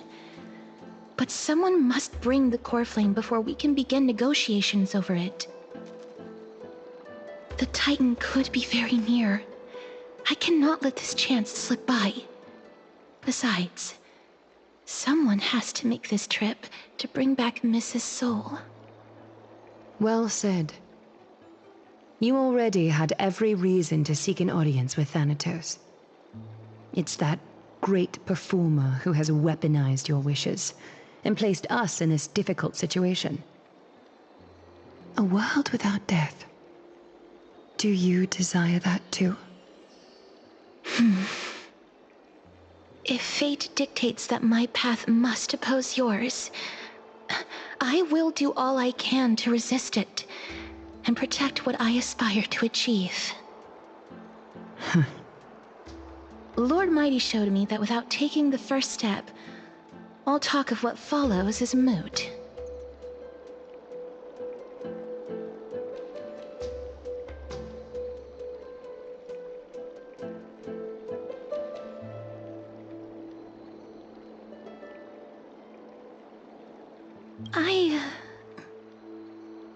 I have always hoped to hear you speak your mind, Cass. And I am glad to have heard your true thoughts. Styxia. I visited that place in the past. Though it is now an island surrounded by the river of Soul's torrents, it's not hard to see its former splendor. Go. I will not stand in your way. As for you, you are someone who has cheated death. I believe you have more than enough reason to make the trip with Castorus and meet the god of death himself. Castorus, I too look forward to your journey. I wonder what kinds of new interpretations your completed story will bring to the Flame Chase journey. Thank you, Lady Aklia. I hate to put a damper on this heartwarming moment, but if Styxia is now an island surrounded by the river of Soul's torrents, then how do we find a way in? Lady Trebe is probably... The answer is quite simple. In the myths, Zagreus once made the domain of the dead their treasure vault. That is to say, they could enter and leave the Netherrealm as they pleased. And if they could do that, then it follows that the demigod who inherited their divinity must be capable of the same. I'll see you at Marmorial Palace at Action Hour tomorrow. Cypher shall be your guide to finding that ancient city.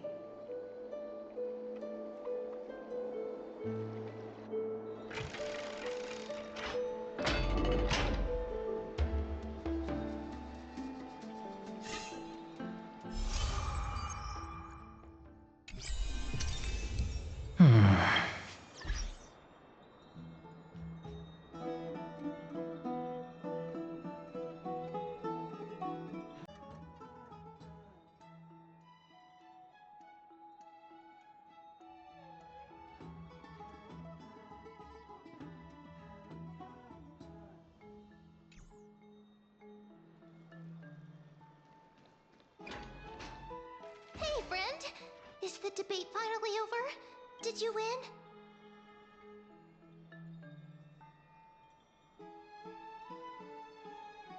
What a glorious defeat.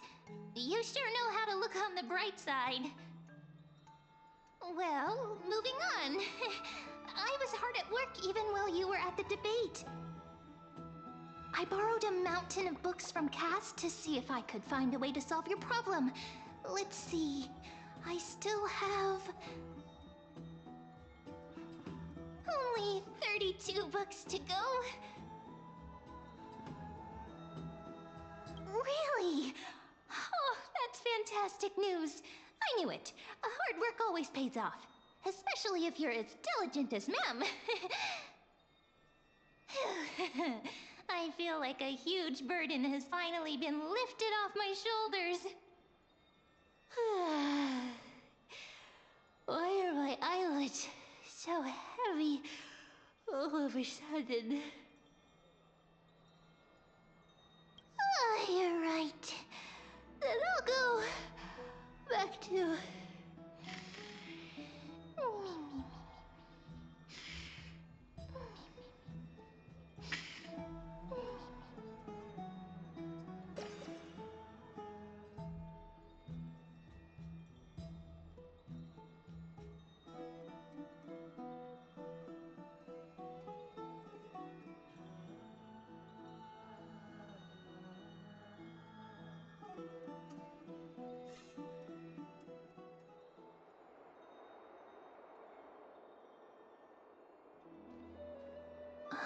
Cass? What a surprise. Lady Treby. Is something troubling you?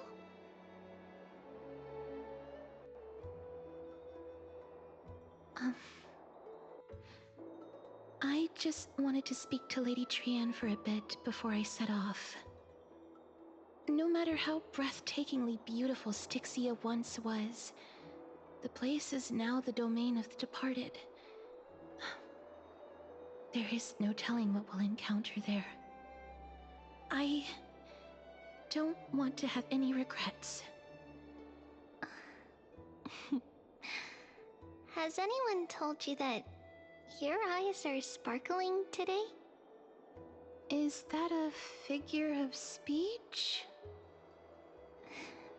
In the past, when you did smile once in a while, all of us could see that your heart remained troubled even as you smiled.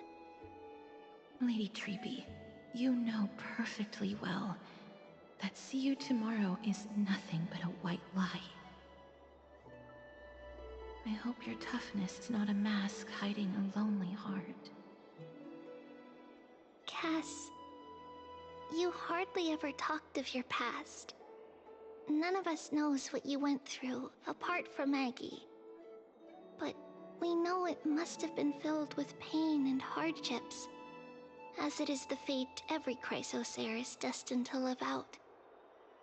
We are just happy for you that the core flame you're meant to inherit has finally surfaced. Isn't it a little too soon to say that? But you already know where tomorrow is, don't you? There's no need to rely on anyone else. Just give it your all and leave no regrets. We have always believed that your embrace is just as warm as everyone else's.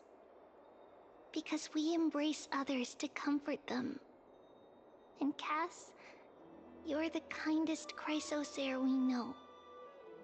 Thank you, Lady Treby. This feeling... it's hard to put into words. I suddenly found myself with so many wishes. So much I want to accomplish before setting off. Then go do it, Cass. Trian was actually working on a surprise gift for you. It's a pity she didn't get to finish it. But now Trinan and I are working on it, and we'll make sure to give it to you. So, let's meet back here when you return from Styxia. Safe travels. See you tomorrow!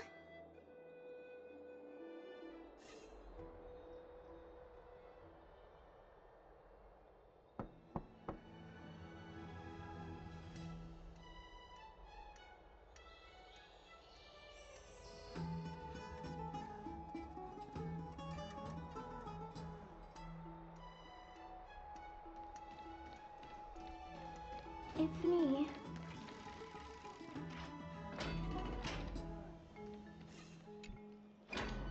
I hope I didn't wake you.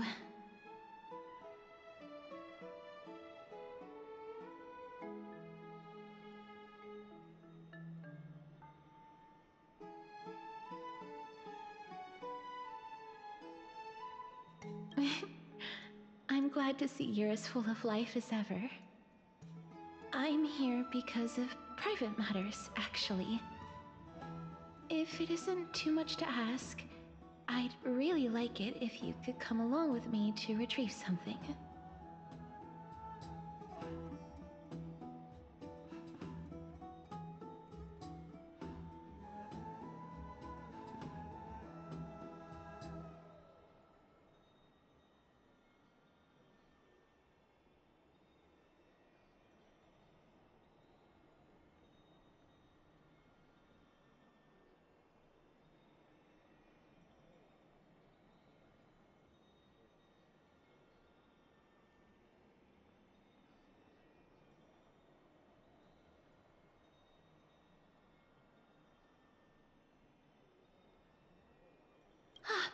Is your soul... Huh? But I can still sit... Ah, sorry. It isn't a long way from here. Shall we?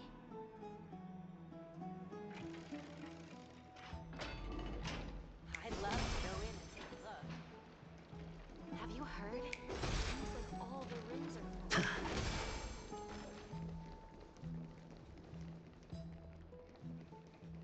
Faith can dispel the black tide.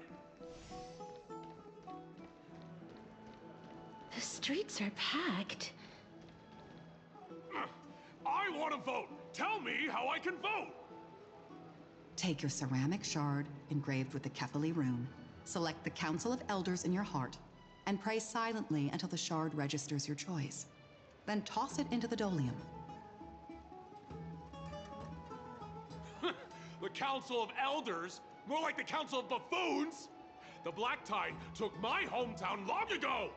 Who are they kidding with bringing back Erechrysia? It's all a sham to create their own Erechrysia in Akama! The Titans are just. So long as we do not overstep our bounds again, we will not incur divine wrath. Oh, please. The time when these deranged Titans should have vacated their spot to the demigods is long overdue. You'll see soon enough, you old fogey.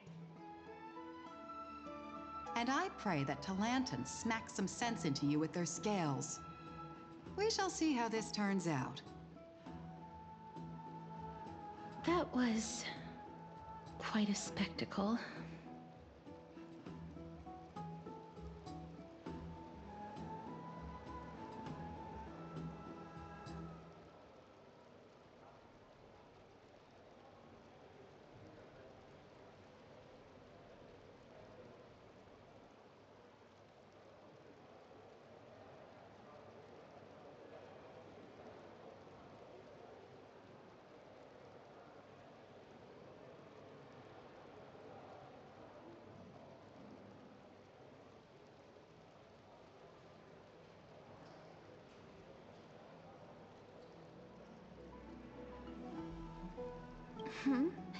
You're interested in that? Well, you'll feel right at home in Akama then. To this day, I still find it almost unreal that Akama is the only place illuminated by light amidst the crumbling ruins of Amphoreus. And its people are even holding votes to reconcile differing opinions. This peaceful sight is making me forget that this is the end times.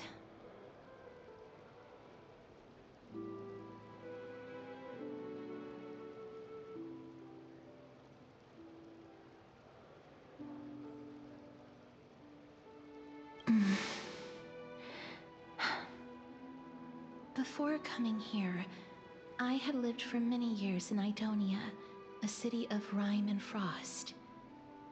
The people there were devotees of Thanatos, and were well known for their unique burial rites and traditions. Traditions that I played a major role in.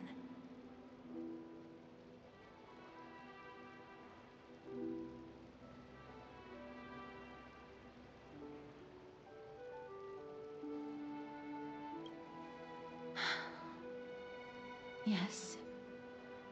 You now know me as the Mortician of Akama. But back in those days, I was Idonia's Maiden of War.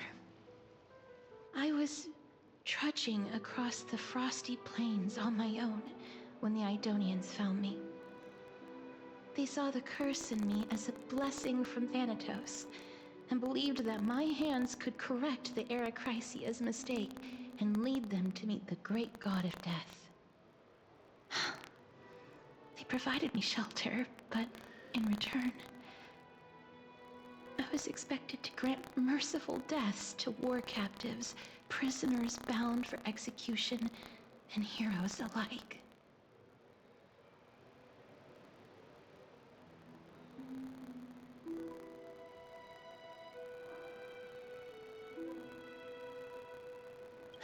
Yes. No matter how kind or cruel the means, Nothing can change the essence of death. Taking away someone's life is never worthy of religious worship.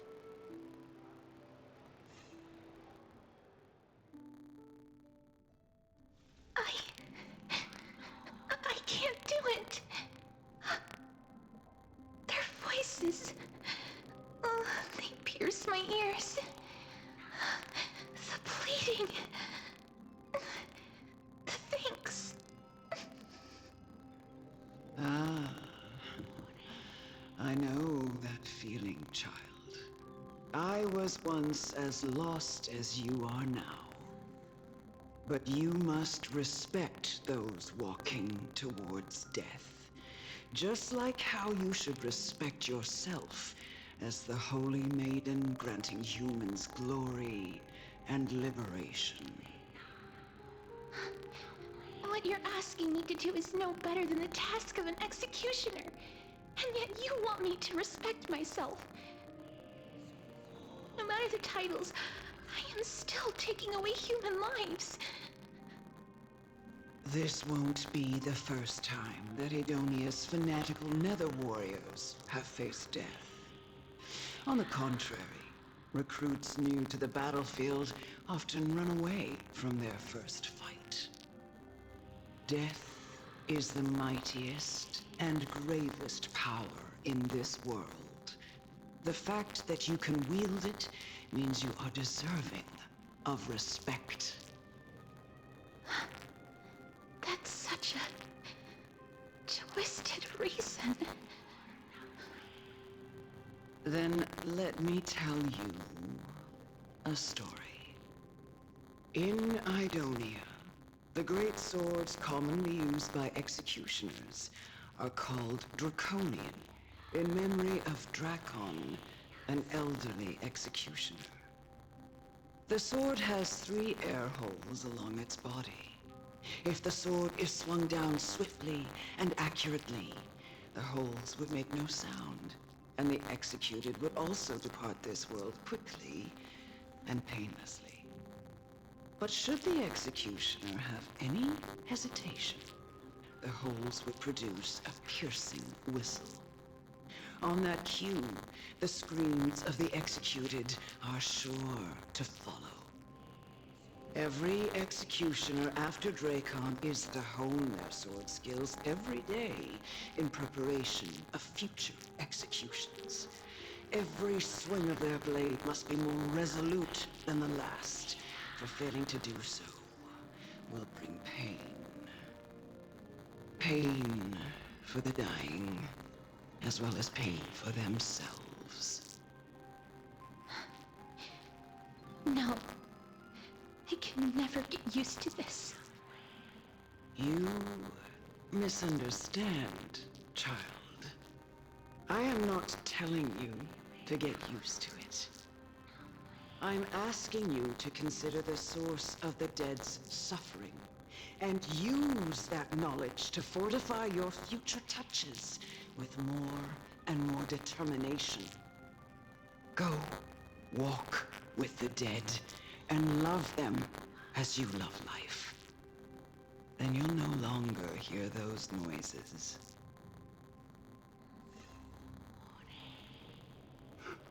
Please, don't kill me. I don't want to die.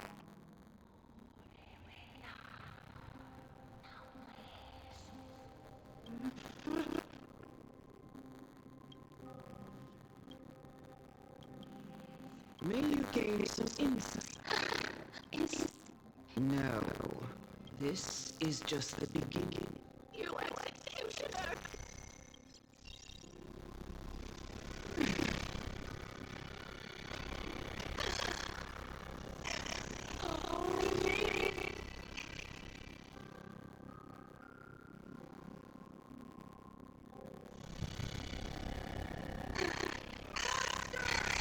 Doing that, executioner.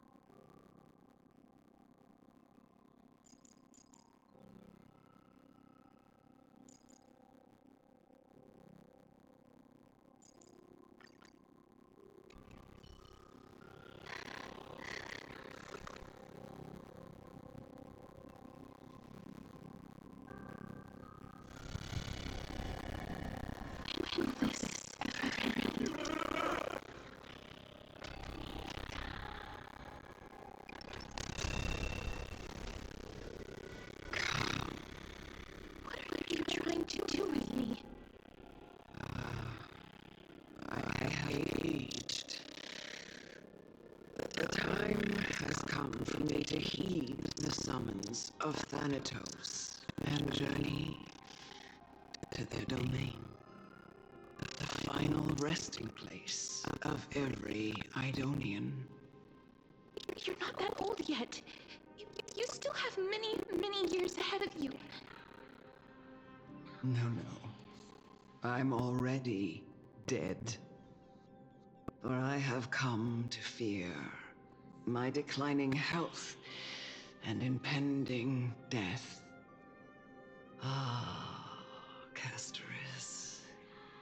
Will you give me one last chance to charge towards fear and prove that I am no coward?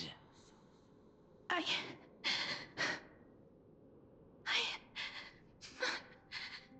can't take this anymore! Child, it was I who brought you here, from the frosty plains, and set your farcical fate in motion. It was also I, Chief Executioner of Idonia, who forced the heavy duty of executing others onto you. I've always known that you have doubts, and even anger about my faith, and about me. I never had a choice. Indeed. We essentially abducted you. Yet you can end any sinful life with just a touch of your fingers. Shouldn't it be easy for you to escape from here? I'll never do that. It doesn't matter how lightly the Idonians take death, or how readily they accept it. I simply can't do it. I knew I was right about you. What do you mean? I've taught you and cared for you as my own daughter all this time because of this blessing that's been with you since your birth. I know no one else in the world would understand the weight of life and death more than you do. In the eyes of an Idonian, death is the end of all life. A destination we will all eventually reach. Humans should not resist it, but learn how to face it. You can only live your life to the fullest after understanding this principle. And when you do, even if you eventually leave Idonia's protection, even if you must carry the curse forever, you can live with your head held high, like everyone else. No! How can I? Come now. It's time. I've already taught you all that I know. Show me that you are a fitting holy maiden, or at least that you possess the resolve to become one. Come now. It's time. I've already taught you all that I know. Emerge from your cocoon.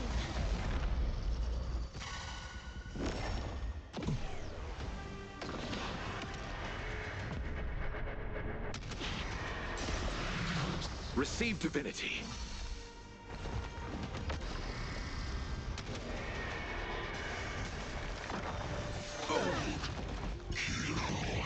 Eternal sleep. The dead return!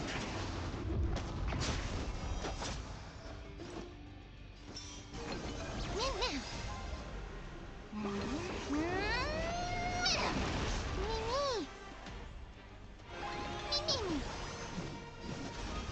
to dust.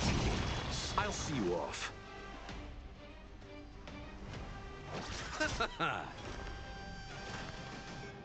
Torment and doubt, farewell. Darkness with me.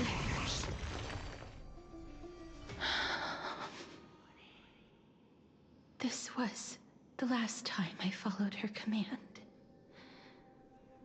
I gently touched the elderly woman before me. The executioner, who had seen too much death, died the same way as everyone else.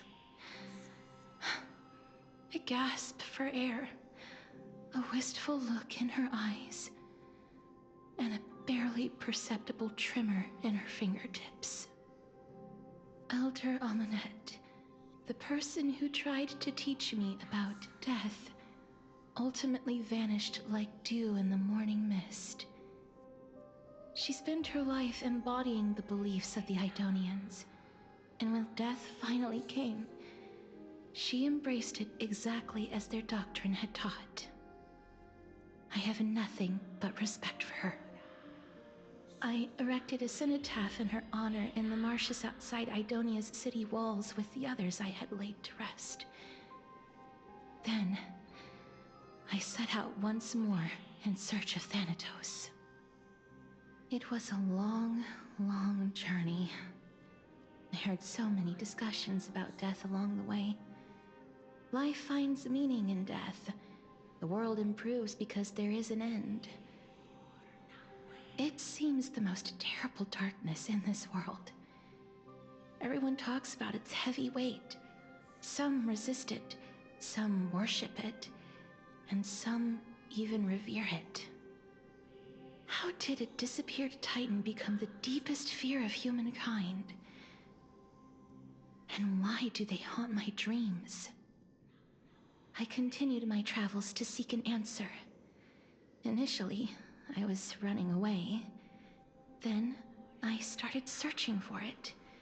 And now, at the end, I just want to know if my touch, if my embrace, can do more than taking things away. Can I make anything? Can I leave anything behind? I don't want to die. Please, I fucking you just let me go. I don't want to die, please. I don't want mercy like this. Just let me go. I need it. I don't.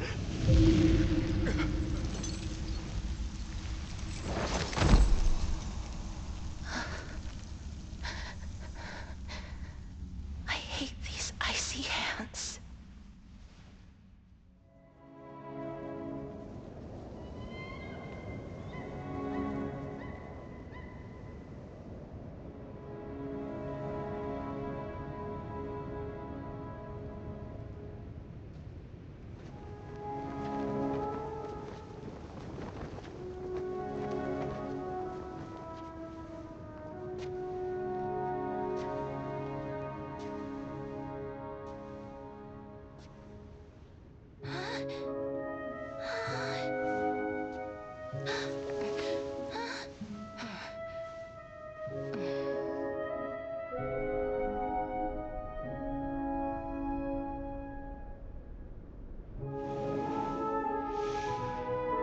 Get it over with. End its suffering.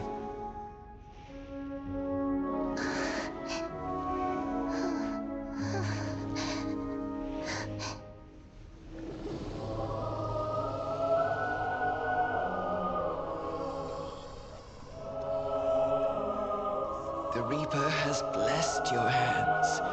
Only you can grant them peace.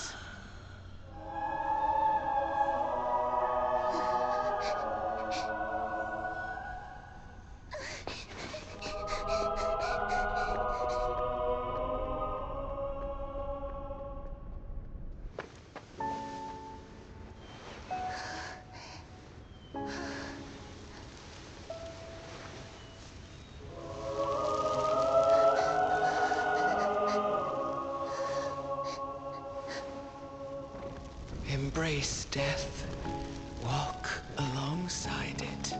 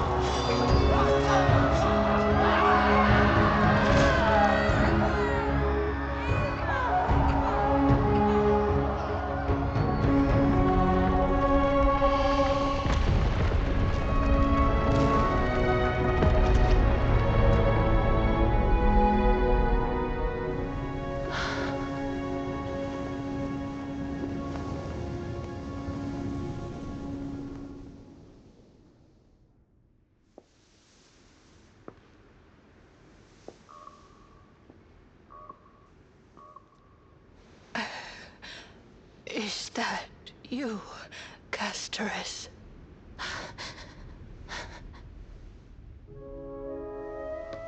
All of them have gone, heeding death's summon, crossing into their domain. I must go too. I don't fear it, just I have some regrets. Watching people leave this world again and again, it must be lonely for you. You must want to desperately embrace them before they go. I can't. These hands, they're too cold.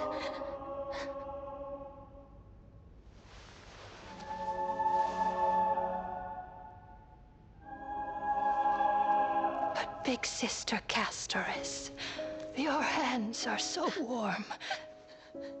Just like anyone else's. So go on. Don't hold back. Give me a warm hug.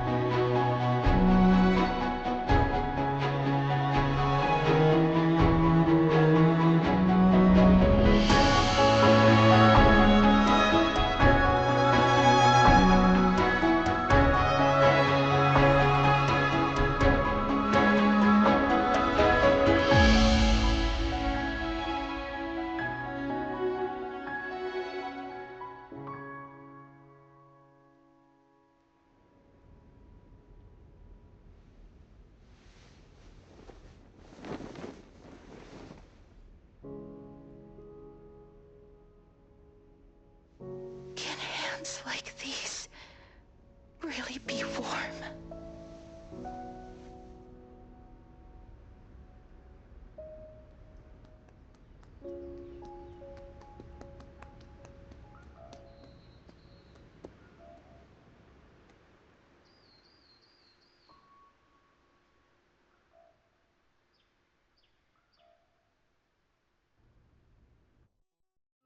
On the day that Oryx's trial ended, you must have had many questions. I felt just as confused. Why, as someone from beyond the sky, were you so cruelly dragged into Amphoreus' fate? I wished I could take action, but no matter how hard I try, I cannot simply interact with the living as ordinary people do. Even when we brushed against each other unintentionally in the grove,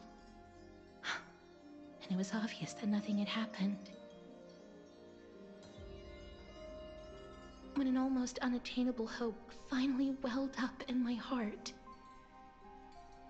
When I thought that perhaps my touch would no longer bring sorrow, fate declared to me, it wasn't that the curse of death had finally been lifted, but that your soul no longer belonged to this world. And there was nothing left for my hands to take. Nothing. And did I really think this time would be any different?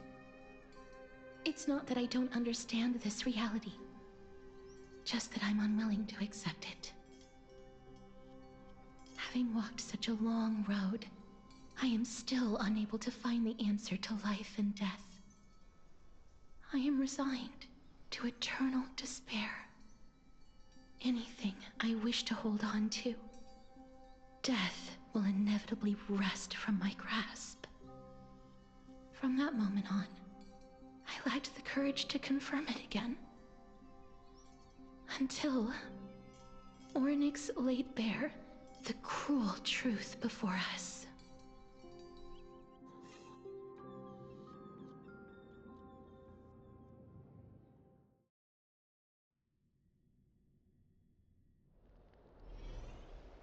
And now, perhaps I might have one last chance.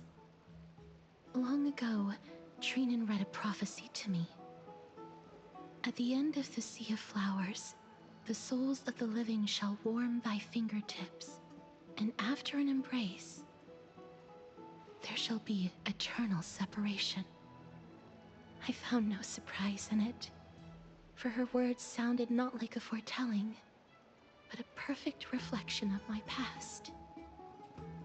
Embraces in this world are born of reunions, yet my touch speaks only of farewells.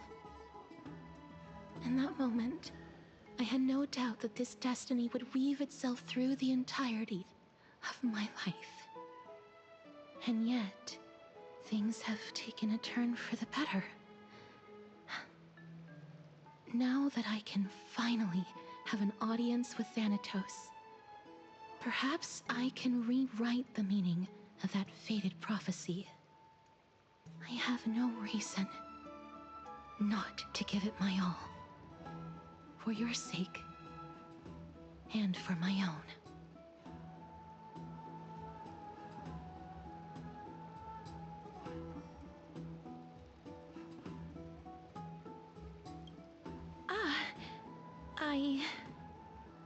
I'm sorry. I probably said too much. I hope I didn't make you uncomfortable.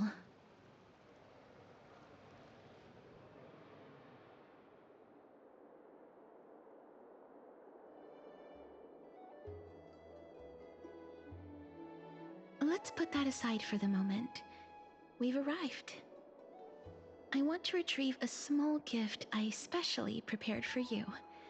I made it myself, like the trinket I gave Lady Trian. I want to leave something for everyone, if possible. The journey to seek an audience with the Death Titan cannot be an easy one.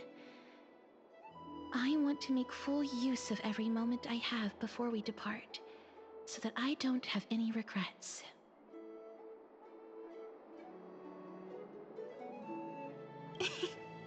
No, it isn't. You'll know when you see it. Look, it's right there. Huh? Where did it go? What's going on?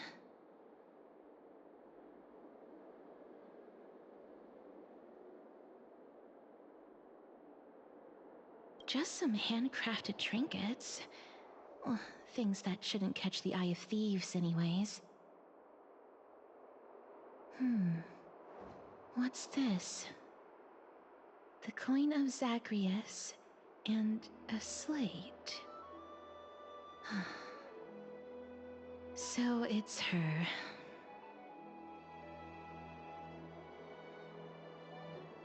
No doubt about it. This is her favorite symbol.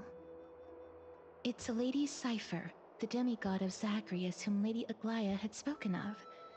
She's a master thief who's left legendary tales all over Amphoreus.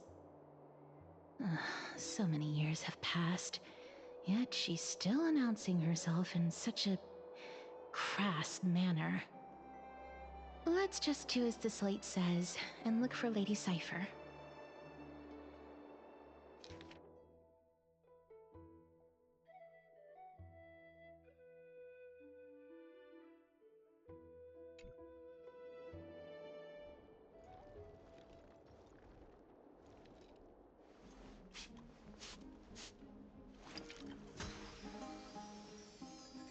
Look, it's right there.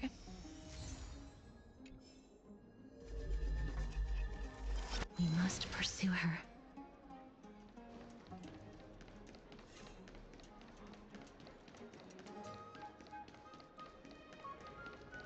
Huh? This is a trick she left for us.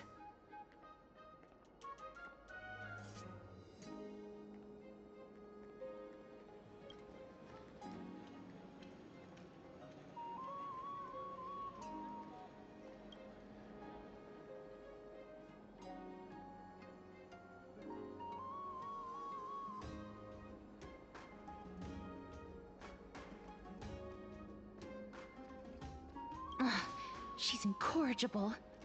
Follow me.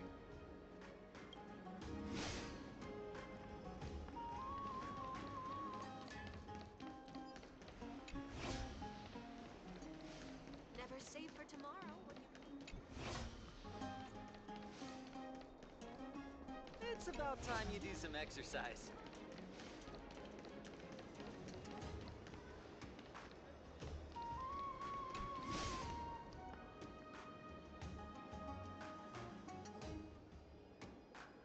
Exactly the kind of thing she would...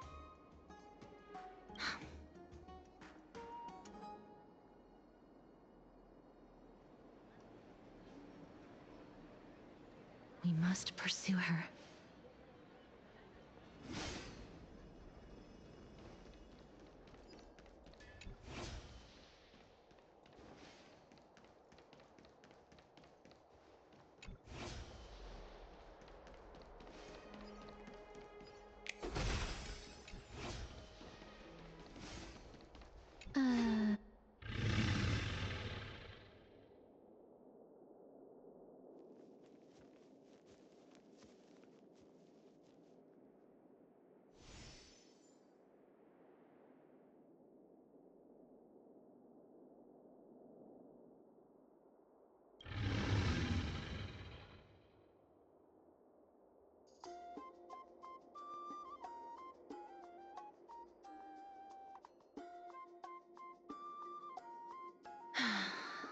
Lady Cypher, please come on out. You're still careless as ever. Shouldn't you keep such a precious gift near your bosom? Since you know it's a gift for someone else, please give it back to me. Stop hiding among the people and letting the wind carry your voice. Now, since I know it's a gift, that just means I need to milk its worth. The children of the wind never stay for long in one place. Unless your offer is tempting enough to still the wind. What say you? Name your price. I'll give you however much you want.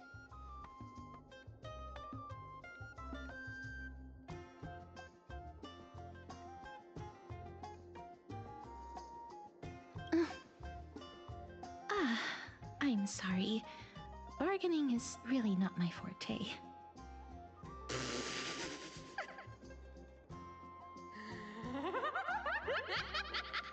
No wonder they call you Princess Homebody. Why don't you two come over to my place? It'll make a better venue for proper business discussions. You can find where I live through the winds I've sown. Right. Piece of cake. I can do that even if I can only sense your soul. All right, I'll see you there. By the way, everyone cool with me collecting a deposit before we reach an agreement, right? Now, come this way.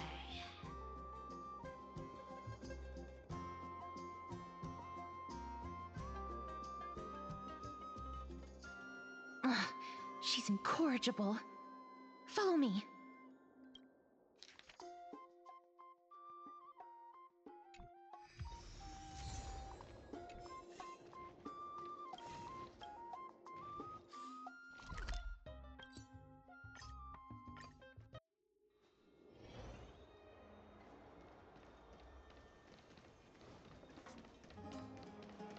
Never save for tomorrow when you need to.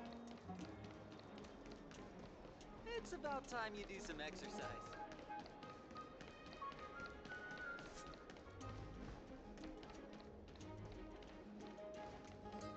Does it really work?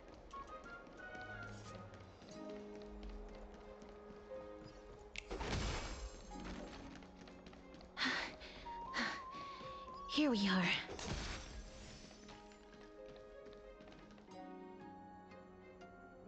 Over here! Over here!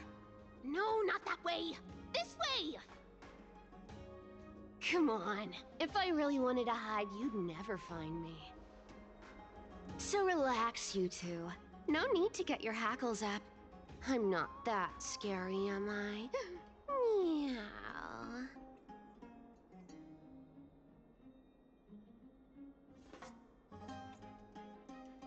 Whoa, that upset? Calm down. I'm just putting on a show with the meowing. Some people might have been into that a millennium ago, but it's long since gone out of style.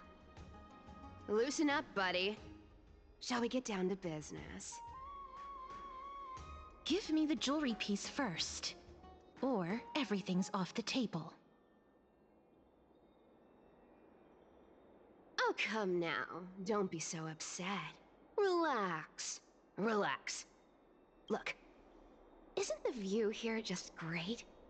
You can see what everyone is doing and where they're going, and they won't even know you're here. Now that we've broken the ice, let's get to the point. Everything I've said so far has been a joke. I'm inviting you two here for 3 things. 1. The seamstress found me and wants me to take you to Styxia to look for the Death Titan. 2. The Council of Elders also found me and wants me to make sure the core flame of Thanatos ends up in their hands.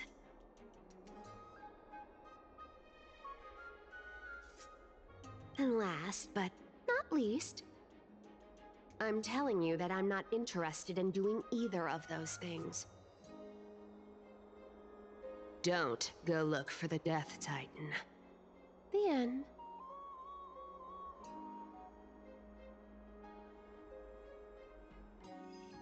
Whoa, this is some high-quality stuff. And this room is full of it. How much are these worth,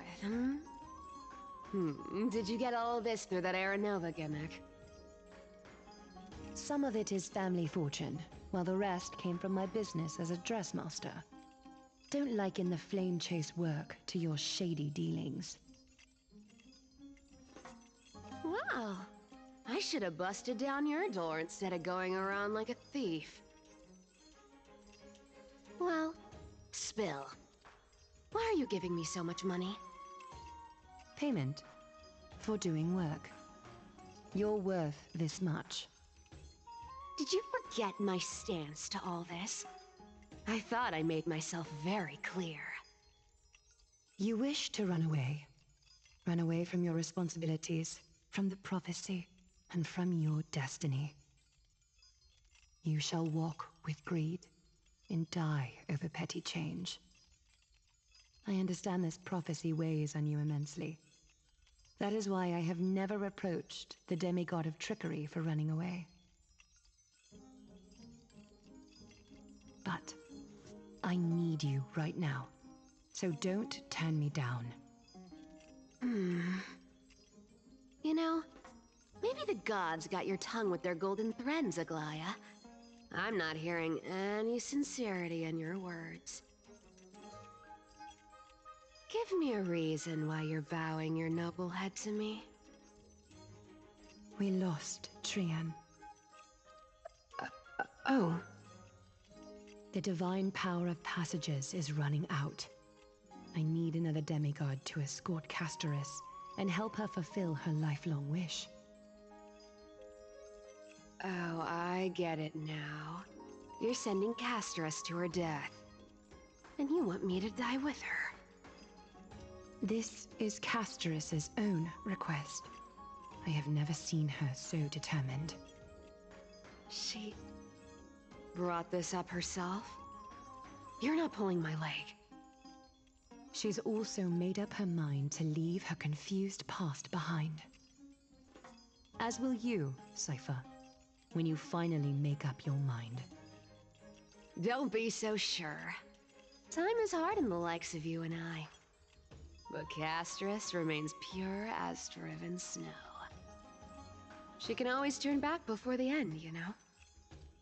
Maybe she'll remember Trian's sacrifice. Maybe she'll remember the countless martyred Chrysos heirs. Maybe she'll remember you, with your one foot in the grave. I ain't as optimistic as you about what she'll want to do. Tell you what. Why don't I take this room of treasures as a security deposit, and we make a bet? Go on. I I bet she'll change her mind and turn back. Now, if I lose, I'll do what you want me to do. Return this deposit to you, plus giving you another room full of treasures. How does that sound? You sound like you have all the confidence in the world. In that case, let's make a pact with those conditions. I hope you're prepared to lose it all. In conclusion, I want to win. So I hope you two can give up on going to Styxia. I'll give all the treasures in that room to you. And you can split it between yourselves, however you want. What do you think? Tempting, right?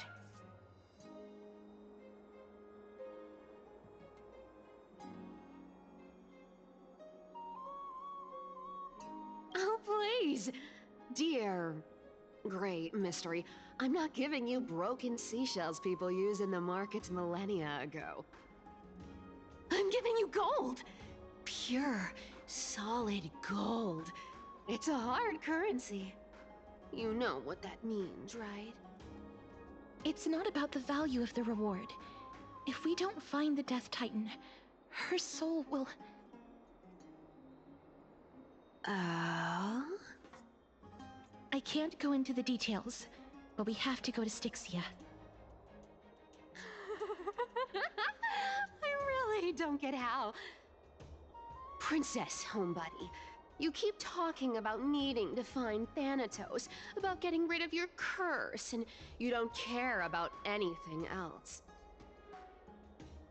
But did you ever live for your own pleasure? Even for just one day? What are you trying to say? I'm saying, contrary to your beliefs, Aglaia didn't take you in just so you can die for her Aranova. The flame chase journey walks hand in hand with sacrifices. Isn't that why you're always running away from Lady Aglaia? Fine. Never mind. We all have our own problems. I ain't gonna say anything anymore. It's not like I was gonna honor that bet anyway. But listen to me. Styxia is no tourist destination. Sure, the treasures buried in there are 10, no, 50 times richer than Aglaia's vault. Yet, I've never been there. And I never plan to. Because even a demigod can't be sure they can walk out of that place alive. And now I'm supposed to escort you to Styxia. Sure. Pay up.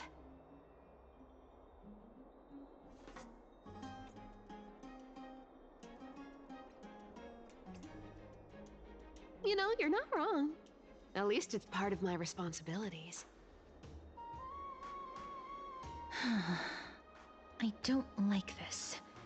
However, I have lived a longer life than most people. Though I'm not as good at doing business as Lady Aglaia, I still have some savings. I can give them all to you. Then how are you going to live the rest of your life? Then I'll give you 90.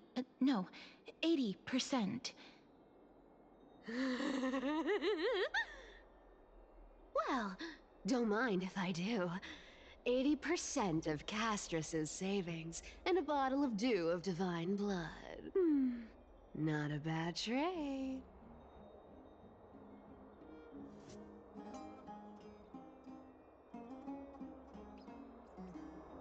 I'm so scared. Can you even catch my tail? Here! Catch. Be careful with that! A minor change in plans, though. Don't go to the bath tomorrow.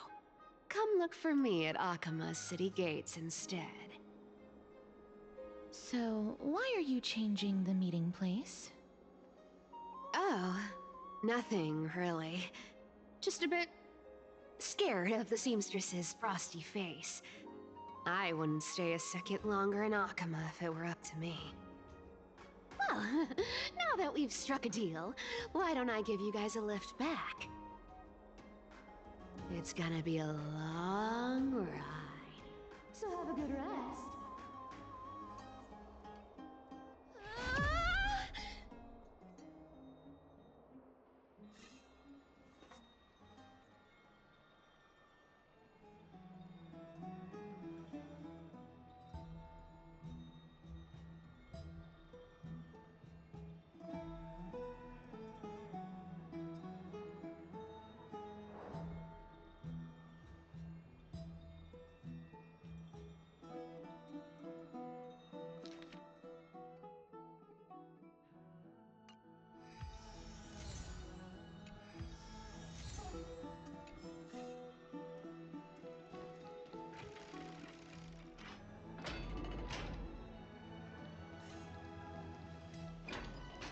I'd love to go in and take a look.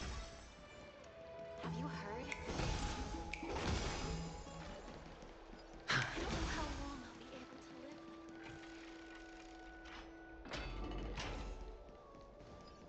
like The story of the Christos heirs.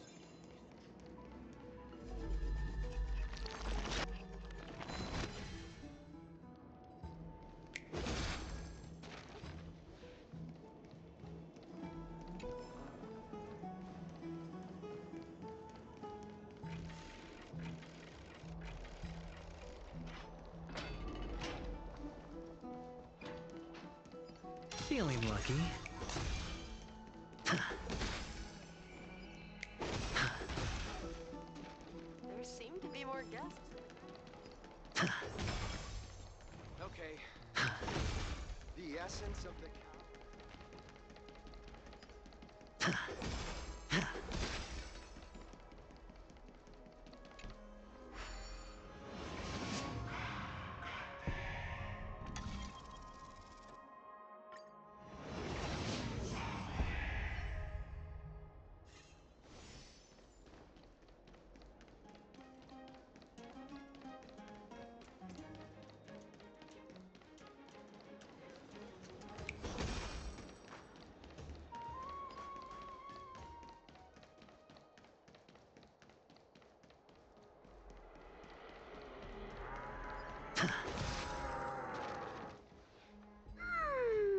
Bright and sunny. Just the weather for farewells. You're here.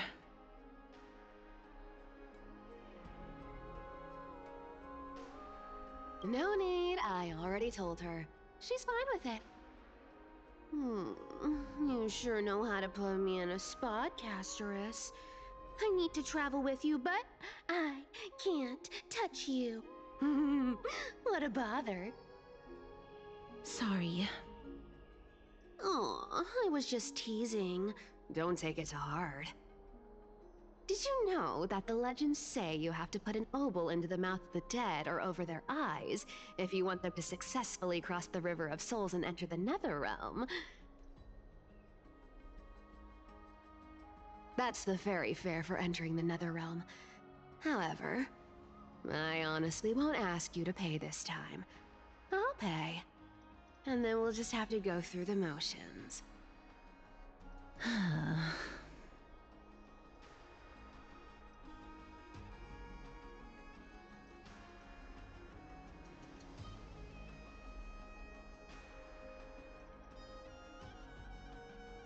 Hey! I'm just trying to make this journey feel more special, okay? Don't read too much into it. Alright, pass me the coin. It's time to get the gods' powers going. A fleet-footed trip to the Netherrealm, here we come. Oh, one last thing before we go. I gotta give you this piece of advice, especially to you, Princess Homebody. You can't catch the wind by waiting. You only live once, so make the most of every moment you have. Get ready. Be steady.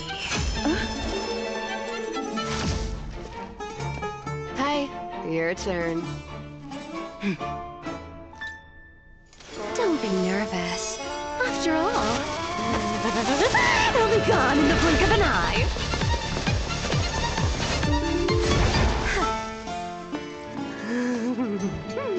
All done.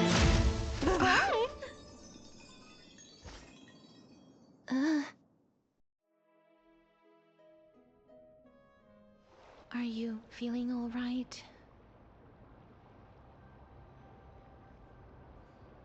She's the demigod of trickery. When she flips the coin of whimsy into the air, she gains incredible speed that lets her travel anywhere in an instant. Just like how she clearly had no intention of lingering here for even a second longer. We can only depend on ourselves for the rest of the way. Don't worry. Mem's here to help. Being cute isn't my only forte. I'm strong, too. This is Styxia, the city of dragons and waves. Anaxa hypothesizes that the missing Thanatos is somewhere in these ruins. This is the land of their birth. Or perhaps of their death. Anaxa had used a secret alchemical art to temporarily fuse his soul with Circe's and Kephale.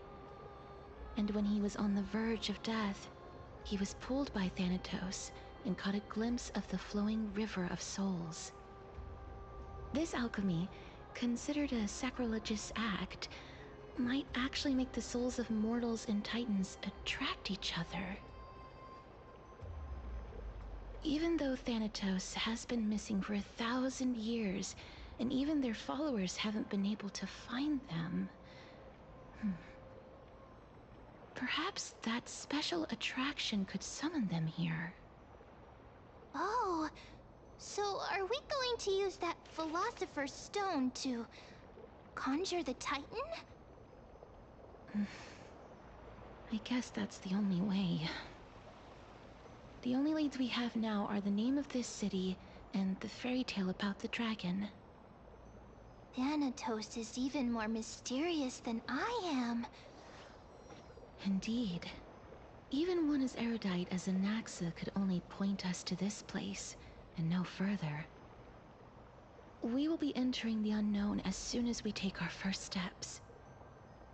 But that won't be the first time in my long journeys. I believe that, rather than standing still, taking action is by far the better option. Perhaps fate might take pity on us today and show some compassion.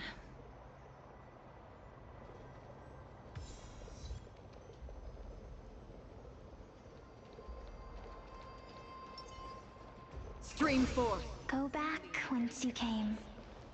Go back. Ahead. What a beautiful butterfly. Is it talking to us? This is a eulogistic butterfly. They are found in places where many have met their demise. In Idonia, some think of them as manifestations of Thanatos' benevolence. By turning the lingering obsessions of the deceased into these creatures, it is as if the Titan has made life into a specimen. Others think of them as Thanatos' messengers that guide the departed to the nether realm. The second theory sounds more believable. After all, the things they're saying are rather, direct. Perhaps. But the fact that we're able to hear their whispers proves that we're fast approaching the realm of the dead.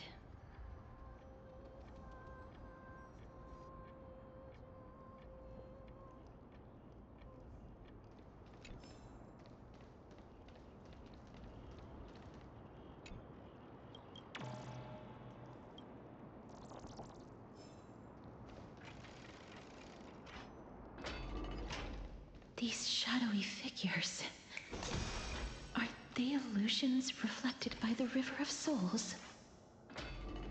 Scream for. Do you want to buy any fish? Huh? He can see us? Wait. More living people. I'm not selling my fish to living people. You lot are too shameless. Buying fish without paying. If I ever see her again, I will... Could it be that you're all dead souls that never achieved rest?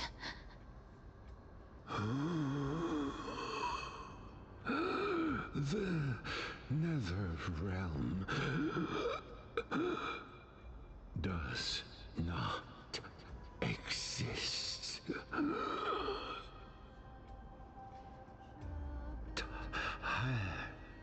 Titan rejects you. Me.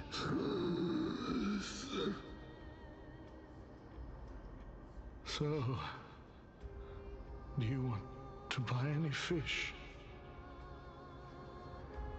But there aren't any fish nearby. Other fish gone. The people are gone too. I can only keep selling fish. So, do you want to buy any fish?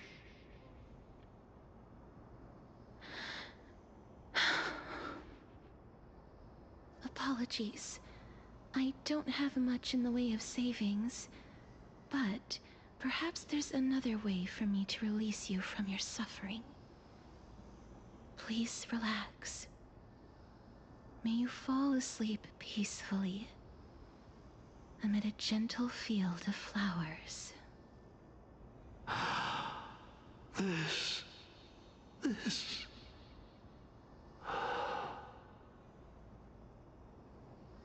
I knew it. These people aren't illusions. They're the souls of the deceased. They're supposed to reach the end of the West Wind by floating down the River of Souls. Yet, they have floundered upon the shoals of the stream, unable to move forward. Did Thanatos reject them? Or perhaps they didn't really die at all?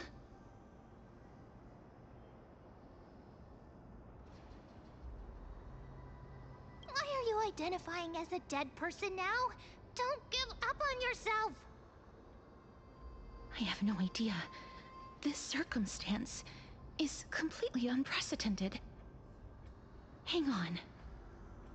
Didn't he say more living people?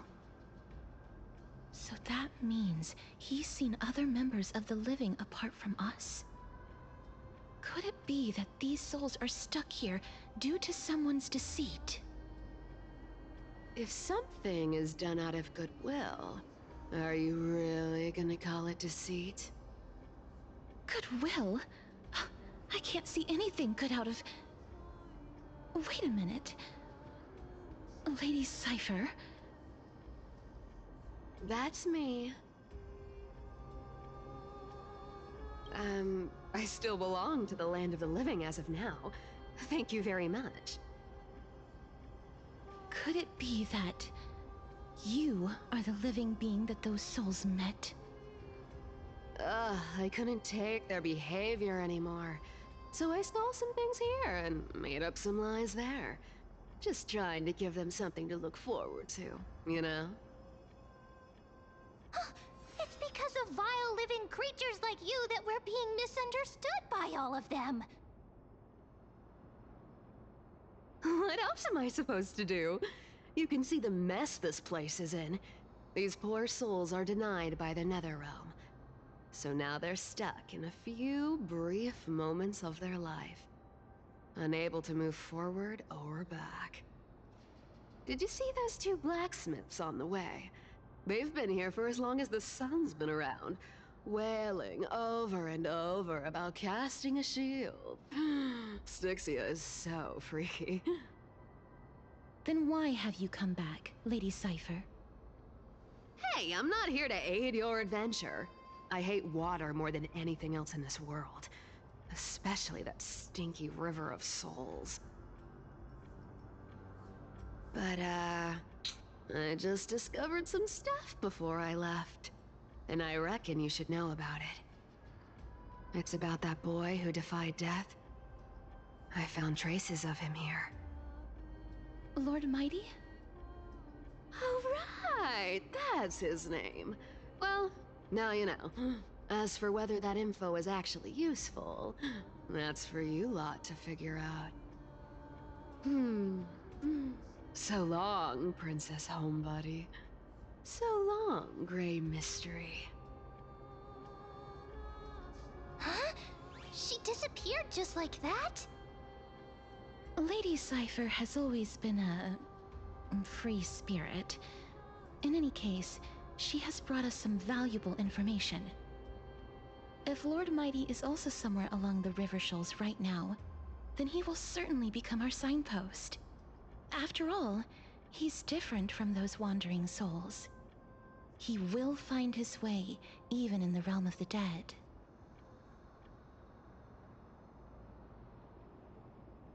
Don't worry, it's time for me to shine. Ornyx's rune of recollection is nearby. Use prayers to return the river to before it got flooded.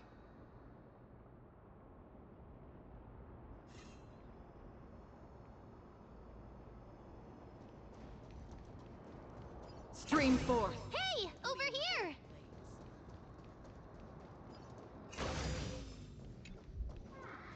Seek, and you will find.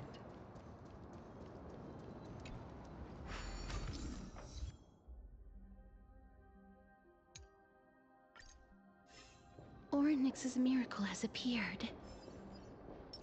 Amazing! It's like we're inside a giant bubble. Even the river got parted.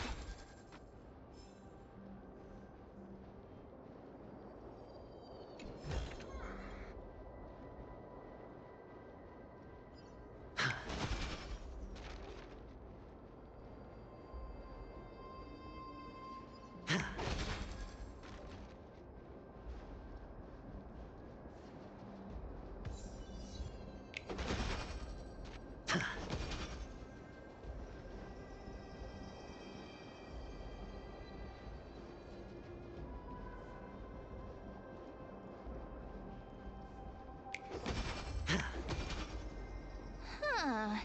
So this path actually didn't exist back then? I'll take it.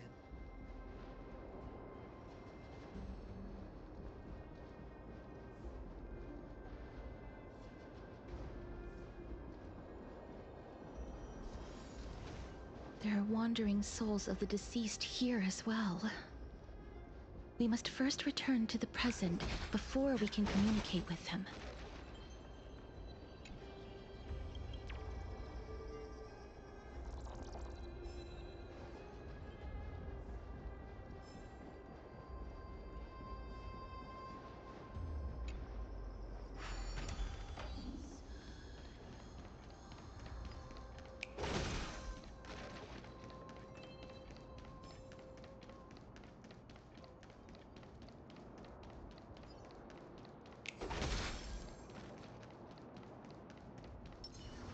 Stream forth!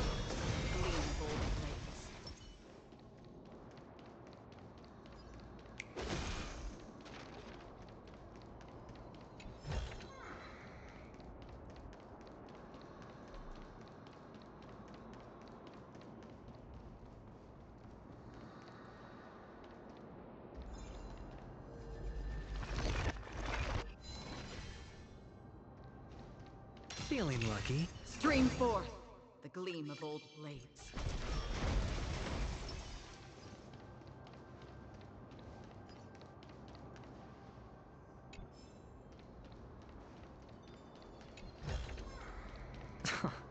This is hardly enough for a seat at the table.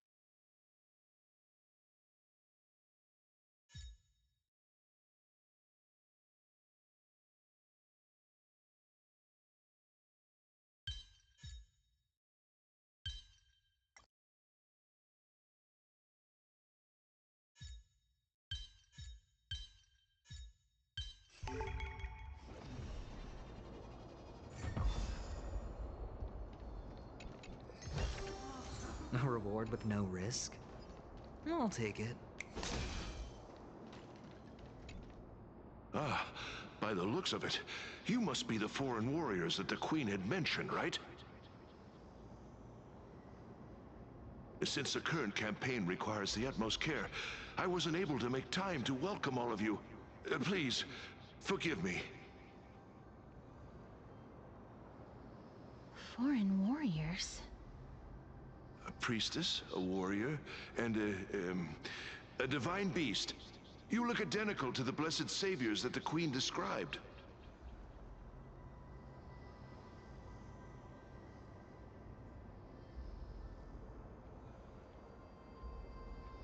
What? A campaign? Who are you campaigning against? Nobody knows, as of now. Of the scouts that went ahead, only one has managed to return.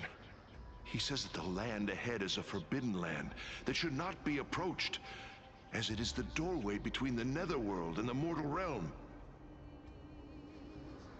As for the rest of the scouts, they've completely lost their souls and are decaying by the day. While there is still dissension within the city, the scholars agree that this calamity was so unprecedented that it needed to be given a new designation. An unprecedented calamity. Could it be death? It seems that you have indeed heard about this. Well, death is just one of the possibilities. It's too early to come to a definitive conclusion. A world that has never seen death. Looks like these people lived in the era Chrysia before the Calamity Titans descended upon the land. May I ask, where is the scout who managed to come back? So he returned to Styxia. He only had enough left in him to last no more than half a day. However, it was his intel that convinced us to rally together. He said that he witnessed the demonic specter of an evil dragon at that treacherous land. The apparition opened its giant maw and devoured everything in sight, and thus brought Styxia that thing called death. Styxia.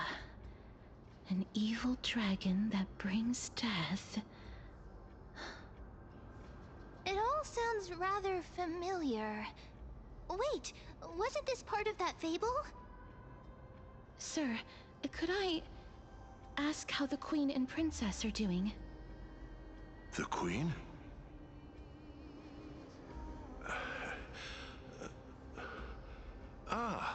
By the looks of it, you must be the foreign warriors that the Queen had mentioned, right?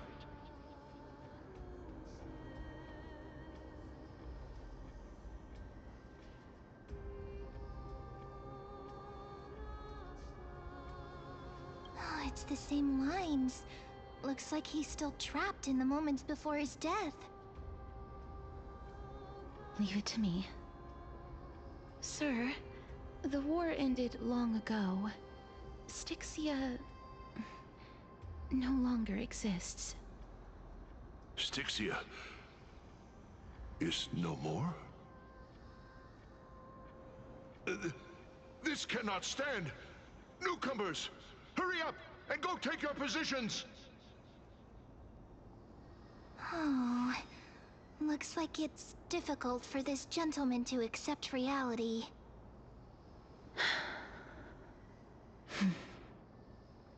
Sir, I am the Maiden of War, sent here by the Queen herself. If you accept my blessing, then today's battle will be smooth sailing. Maiden of War? I've never heard of this. There's little time to waste. Please don't take too long. Don't worry. I'm typically unwilling to prolong such a moment.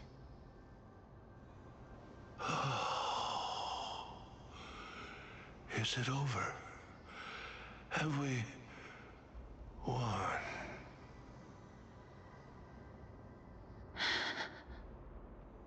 Cass! Oh, are you alright? I'm fine. I just didn't expect that I would still have to embalm others, even in the realm of the dead. Is this a remnant of his soul?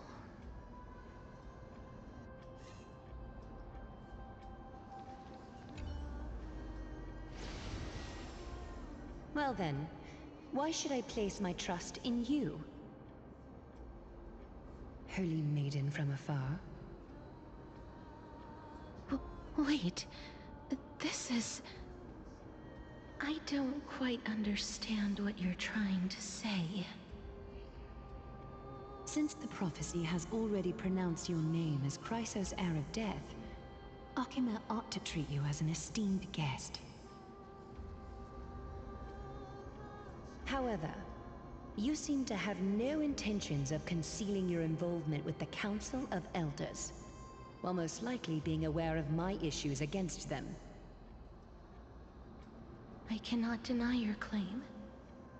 It was the Council that offered this room to me, and they had only one request. They want the curse of death to be completely subjugated to your will. I was agreeable to that request. But why? I am unable to rid myself of this innate curse. However, from this day onward, I shall use it according to your will.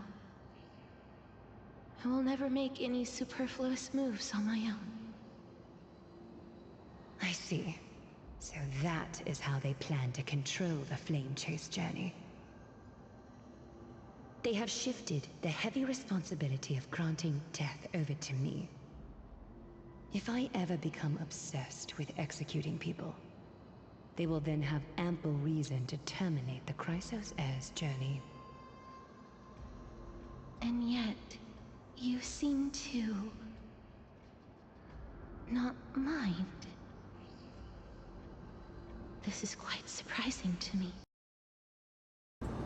That's because the fate that we were born with is a burden far heavier than that of an individual's life. I've woven many unforeseen events into the tapestry of fate, this is but one instance. Tidy up your precious garments and come with me. Akima welcomes you, Castoris.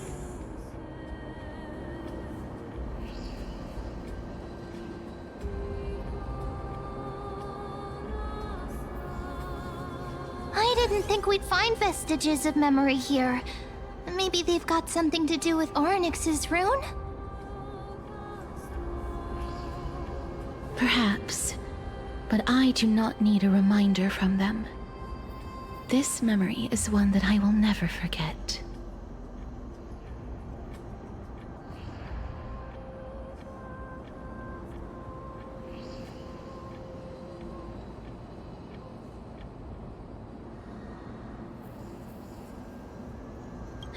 Indeed. While my relationship with the Council has always been quite ambiguous, Lady Aglaya has never taken any precautions against me. Instead, she's shown me nothing but complete trust. I really want to repay her for that trust. But why would this memory appear right now? Is this really Orynyx's power?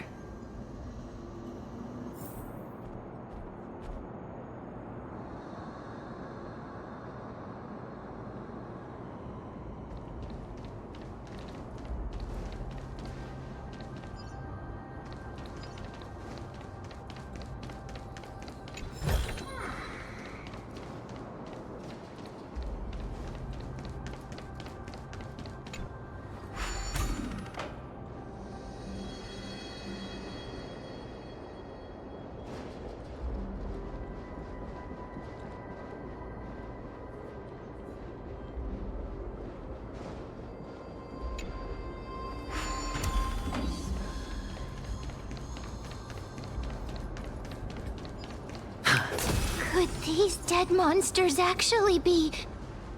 Why are the Black Tide monsters here too?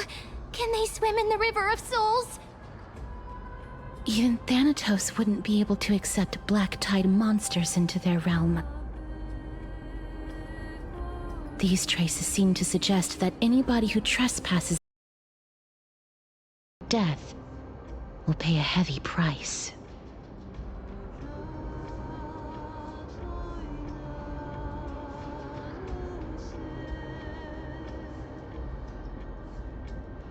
Since the realm of the dead must remain peaceful, it's imperative that we rid the place of such discordant noise.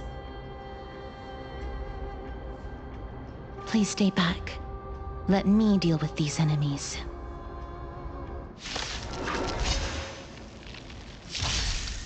Harmony and unison. Stars echo. Net markers activated. Time for a good old counterattack. How familiar. Destined for oblivion. I weep for the departed. It too shall fall. Another blood debt repaid.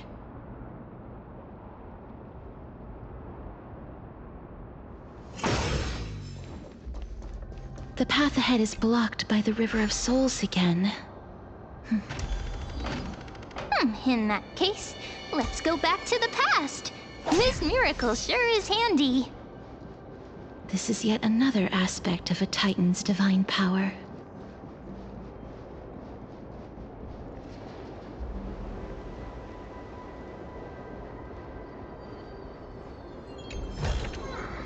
A reward with no... If Dan Heng was around, he'd definitely be able to raise the waters of the River of Souls into the sky.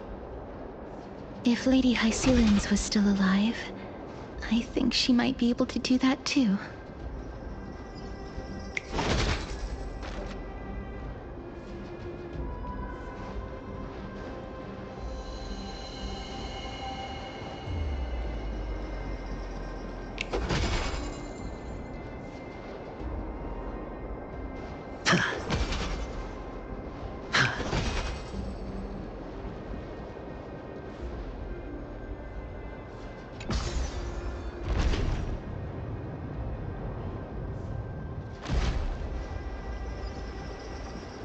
Feeling lucky. Stream forth!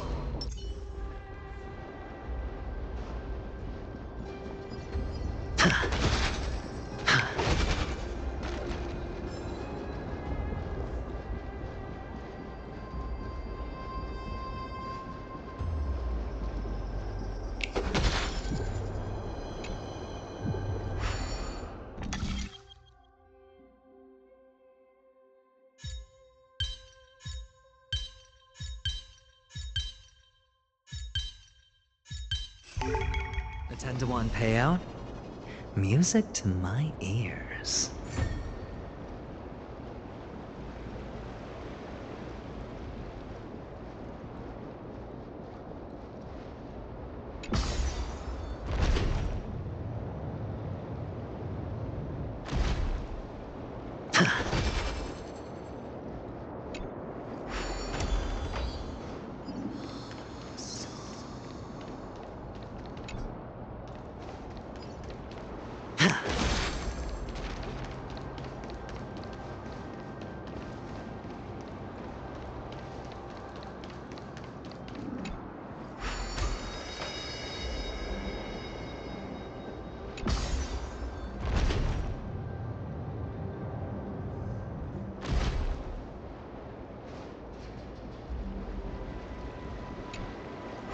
You seem to be able to discern both the past and the future.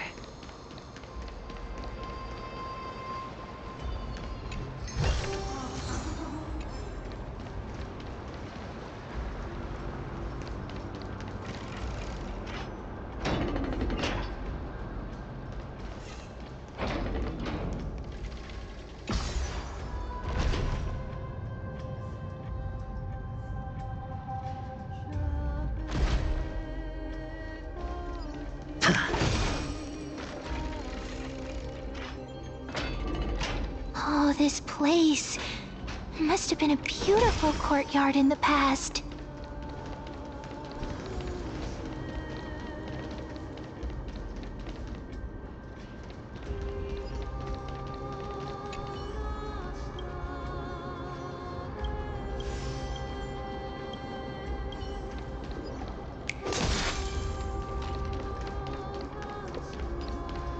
Please excuse me. I am but a scholar from a distant land who had the misfortune of falling into the River of Souls and turned into a member of the dead. Huh? This one seems to know that she's already dead. Oh, I was merely speculating, but it seems I was right. And you... I recognize you. You're the Holy Maiden of Death from Idonia, right? I'm sorry. I cannot bring you back to life. However, should you desire it, I can end your prolonged limbo. I'm well aware of that. Even if you were able to revive me, I would never choose that option. That's because I didn't fall into the River of Souls by accident. Instead, I leaped into it to seek my death. Why? If you could see the life I've led, then you would not reproach me so. My life was far too miserable. But I did not expect things to stay the same even in death. What a joke. In escaping my mortal life, I've entered a millennium of pain instead. Circe's above. What cowards humans are. For we fear both life and death simultaneously. I'm sorry. I am also powerless to answer that question. That's all right, Holy Maiden. At least you are able to respond to me. Please, grant me death. Circe's above. Does this count as thinking till the moment I die?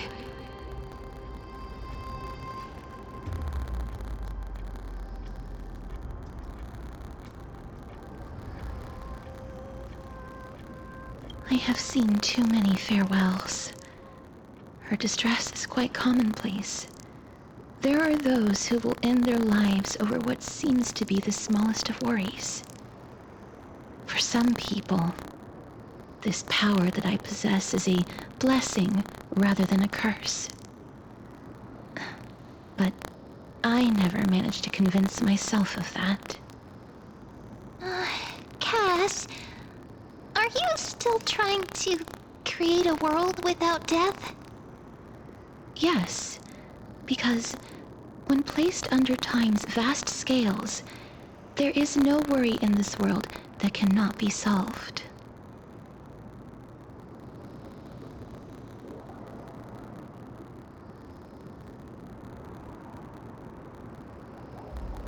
This is a wish that I've held for almost a millennium. My mind might have changed once upon a time if people managed to strike up a friendship with me. But I've never been more firm in my conviction. Now that I've learned about your near-death state, it is my duty to wipe death from the face of this world.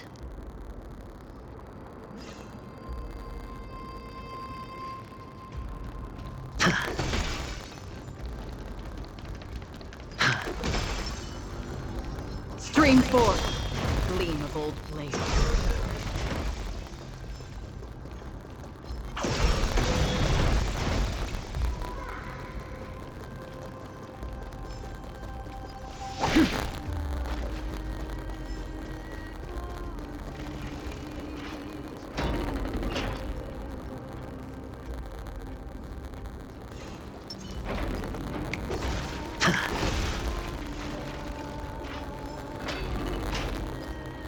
Wow! This place is so spacious. Is this the kingdom's vault?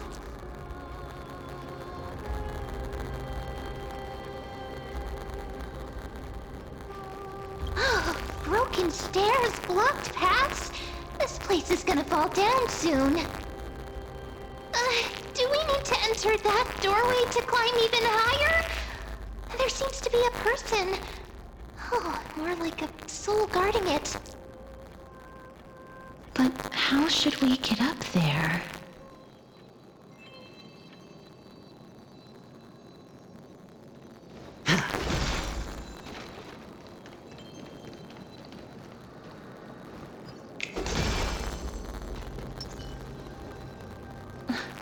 The path is blocked yet again. Ornith's ate always appears in times like this. How convenient. I'll take it.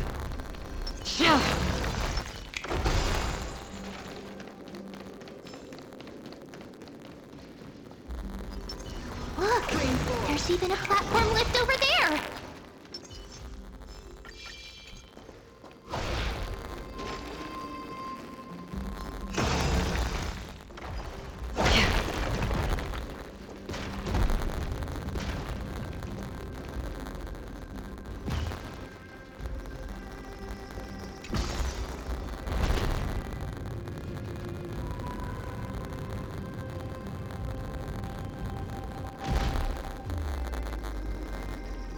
Stream forth, the gleam of old blades.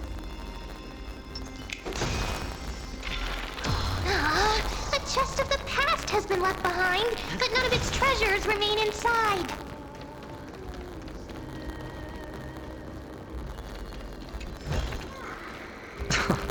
This is hardly enough for a seat at the table.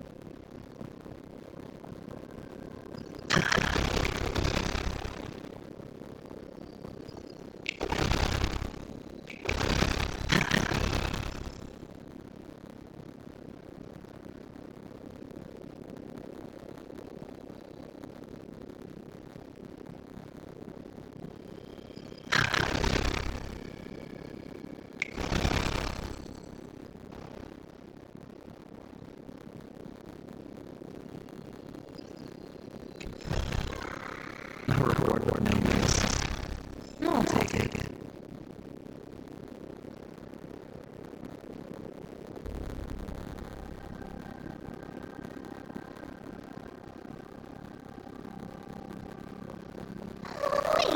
What if the miracle suddenly loses its effect? Ma'am, do you really want me to answer that?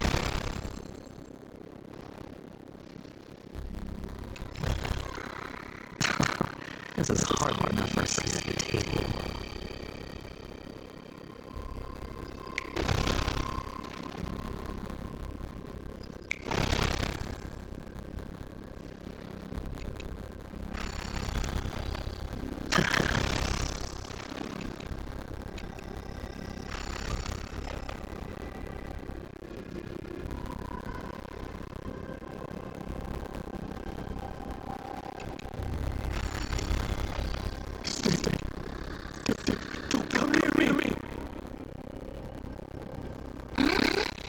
Why does he look so panicked? Did the black tide monsters frighten him? Or is he actually scared of his own extraordinary power?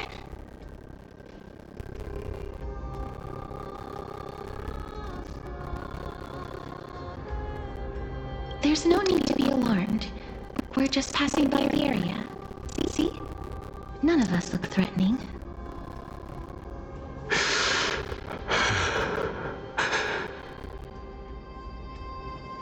You have a point. Although, while this might once have been the royal vault, it's since been plundered empty. So please go away right this instant. You've misunderstood us.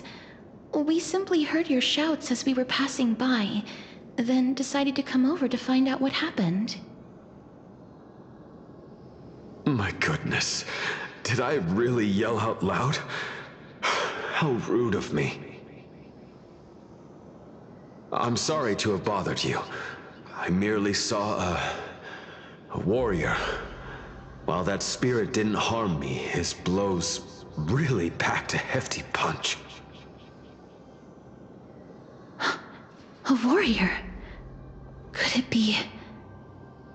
Wait a minute. You seem to be quite different from him. Are you actually alive? How can you walk around here while alive? It's a long story. We're here to seek an audience with Thanatos. Thanatos? Who's that? Is it possible that he's also living in the era before death descended? Death. Could it be that you are here to defeat the evil dragon Pollux? Pollux? Is that the embodiment of No. Death? According to the warriors under the Centurion's command, that evil dragon has been dead for quite a while. The curse that condemns people to death didn't originate from it. But they saw a girl within the dragon's embrace, and she is the true Reaper.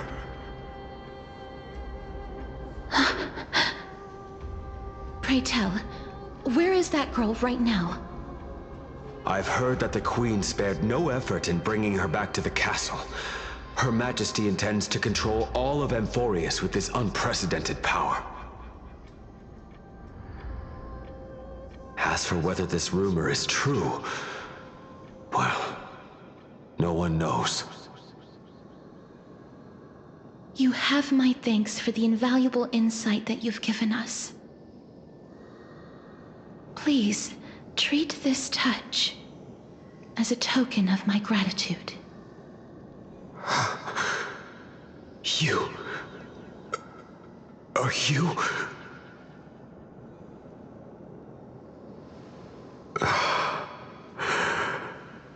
Thank you.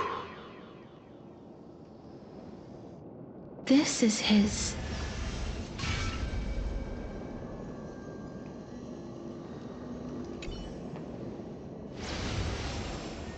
Then you granted him death? That isn't like you. You would have refused even if I commanded you to do so. I don't know. I did it out of sympathy, believing that I wouldn't be racked with agony, but I am still in a state of turmoil. Sympathy? Sympathy for that youth who triumphed in every battle? That young man was favored by Talantin, who taught him a move that will defeat any mortal enemy with a single blow and emerge victorious every time. He could rely on that move to always achieve victory during Era Chrysia. However, now that death has descended upon the mortal realm, that divine swordplay also means he can send others to death at will. In other words... You feel that he's similar to you? Yes. Since he can never be inferior to others in martial combat, death would be the inevitable outcome every time he strikes. That's why he approached me and pleaded. Pleaded for me to put an end to all of this. You are perhaps feeling lost from making your peace with death in so abrupt a manner. I have not made peace with death. I've seen the people of Idonia stand tall and proud in the face of death. Even before the fated finale arrived, they were already content with the lives that they'd lived. They had such proud expressions. Expressions that made me believe death would be an insult to these mortals if the concept is truly a power that a god had carelessly cast down upon the world. Perhaps death's authority was never meant to exist in this world. Just like how I shouldn't exist. I won't refute your beliefs for now, but would you be interested in listening to a story of mine? It's a fairy tale from foreign lands, told by the person who brought you to me in that ice field long ago. A tale told by the Queen of Styxia. What? Wait a minute. That means the girl born in the dragon's embrace, the personification of death these souls talked about. That's you, Cass? I've already had an inkling for a while now.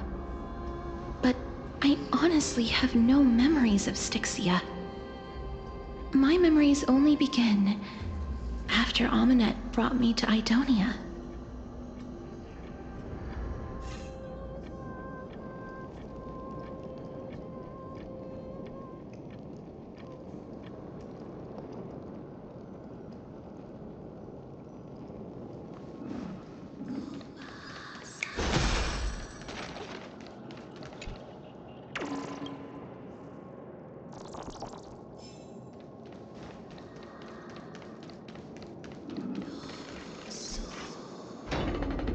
Don't look back.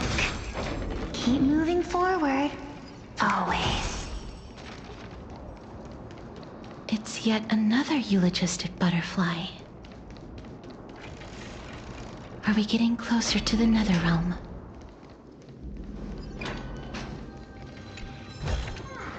A reward with no risk? I'll take it.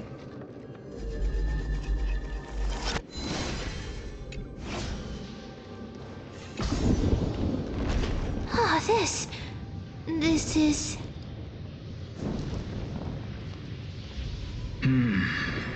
Living ones? Oh, could you be the scions of Styxia? Did you hear about the great work that I'm doing here, and have thus arrived to give me the last material that I need for transmutation?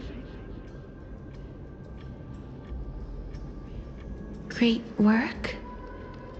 Have you heard of the great name of Pollux, perchance?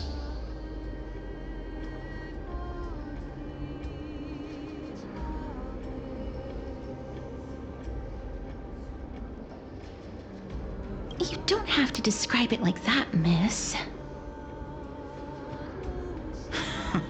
You have? Then that's good. During the Age of Myth, a time likely before your birth, I was the unsurpassed zenith of alchemy that none could reach. On the shoals of the River of Souls, I shall make Pollux soar again and bring death back to the world. But didn't that dragon already bring death to the world? Oh, looks like you don't know the whole picture.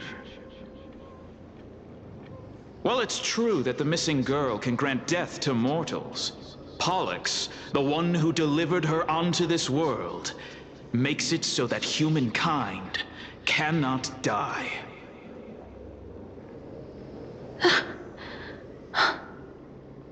So, it's just as I feared.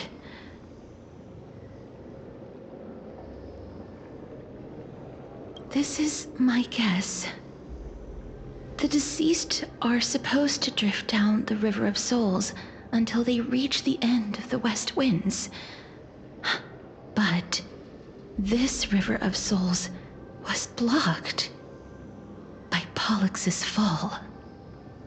That's right.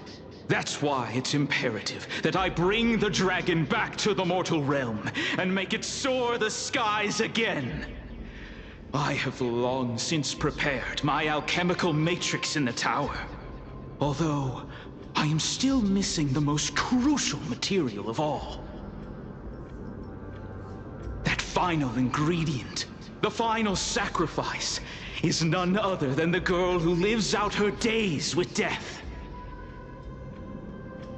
Huh? What's going on?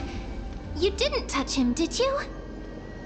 I know that I am no longer capable of carrying out that task.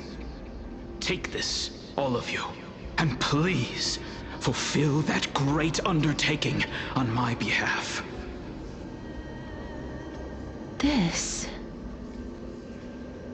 We had been inebriated in Fagusa's feast for too long before we began to seek divine bestowed death, so that we could be freed from the whims of fate.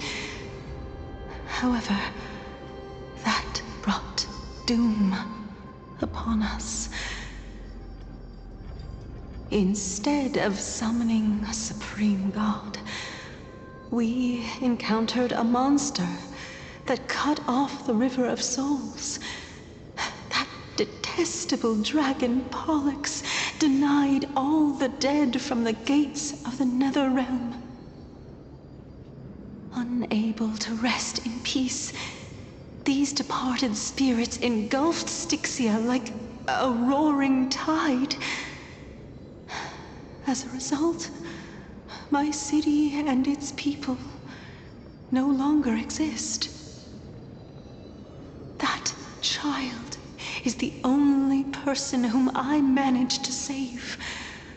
Born within the evil dragon's abdomen, she has possessed the talent of death since her birth.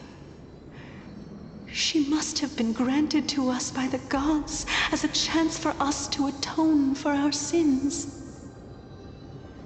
Please, you must nurture her to adulthood and prevent her from experiencing all of the suffering that we went through.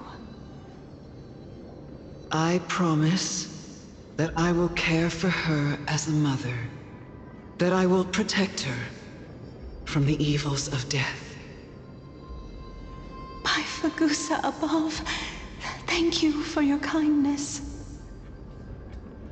As her mother, Please bless this child with a name.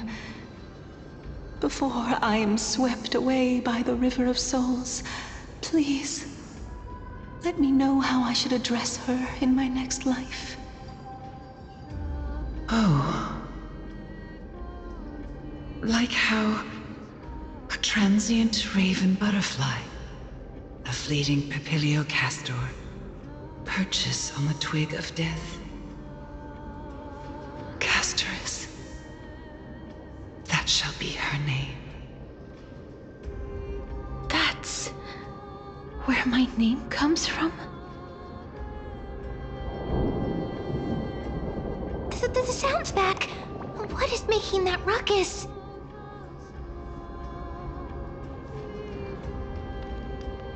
Ah, living ones, don't waste your time bickering. The Netherrealm's wrath is falling upon you. Black Tide creations. When did they... Miss, please fight them with caution. Be careful not to suffer the same fate as those Black Tide creatures!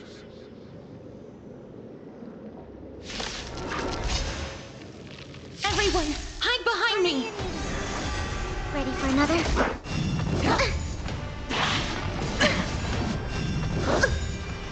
Net markers activated. Time for a good old counterattack. No dirty. Watch your head. Bust. Or maybe I'll take it off. I weep for the departed. It too shall fall. There's so many of them. How are we holding up?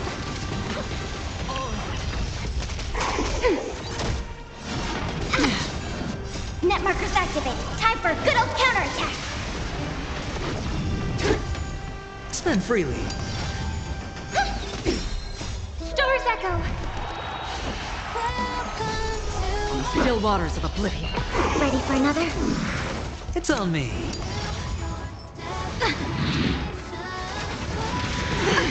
Watch your head. Bust. Or maybe I'll take it off. I weep for the departed. It too shall fall. Here. For the feast of strife. Upon their triumphant return.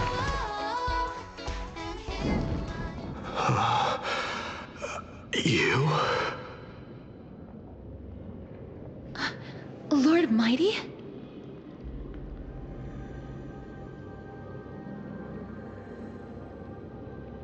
Lord Mighty, you've been through some tough battles once again. That black tide is endless. My death is only temporary. I will find my path of return and go back to the world of the living and continue my protection. Lord Mighty, I have always wanted to... Why does death reject you? I'm the one resisting it. I must resist the temptation to go with the flow. I'll go against the current and kill my way out of this cursed nether realm. That is my destiny.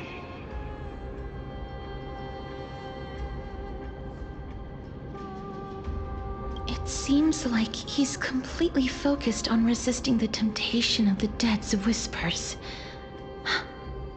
He's working hard every minute to deny death. It seems his battlefield is not limited to the world of the living. Lord Mighty, are you willing to travel with us? We're headed for the Matrix inside that tower, to summon Thanatos from their prolonged concealment.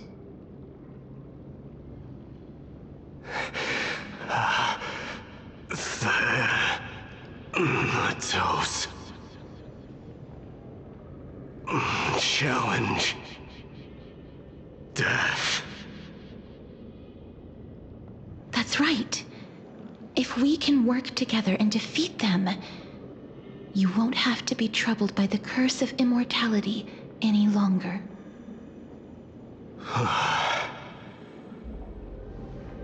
Let's go together, Castorus. Let the person who has brushed against death countless times guide your way.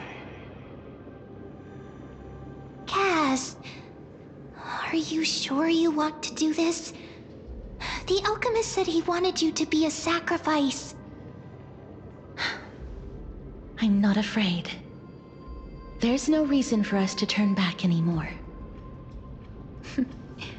Rather than standing still, taking action is by far the better option. Perhaps fate might take pity on us today and show some compassion.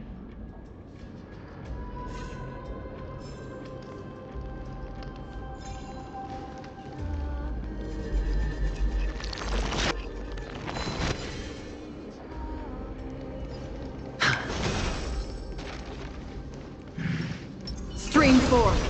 Gleam of old flames.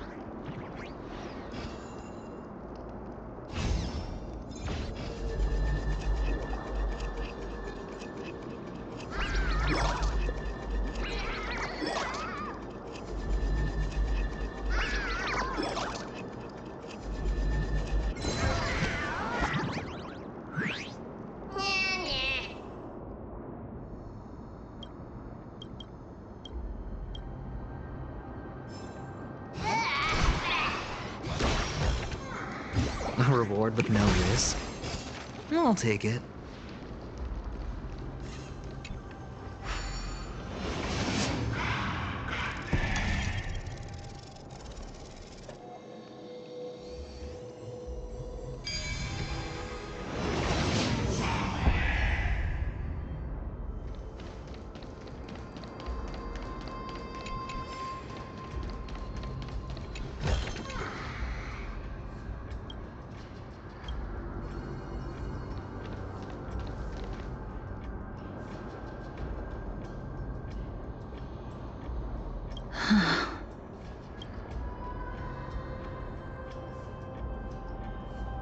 Please calm down.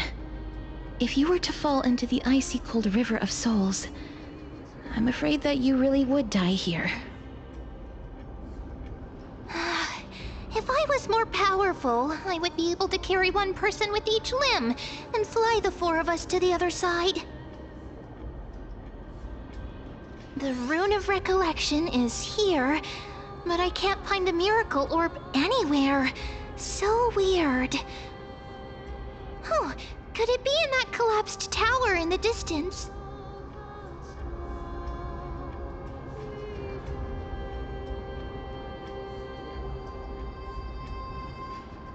That sounds so weird. Forget it. Just leave it to me.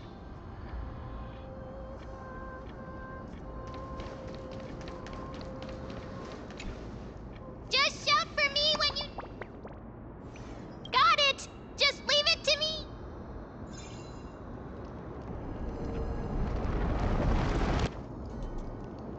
Mem did it! The pink squirrel. The miracle's range is limited. Please come a little closer. Aren't I a good fit for Orynyx's priest? Of course. You're the most competent priest ever.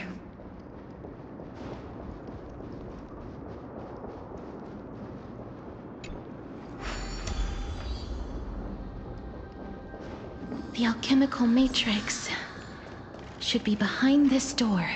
Let's wait. See. A day. Is that? Wow, there are so many of you! It's little Cass and little Gray. Oh, there's also little D and the big puppy! Trian? Aren't you...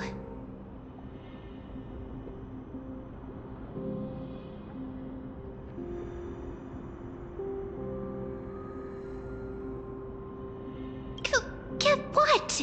I'm getting even more confused.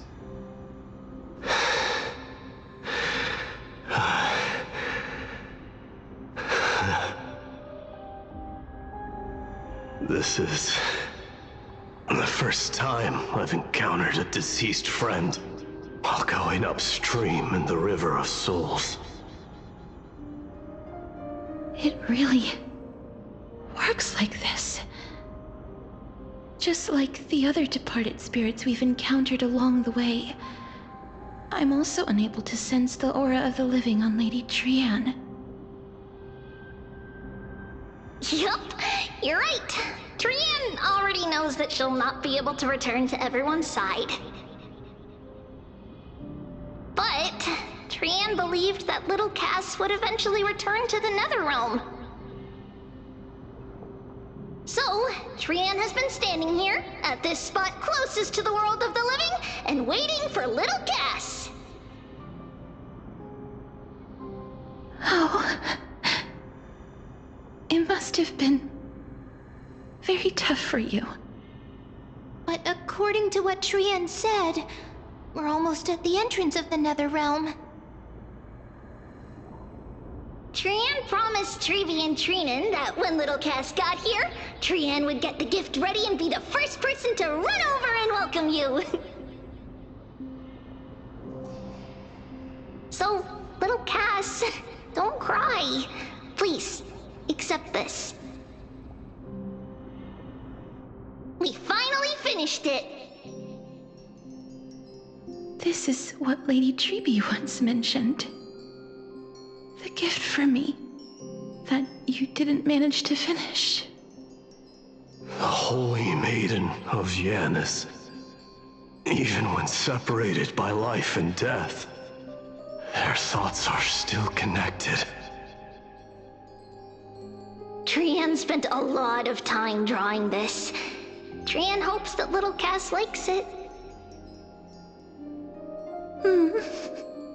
Seriously? It's seriously a wonderful drawing. Lady Trian.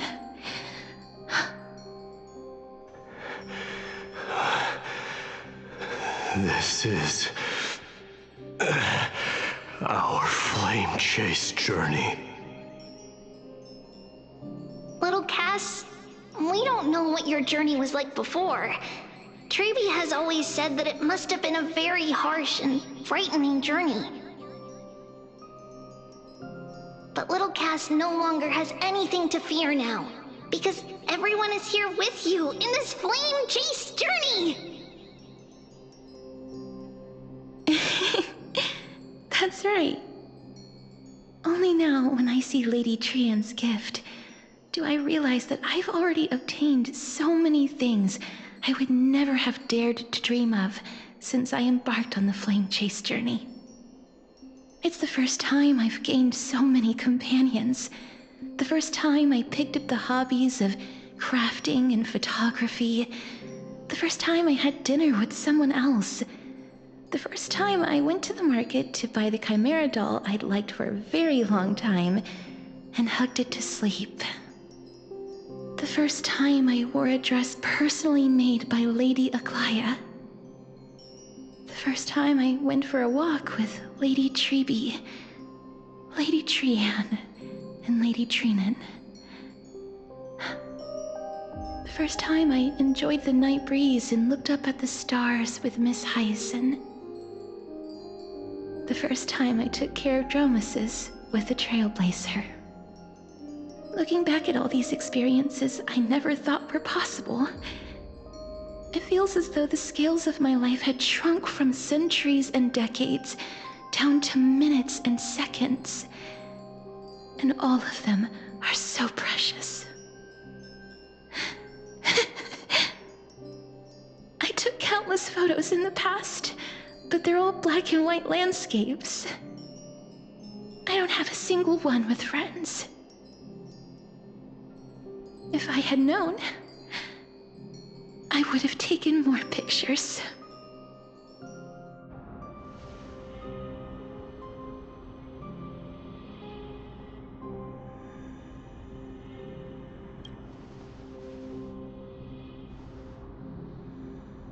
Trian says yes! Trian likes little Cass and would love to take a picture with little Cass. Sadly, being departed souls, our images cannot be captured in the world of the living.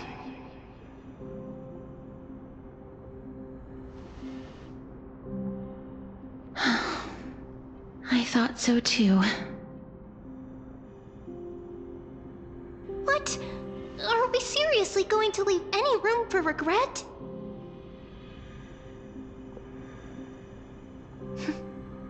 There won't be any regrets.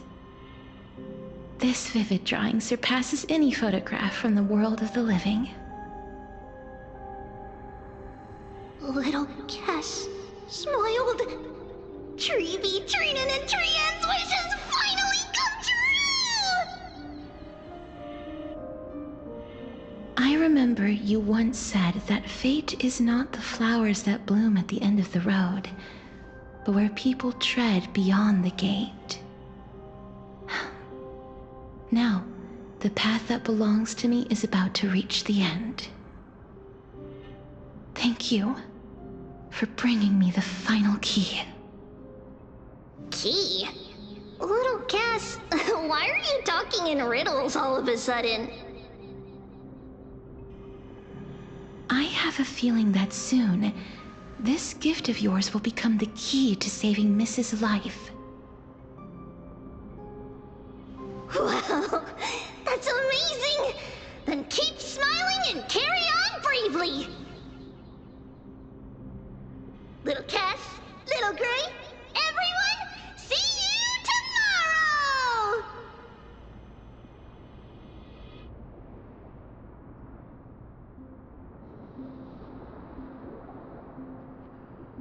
Lady Trian. The aura of this place. We have indeed reached the end of the stream of souls. If I go any further, I might lose myself. I must leave now, for the black tide still wreaks havoc in the realm of the living.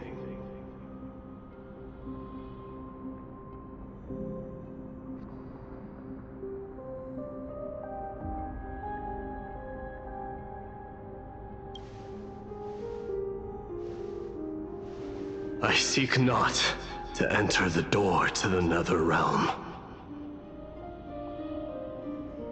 Castorus, will you fulfill your duty for the flame chase?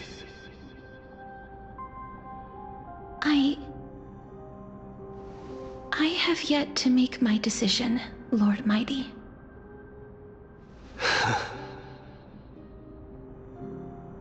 No matter.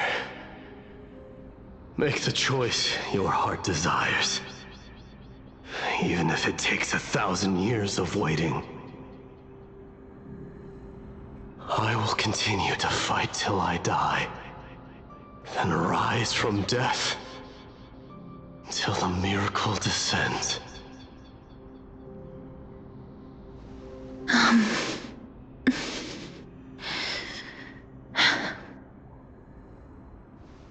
There is one more thing you should know, Lord Mighty.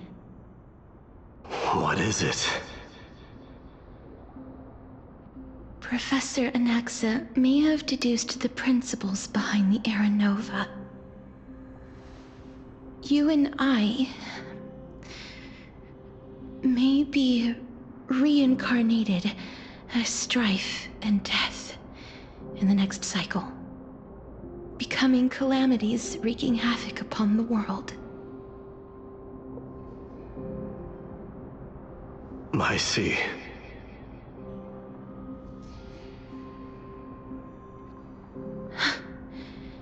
Is that all? Are you going to accept such a fate without complaints?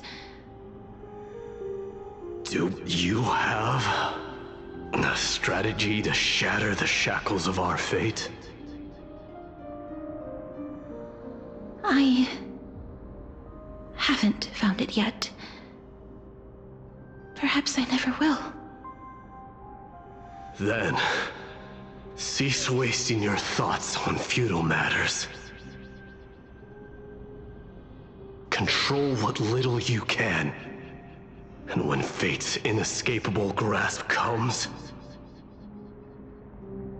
resist it with the strength of your mighty will.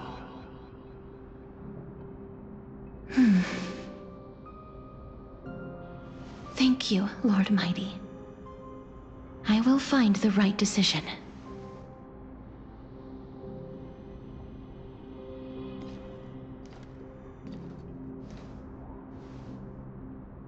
In the name of strife, may you meet a fitting end. This must be the alchemical matrix the spirit mentioned. Let's see. We need to insert Aquila's sky, Georios' earth, Kephali's fire, Fagusa's ocean, and Nestia's love. It seems our sweet Princess Homebody has made up her mind. In that case, seamstress, I suppose I no longer need to deliver your message. My time is rather precious after all. Whether you wish to break free from death or not, please, follow your heart. By the promise you once made, I ask that you fulfill your duty one final time. Castorus, please, live as a human, and die as one. According to that alchemist, the final piece is supposed to be me. However, he is not privy to the past, and therefore cannot see the full picture. The past? I saw the twins of death in Kephali's memory, and now I am certain that I was one of them. The trial of the Hand of Shadow demanded taking the life of your family. I died during that trial, falling before the gate to the new world. And my sister, whom I never met, became the Titan Thanatos of this cycle. She was consumed with regret over my death, so she used the Titan's authority to reforge my soul. Yet, it also means she has never revealed herself to anyone, hidden away from the entire world. That's because the Titan she became already fell at the start of everything. They died for me, and now lie in slumber in the River of Souls. You mean Pollux? That's right. The River of Souls is no material river. It cannot be blocked by ordinary means. Only a divine corpse can prevent the dead from reaching the next world. And that's why we have to awaken Pollux from death before we can retrieve the core flame of death. We have to reforge its body with the power of alchemy. But Cass, if truth. Does that mean you're also part of the dragon body? According to those departed spirits, I was indeed born as the dragon's twin. But before we talk about that, have you heard the sighs?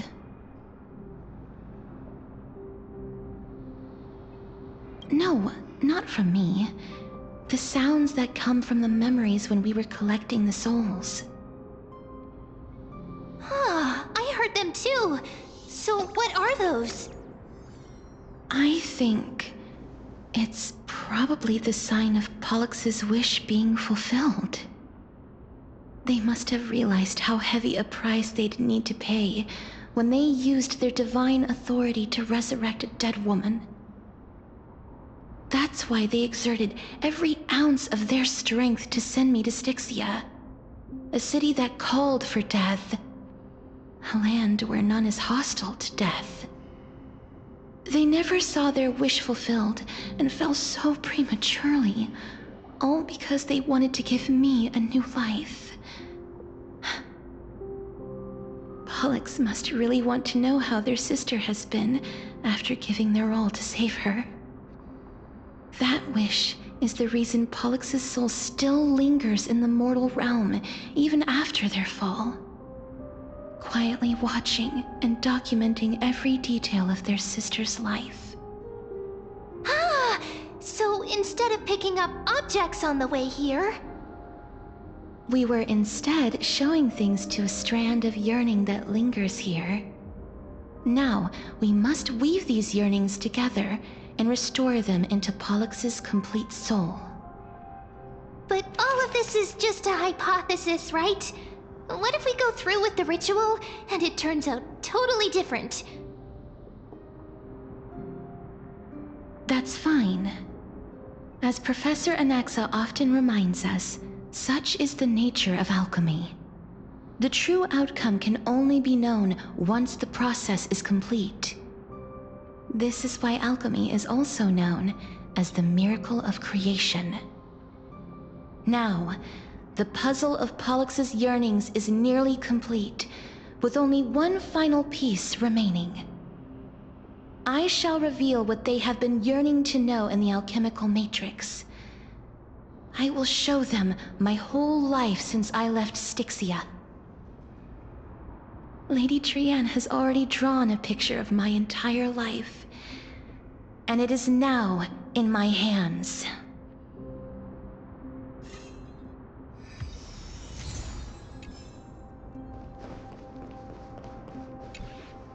Then, let the ritual begin.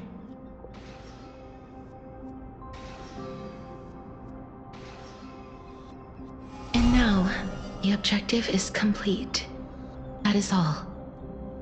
Such is what Professor Anaxa always says after preparing for an alchemical ritual. And now, Pollux, I shall lift you from the river of souls and reforge your soul. Perhaps you will be disturbed by this, and your body may become horrifying to behold. But if even the slightest trace of your soul remains, the soul that once ferried me to this side of the shore, then please, look at me. I wish to thank you in person. I have obtained everything you sacrificed your divinity for. Lady Almanette. Did she recognize you? Oh, she must be the first soul we can communicate with here, right? I'm afraid she is just another spirit trapped here, like the rest of them. The only difference is that I was there when she died. Please, go on. I'm listening. Are you about to tell the story of Styxia? Yes. You're just as smart as I imagined, but... never mind. Now's not the time. There's no need to worry, Elder. Take a look around you. You're already at the resting place of the dead. The world of the dead. how? I understand that you chose to remain silent about the story to protect Castorus, the girl who coexists with death. But you no longer need to hide that story. I can assure you that you have protected that girl's life well.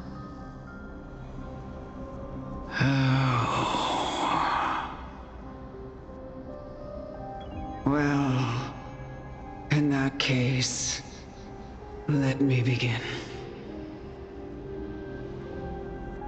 Styxia, the pearl of the ocean, plagued by unwarranted calamity and ravaged by death in the fairy tale. It was the first city-state to shift their faith towards death, even before Idonia did. From where you stand now, I suppose that's a bit hard to believe. Right? Indeed. I cannot imagine that those from the Era Chrysia, blessed with eternal life, could ever yearn for death. I have pondered the same question, child. But I am afraid there is no clear answer to it. Journeys and epics are only glorious and magnificent because all things eventually fade to dust. That's how someone once explained to me why death is necessary to the world. But I still can't take that as the final answer. Would a world without journeys and epics be worse off? I take it the one who spoke this line was a general, or perhaps a warrior. I, however, did find some inspiration in these words. Would you like to hear my thoughts, Castorus? Please enlighten me, Lady Amunet.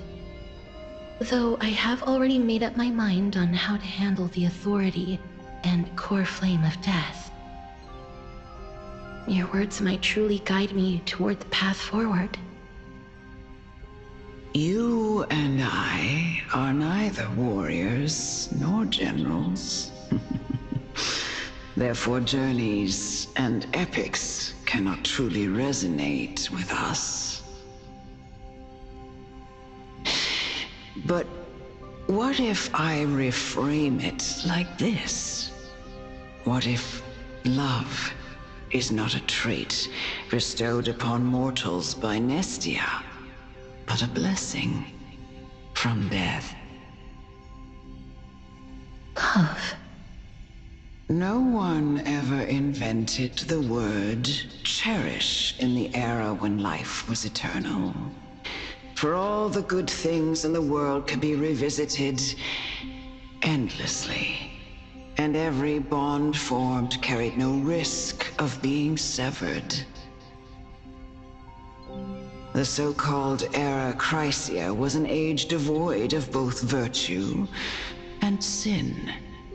People did not truly live.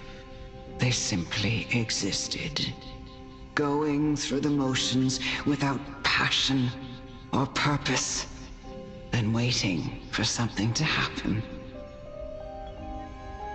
Perhaps the people of Styxia chose to embrace death not out of fascination with its cruel and fearsome side, but instead became fixated and obsessed with the impulses and desires tied to a finite existence.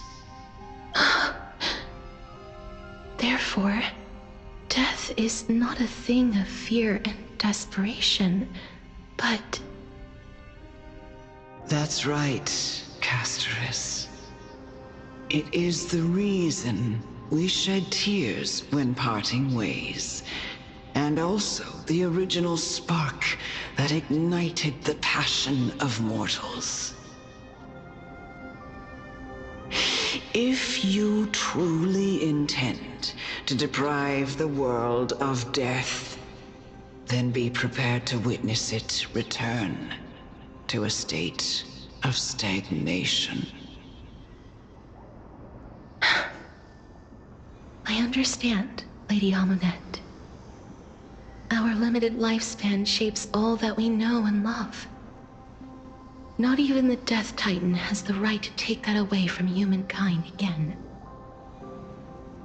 Nestia's love was the chrysalis of gold's first blessing, but it most likely wasn't understood by mankind. We only learned to interpret this wonderful gift after Thanatos' arrival. If the world was bereft of death, then the Queen of Styxia wouldn't have played midwife in delivering me into this world.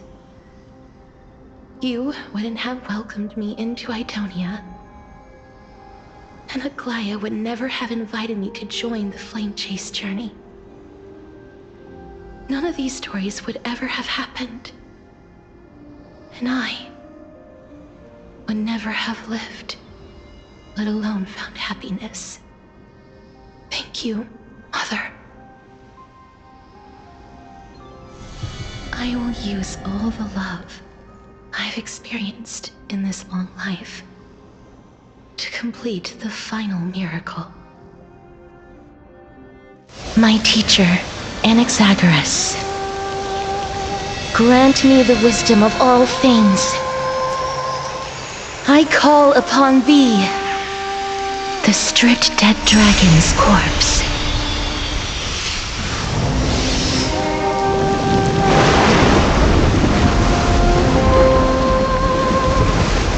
Rises from the earth, falls from the sky. As above, so below.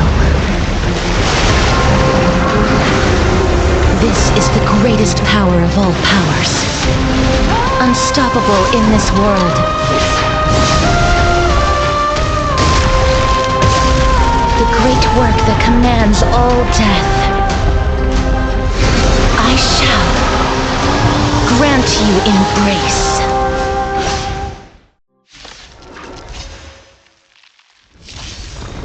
That which is seized must be repaid.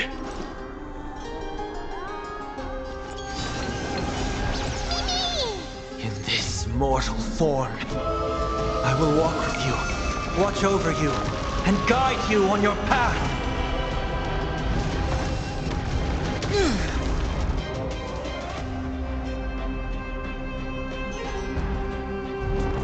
I'm okay. Abyss flower, bloom. I can't thank you enough. Is the girl who once saved my life truly gone? Or will you show yourself again once we eradicate this hatred and regret?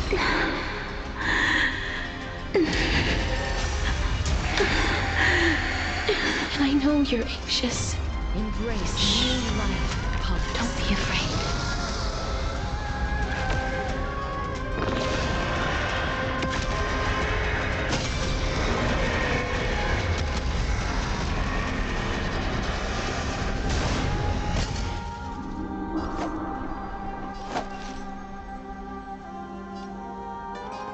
Receive divinity.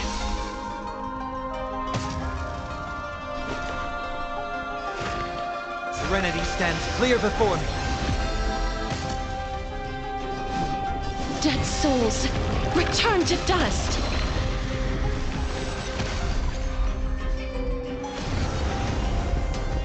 There's no more need to weep in grief. I will grant you peace. Eternal souls will not be at the time. Will return.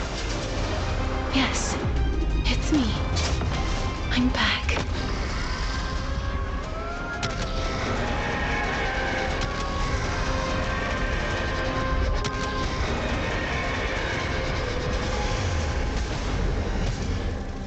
Mimi!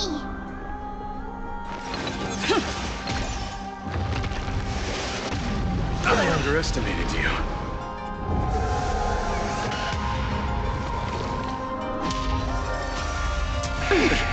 Be careful. They may be moving by instinct, but there is fury welling up within them.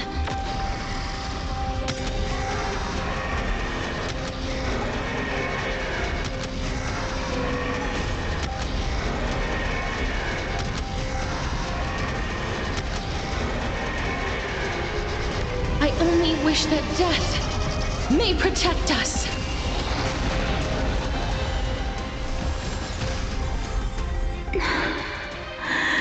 Please, don't turn back to the Nether Realm.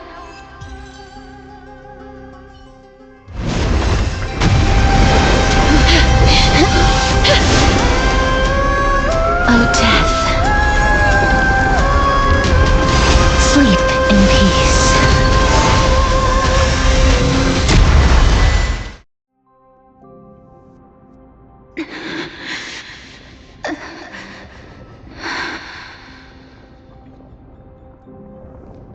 I'm sorry I have to wake you up from ancient death. And I know you're anxious. Shh. Don't be afraid.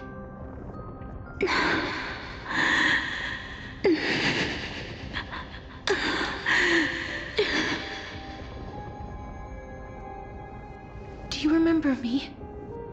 I'm the girl you once carried across the Sea of Souls. I'm sorry I wasn't able to remember you, but with the help of many people, I was finally able to pick up these broken fragments of my past. I'm back, Pollux.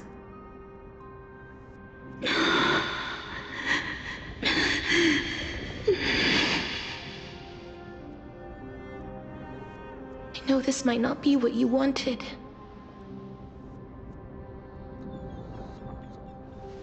But I have to do this.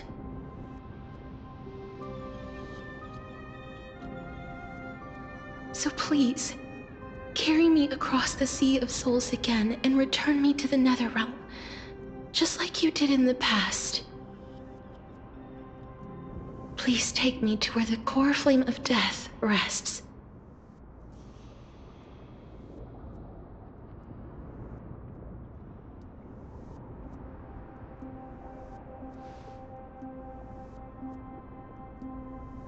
I'll be going now.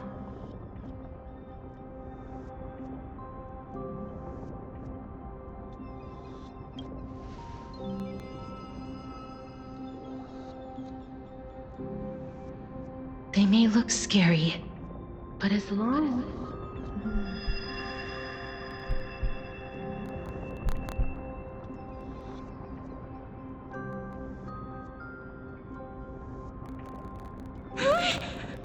What's wrong?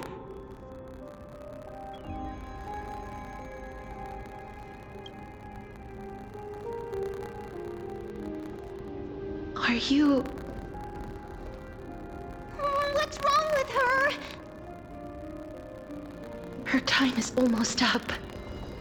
If I don't go now, I'm afraid her soul will return to Thanatos' embrace before me. What? Oh no! Is there anything we can do? Don't worry. I promised I would ask Thanatos for the Trailblazers' right to roam the Earth again. Mem, stay here and keep a close watch until I return, all right?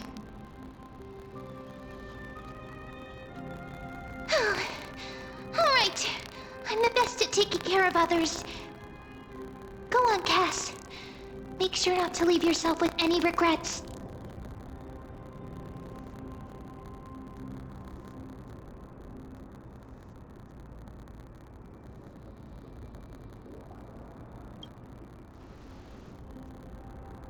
That's not funny! It's a deal then.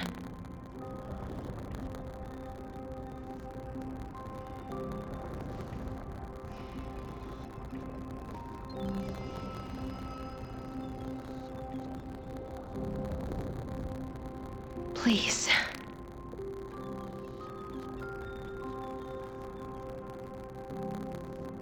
Wait for me.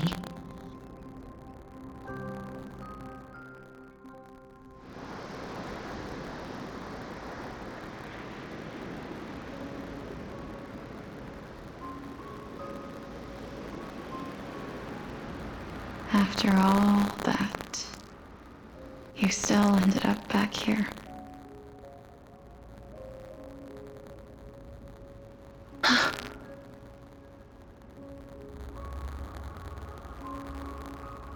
So the legends were true. The Netherrealm really is a sea of flowers. Yes.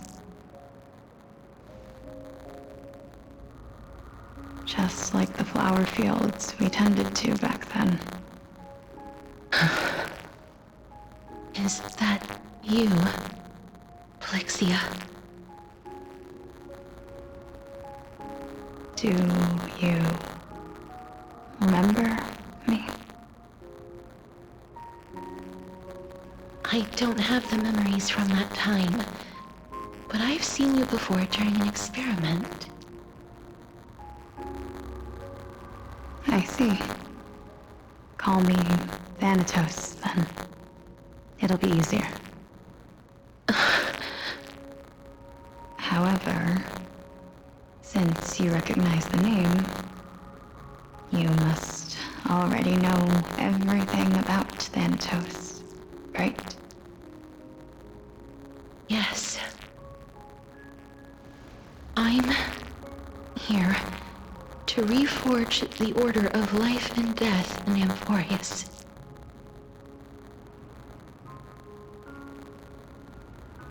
You know, my sister was a sympathetic, but rather sensitive person. Whenever she didn't want to say what was on her mind, she would avoid eye contact and look off into the distance. Just like what you are doing now. Can you tell me about the last Era Nova? What did you do, Plixia?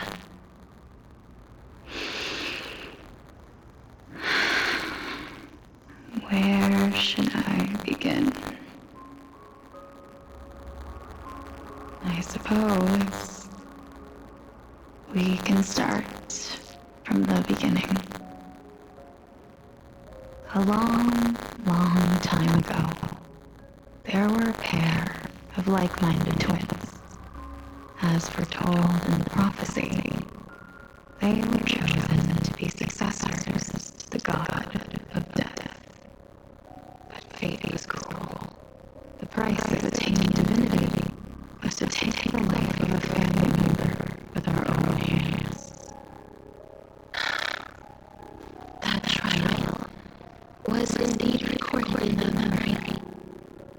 Then you should already know that my sister voluntarily gave up her own life so that I could ascend as the demigod of death. But I couldn't accept that. Why do we have to kill each other for a future she'd never see herself? That's not fair. So, while grieving the loss of the new world, I shattered the forbidden bond line for life and death. I reshaped my sister's soul and took the form of the great dragon Pollux to carry her up the river of souls and back into the mortal realm. But our fates were already decided and manifested in unexpected ways in response to my futile actions. Aging is an unbreakable law of nature laid upon humankind, created at the same time as death. When the living die, their souls will meet Thanatos, who would determine where every soul goes. If the Reaper raises their left hand, the soul is granted death and allowed to enter the Netherrealm to await reincarnation. If they raise their right hand,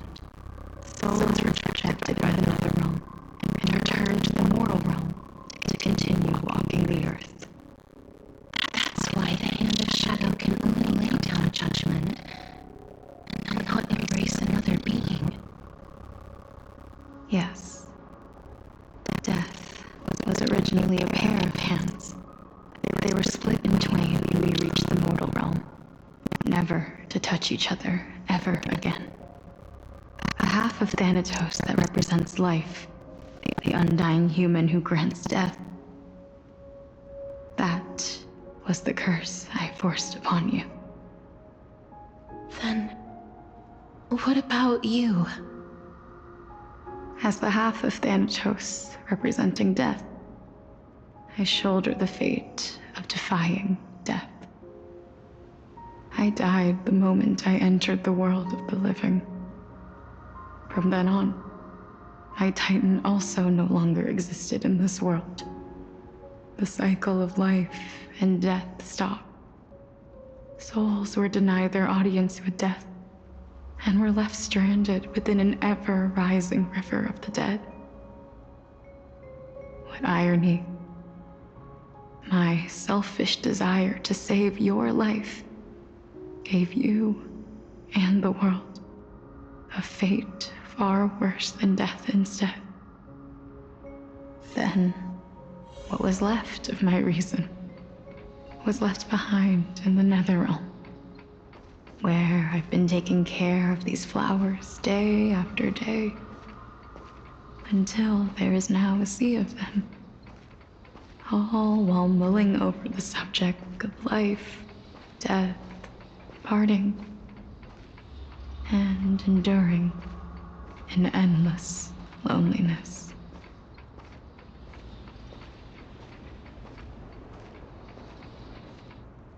Fate is absurd indeed.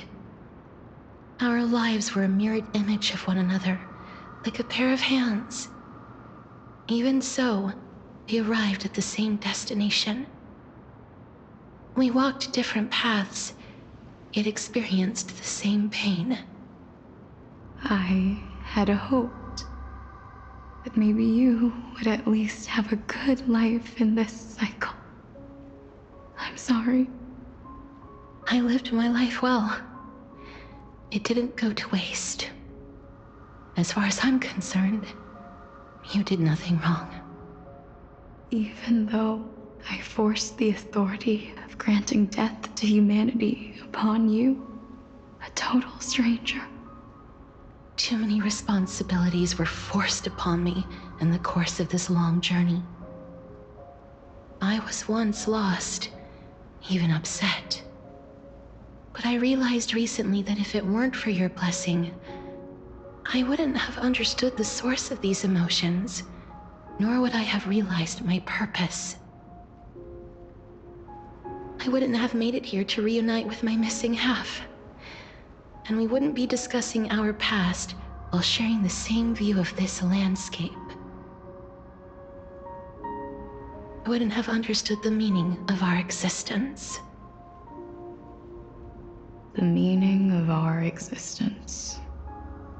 This sea of flowers blooms on dead land, because we sowed it with the seeds of our separation and watered it with our tears of loneliness. Yes, the only thing death is allowed to create are flowers that bloom from blood and tears. That's why Thanatos cannot create living beings at will. Nor can the Hand of Shadow determine a person's remaining days. Because the life and death of mortals should never be dictated by another's will. Are you saying there's no point in Thanatos' existence? No. No single being can bear the scales of life and death on their own. Not even a god. Life and death weigh equally heavy. We both know that now, don't we? You, too, must have had a difficult life. We've taken quite the ridiculous journey together, haven't we? I had a feeling, even back then, that we would meet again one day. Not to embrace one another after a long separation, but to come in search of retribution.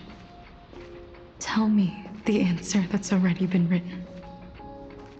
And let us draw this seemingly... It's been far too long. I've waited here for centuries, watching day after day as desperate spirits are denied by this lonely wasteland. I always hoped I would see you among them. But I was also afraid of seeing you. I didn't know how I could possibly face you again. But more than anything, I was afraid that you might have forgotten all about me. I know. But don't you see, Polixia? I made it back anyway. You don't have to shoulder death's authority on your own anymore. It was always meant to be held in two hands anyway. So, let's give our core flame to her, and have her take it back to the mortal realm. Give humanity back their cycle of life and death. Our responsibility as Thanatos was never about picking out favorite souls. We were only meant to watch over life. Let's tend the field together, and create a warm sea of flowers for all the souls to come.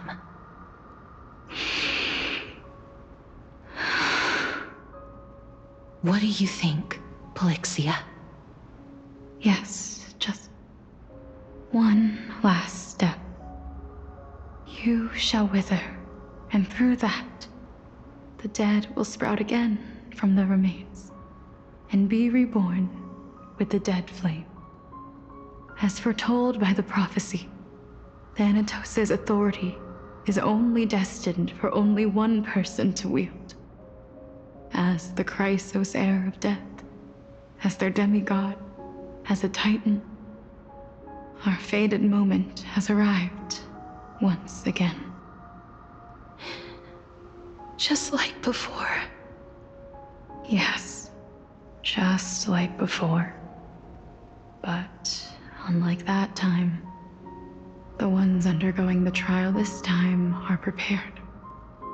You've made up your mind? Yes, as dictated by fate. But I won't be afraid, as long as you're here with me. Complete your trial in this life. Grant me the embrace of death, and light the spark of life ablaze. You've been tempered by life and death. I know you'll be able to give this wasteland its first breath of life. Like a raven butterfly, flying swiftly into the netherrealm, perching on the twig of death.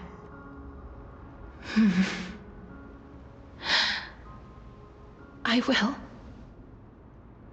After this, I will remain permanently in the Netherrealm. The River of Souls shall return here and rain down from the sky, scattering souls across the earth. The cycle of life and death will flow once again. This sea of flowers you sowed shall bear countless joyous or sorrowful souls, and bloom evermore.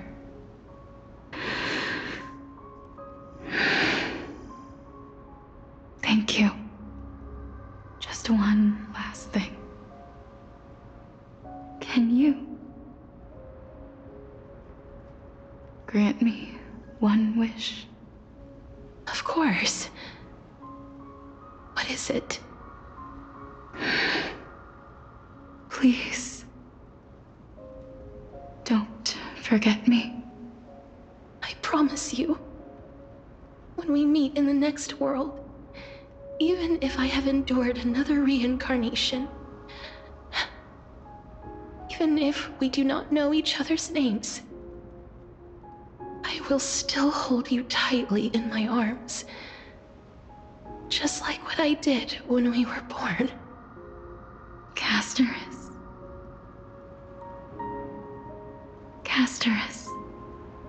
You're as beautiful as a fleeting butterfly.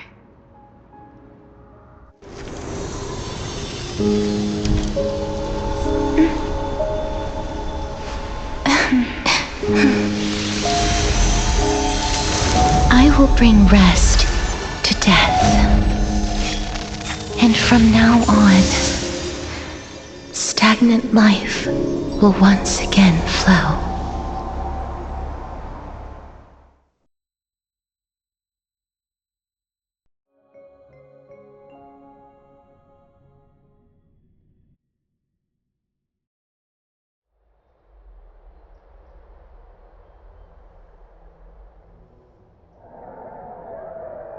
Time flies. In the blink of an eye, the 15th entry hour is already at hand. When this farce is over, your soul will be placed on the scales of life and death. Are you ready? No need to ask so many times. Of course I am. Then why do you drag your feet? Is your fear of crowds holding you back again? I simply find them too noisy. Paying attention to conceited fools like them would be an utter waste of my time. Such harsh words. As I see it, you are no less arrogant than they are. I couldn't agree more. Oh. I did not expect to hear that from you. Are you not going to refute me? I know myself better than you think I do.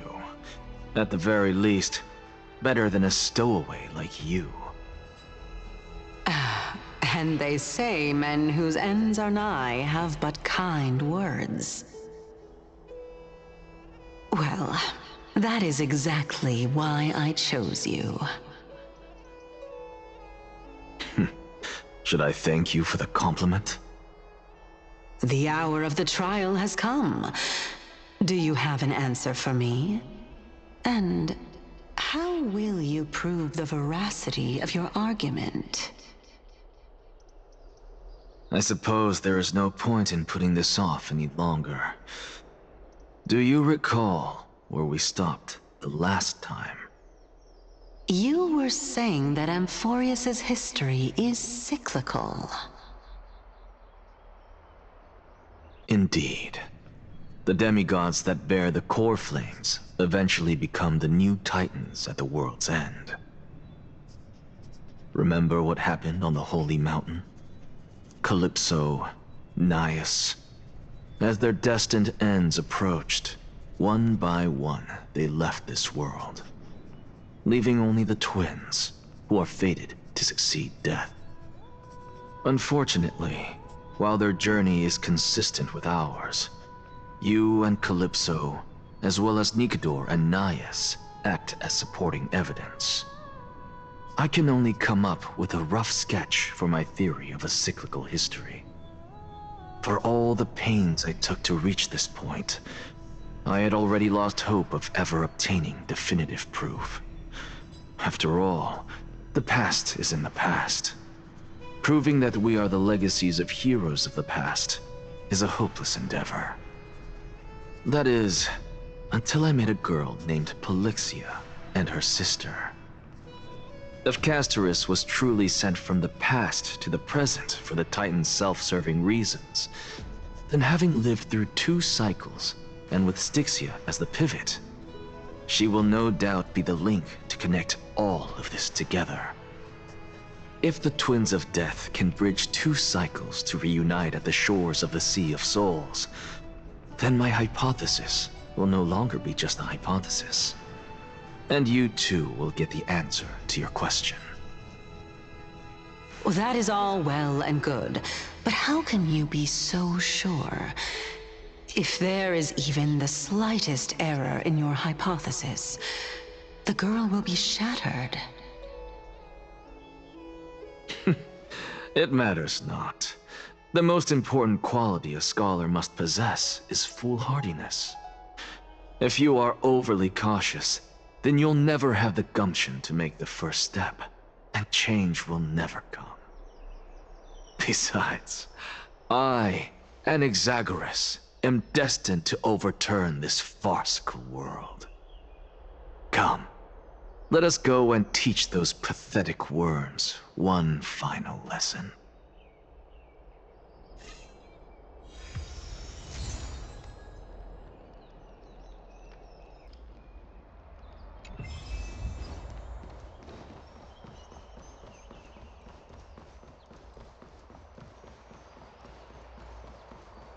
Fine. So there... Let those Chrysos heirs who started this terrible war hear you. Let them hear the voices of the people! Yeah! The people! Please, we hear us! Help us! As always, that woman knows how to stir up a crowd. Professor Anaxa, I thought you'd pass on this. Everyone must cast their vote, or this assembly would serve no purpose.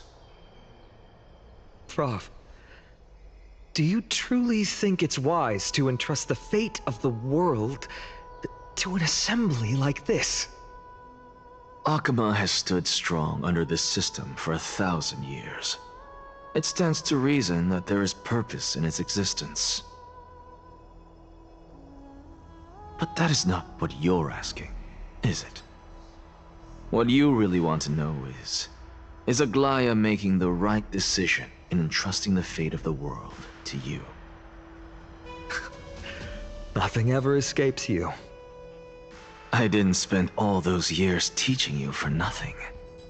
Most people only take 4 years to graduate, if I recall. To tell the truth, I feel like I'm on my way to an execution chamber instead of a podium.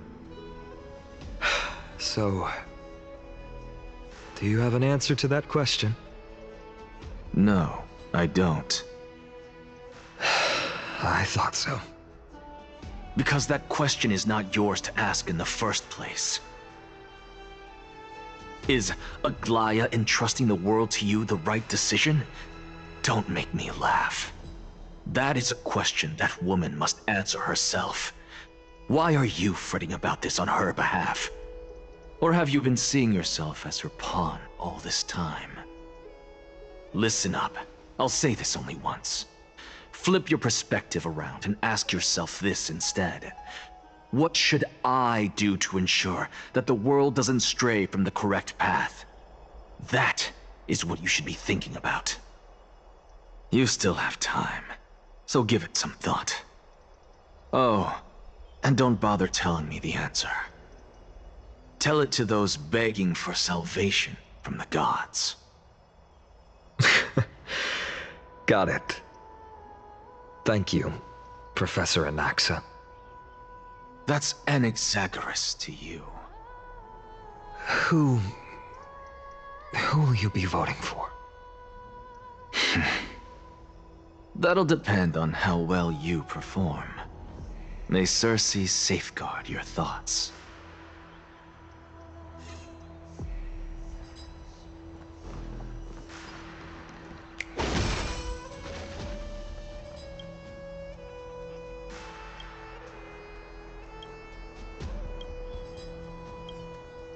I actually don't necessarily mind things remaining the way they are. Really to say it. I'm a little nervous. Elders and citizens, silence, if you please. As the Theoros, I present to you Phinen of Ides Elysiae, virtuous citizen of Akama, and the last speaker of the assembly.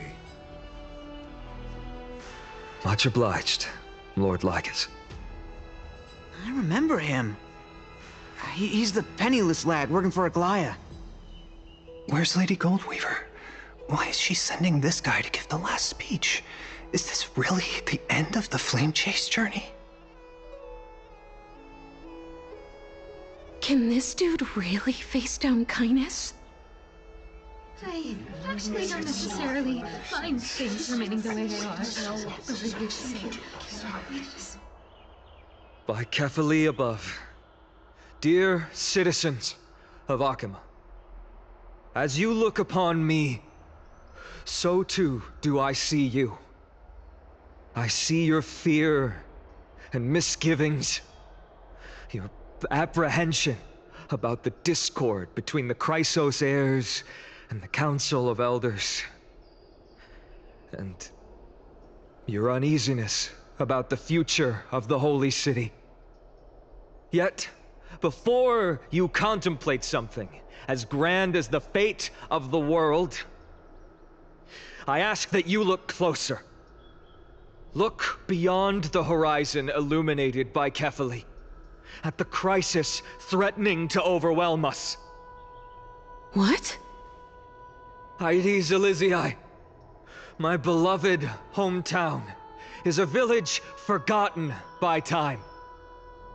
It is a place with the most invigorating breeze and wheat fields that spread all the way to the sea. I once thought that there I would enjoy a lifetime of peace and quiet with my friends and family. How I wish I could invite all of you to that paradise, far from the noise and chatter of the world. Alas, I can't. Because she, and all that she nurtured, all that I loved, they have long been devoured by the black tide. My beloved home is no more.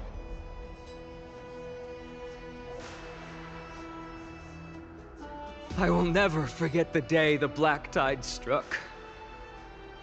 My father, Hieronymus, fought with a broken sword to his last breath to protect his child. My mother, Aldada, she was ripped apart by monsters. Also, I might live to stand before you here and now. Galba, he was a hunter. But in the end, those arms that once drew a bow instead embraced Piso, his beloved son, as they both breathed their last. Pythias, the teacher, risked her life to save her students, but a burning beam fell on her, crushing her. And what of Livia, her daughter?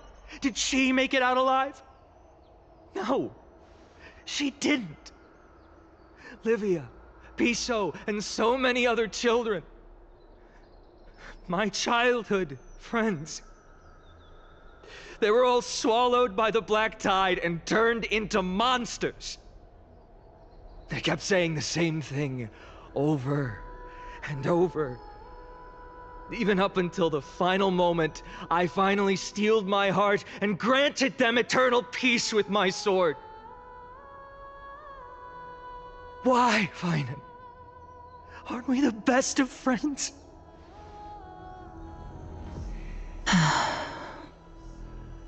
That is the black tide. A looming threat that can bring Akima to its knees any time. Kindness may have promised that with the 3 Titans of Calamity gone, Akima will return to an era Chrysia once more, but much as it pains me, I must disappoint you.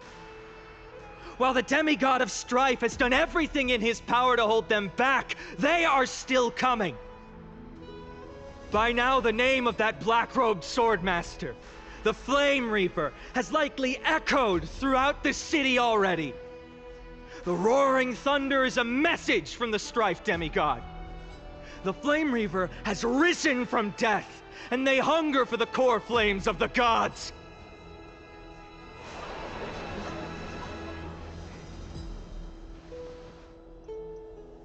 Lies! If such a powerful enemy is indeed approaching, why is Akima still a picture of peace? Exactly! The city of Akima shows no signs of pandemonium or chaos. And why is that? I beg you, spare a moment to think about this. Are we able to stand here and hold this assembly in peace today because the danger has passed? No! This peace we enjoy is no gift of fate. We are able to stand here today only because the Chrysos heirs have stepped up and shielded Akuma from calamity. With her golden threads, Aglaya has preserved and continues to preserve these idyllic days that all of you hold dear.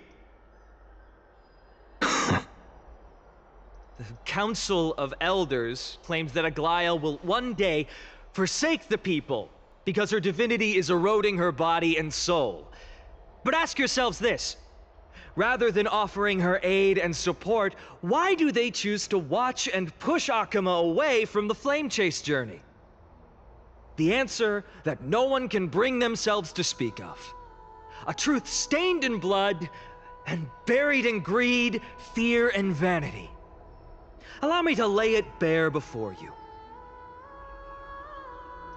It is because the Council of Elders, which bears Akuma's history and honor, along with this citizens' assembly we once took so much pride in, are now infested with vermin.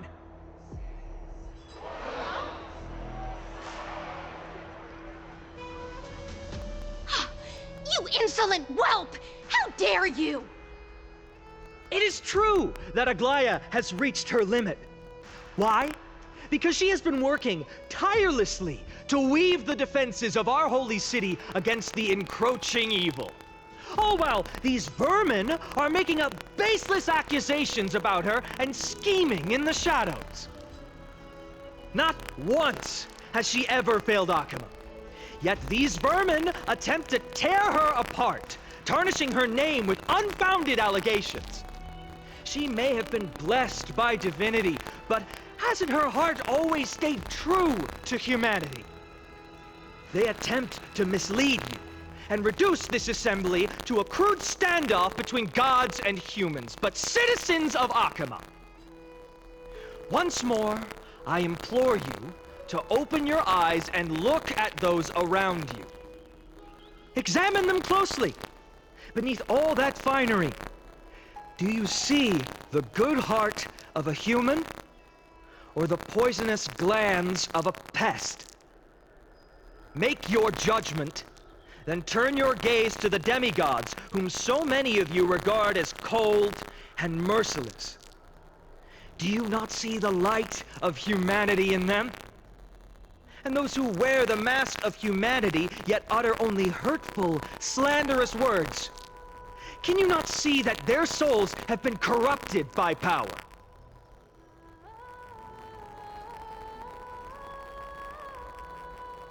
Yet, no matter what your answer is, and no matter who your vote goes to, rest assured that you have nothing to fear.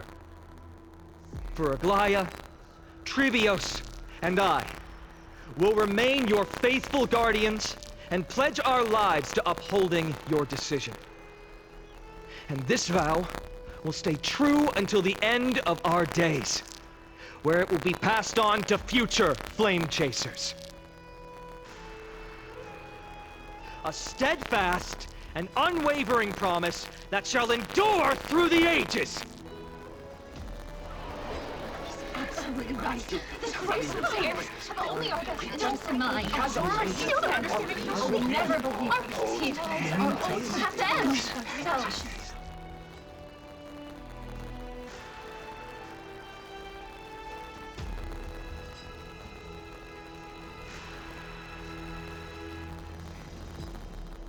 At the present time, on the scales of Talentum, those who call for the continuation of the Flame Chase journey, and those who demand its suspension. Each faction holds an equal share of votes, resulting in a perfect balance. As expected. This is the moment when the Flame Chase journey is the closest to its end. And now, it's your turn to vote, Lord Anaxagoras. Is there anyone else who hasn't voted? No, you're the last.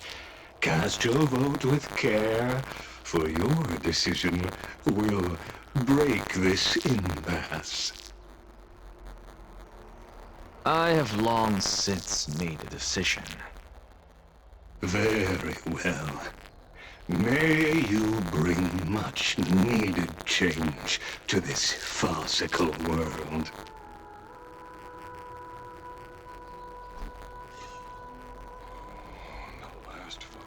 Vote for kindness!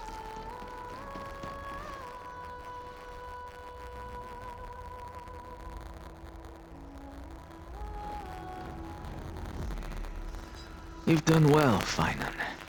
Given the circumstances, delivering a rousing speech to stir up emotions was a prudent move.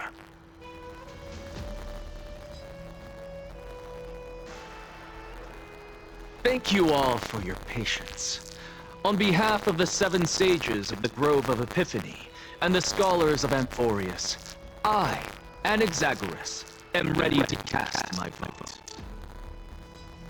But before that, in the interest of fairness, Lady Goldweaver, I pose a question to you before all who are gathered here.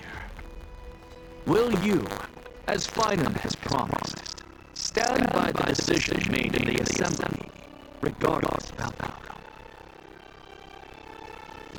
In the interests of fairness, I make no promises, lest decision influence your decision.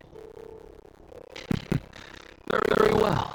I thank you for your honesty.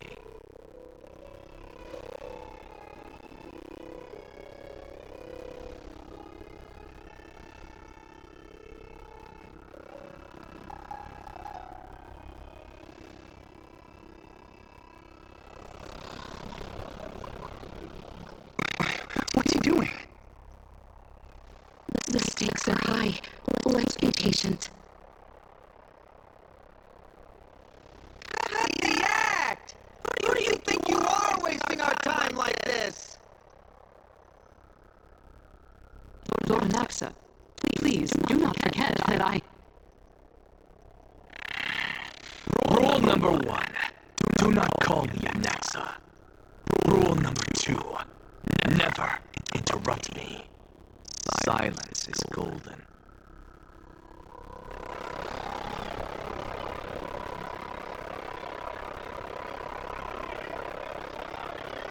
Just vote already. What are you waiting for?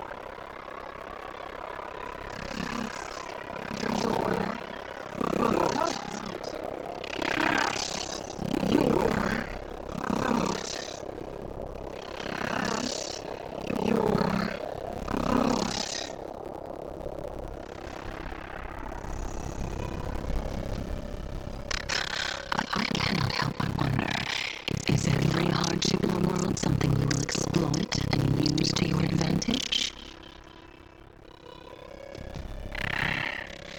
How else am I supposed to make use of this situation where my body and soul are separated?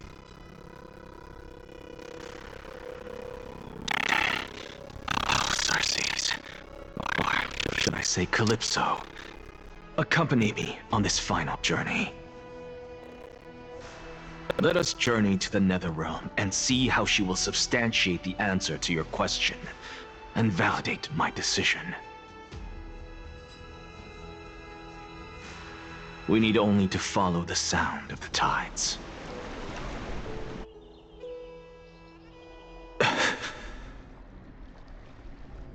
You are...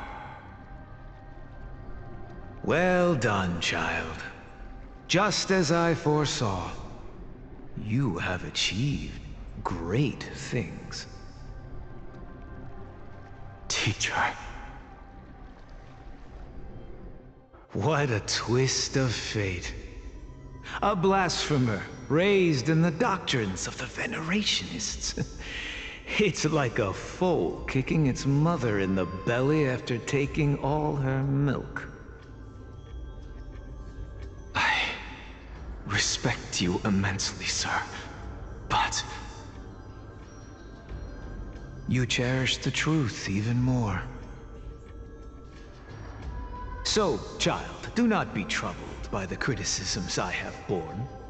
Do not let those voices hinder you as you forge ahead. As the sage of the Venerationists, I am duty-bound to oppose you. But, as your friend and mentor, Anaxagoras, I say, go forth, for the truth is already in your hands. I will keep that in mind. Go now, child. Your lonely pursuit is about to welcome a new chapter. And when you reach the end of this journey, may we meet again with the truth before us. You have my word, sir. May Circes safeguard your thoughts. May Circe safeguard your thoughts.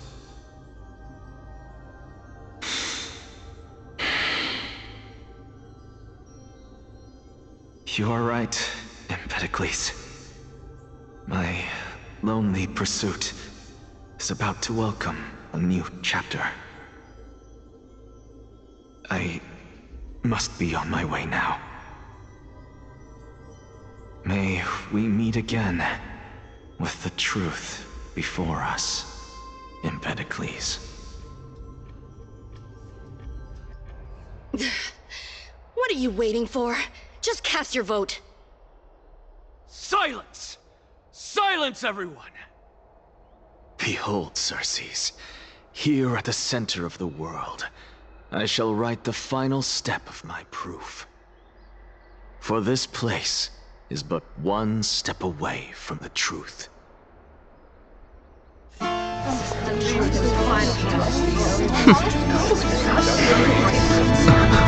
Professor, I completed the proof you wanted.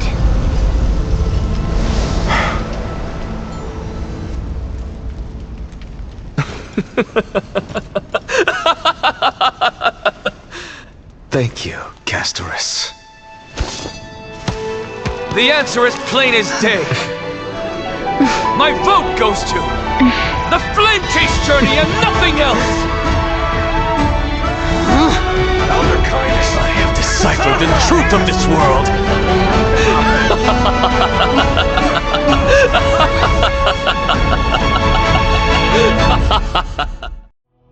With the balance shattered, the result is clear. Buy carefully and to Lenten above, as the Theoros I have observed. No! Ligus, you can't! Anaxa, what have you done? Have you lost your mind? I hope you are prepared for the harsh punishment awaiting you. Mark my words, I will make sure that clever head of yours never forgets the price of betrayal. Have you forgotten? I told you that happens to be one of my rare talents. You put on such a grand performance, just to aid their preposterous flame chase journey? Performance? No, you are quite mistaken. I may be paranoid by nature, but I've always been known for my honesty. If you really understood me, Lady Kindness, you'd realize that I never had any interest in your pathetic little game of politics. Factions, standpoints, they are jokes in my eyes. I have never once switched sides. Because I, and I alone, am the truth. Lady Kindness, with all the citizens here as witnesses, we should honor the spirit of democracy and respect the decision of this assembly. I have observed that Akama has chosen her destiny. This Citizens' Assembly has resolved to continue the Flame Chase journey. This resolution shall be put up on the Wall of Heroes, such that all citizens are aware of the city's way forward. You! It seems not everyone is ready for the assembly to end. Very well. Let me entertain you for a little longer. By your leave, Lord Lycus. Interesting. Elders and citizens, your attention, please. Stay for a moment more, if you will. Anaxagoras of the Grove of Epiphany has an announcement for the Assembly. What is this performer up to now? Absolute flame chase journey. What do you think he'll continue? I don't know. So apropos. Frankly, still. Just moments ago, all of you made a decision on the fate of Amphoreus. As a supporter of the Flame Chase journey, it pleases me to see the choice you have made. But I regret to say that I still harbor doubts about this outcome. Thus, I hereby challenge this resolution. Tell me, who among you dare swear to Kefali's name that Era Nova will truly welcome the fairy tale ending that the Chrysos heirs have promised? A beautiful new world free of calamity and madness? Nonsense! That's impossible! What is he getting at? Of course he... Not even for a second. No one? Must I pick somebody to answer? Very well. You, the one acting so wise and profound. In front of all present here, do you dare swear that it will happen for sure? No? Fine. Next. You, the one with ignorance written all over your face. Yes, you. Do you dare swear by it in front of the Titan? What are you trying to do? Useless. Your turn, then.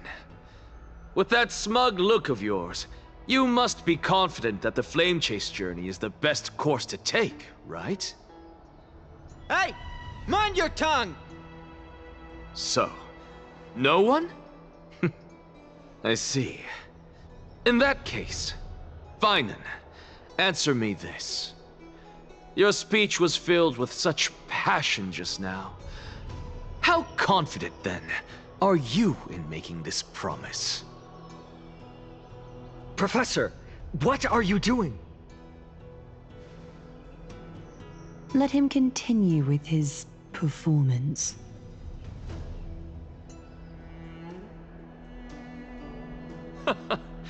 Will you look at that?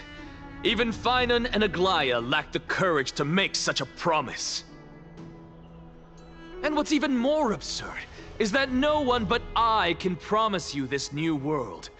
And yet, the Assembly passed the resolution anyway.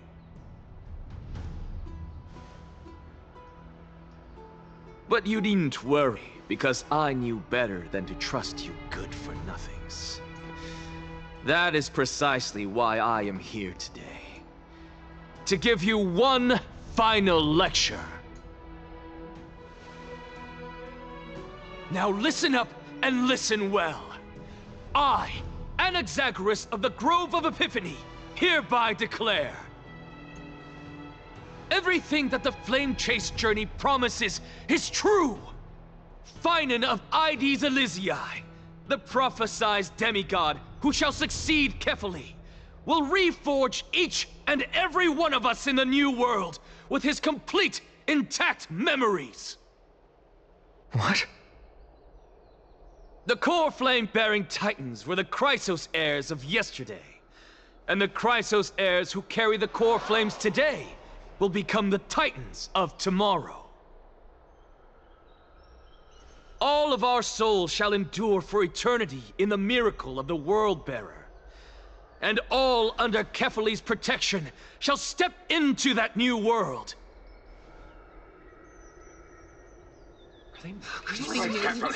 This is pure blasphemy! It's impossible.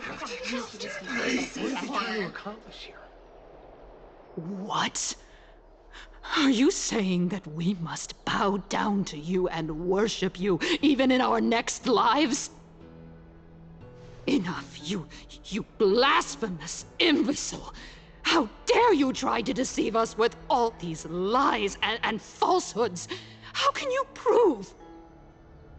I told you, don't interrupt me. But since you've asked, I shall be kind and indulge you. My statements are based on my experiments on the divine body of Kefali themselves. You heard me correctly, everyone.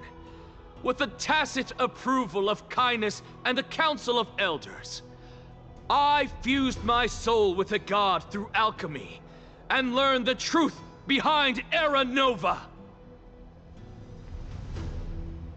What is he talking about? Isn't that pure blasphemy? I, the vile, wretched blasphemer, deserve nothing less than death for my sins. And the Council of Elders, which granted me consent and aided in committing this atrocity, should face punishment alongside me! By the gods, even Kindness has betrayed Akuma. No more. The camel is involved. We're carefully involved.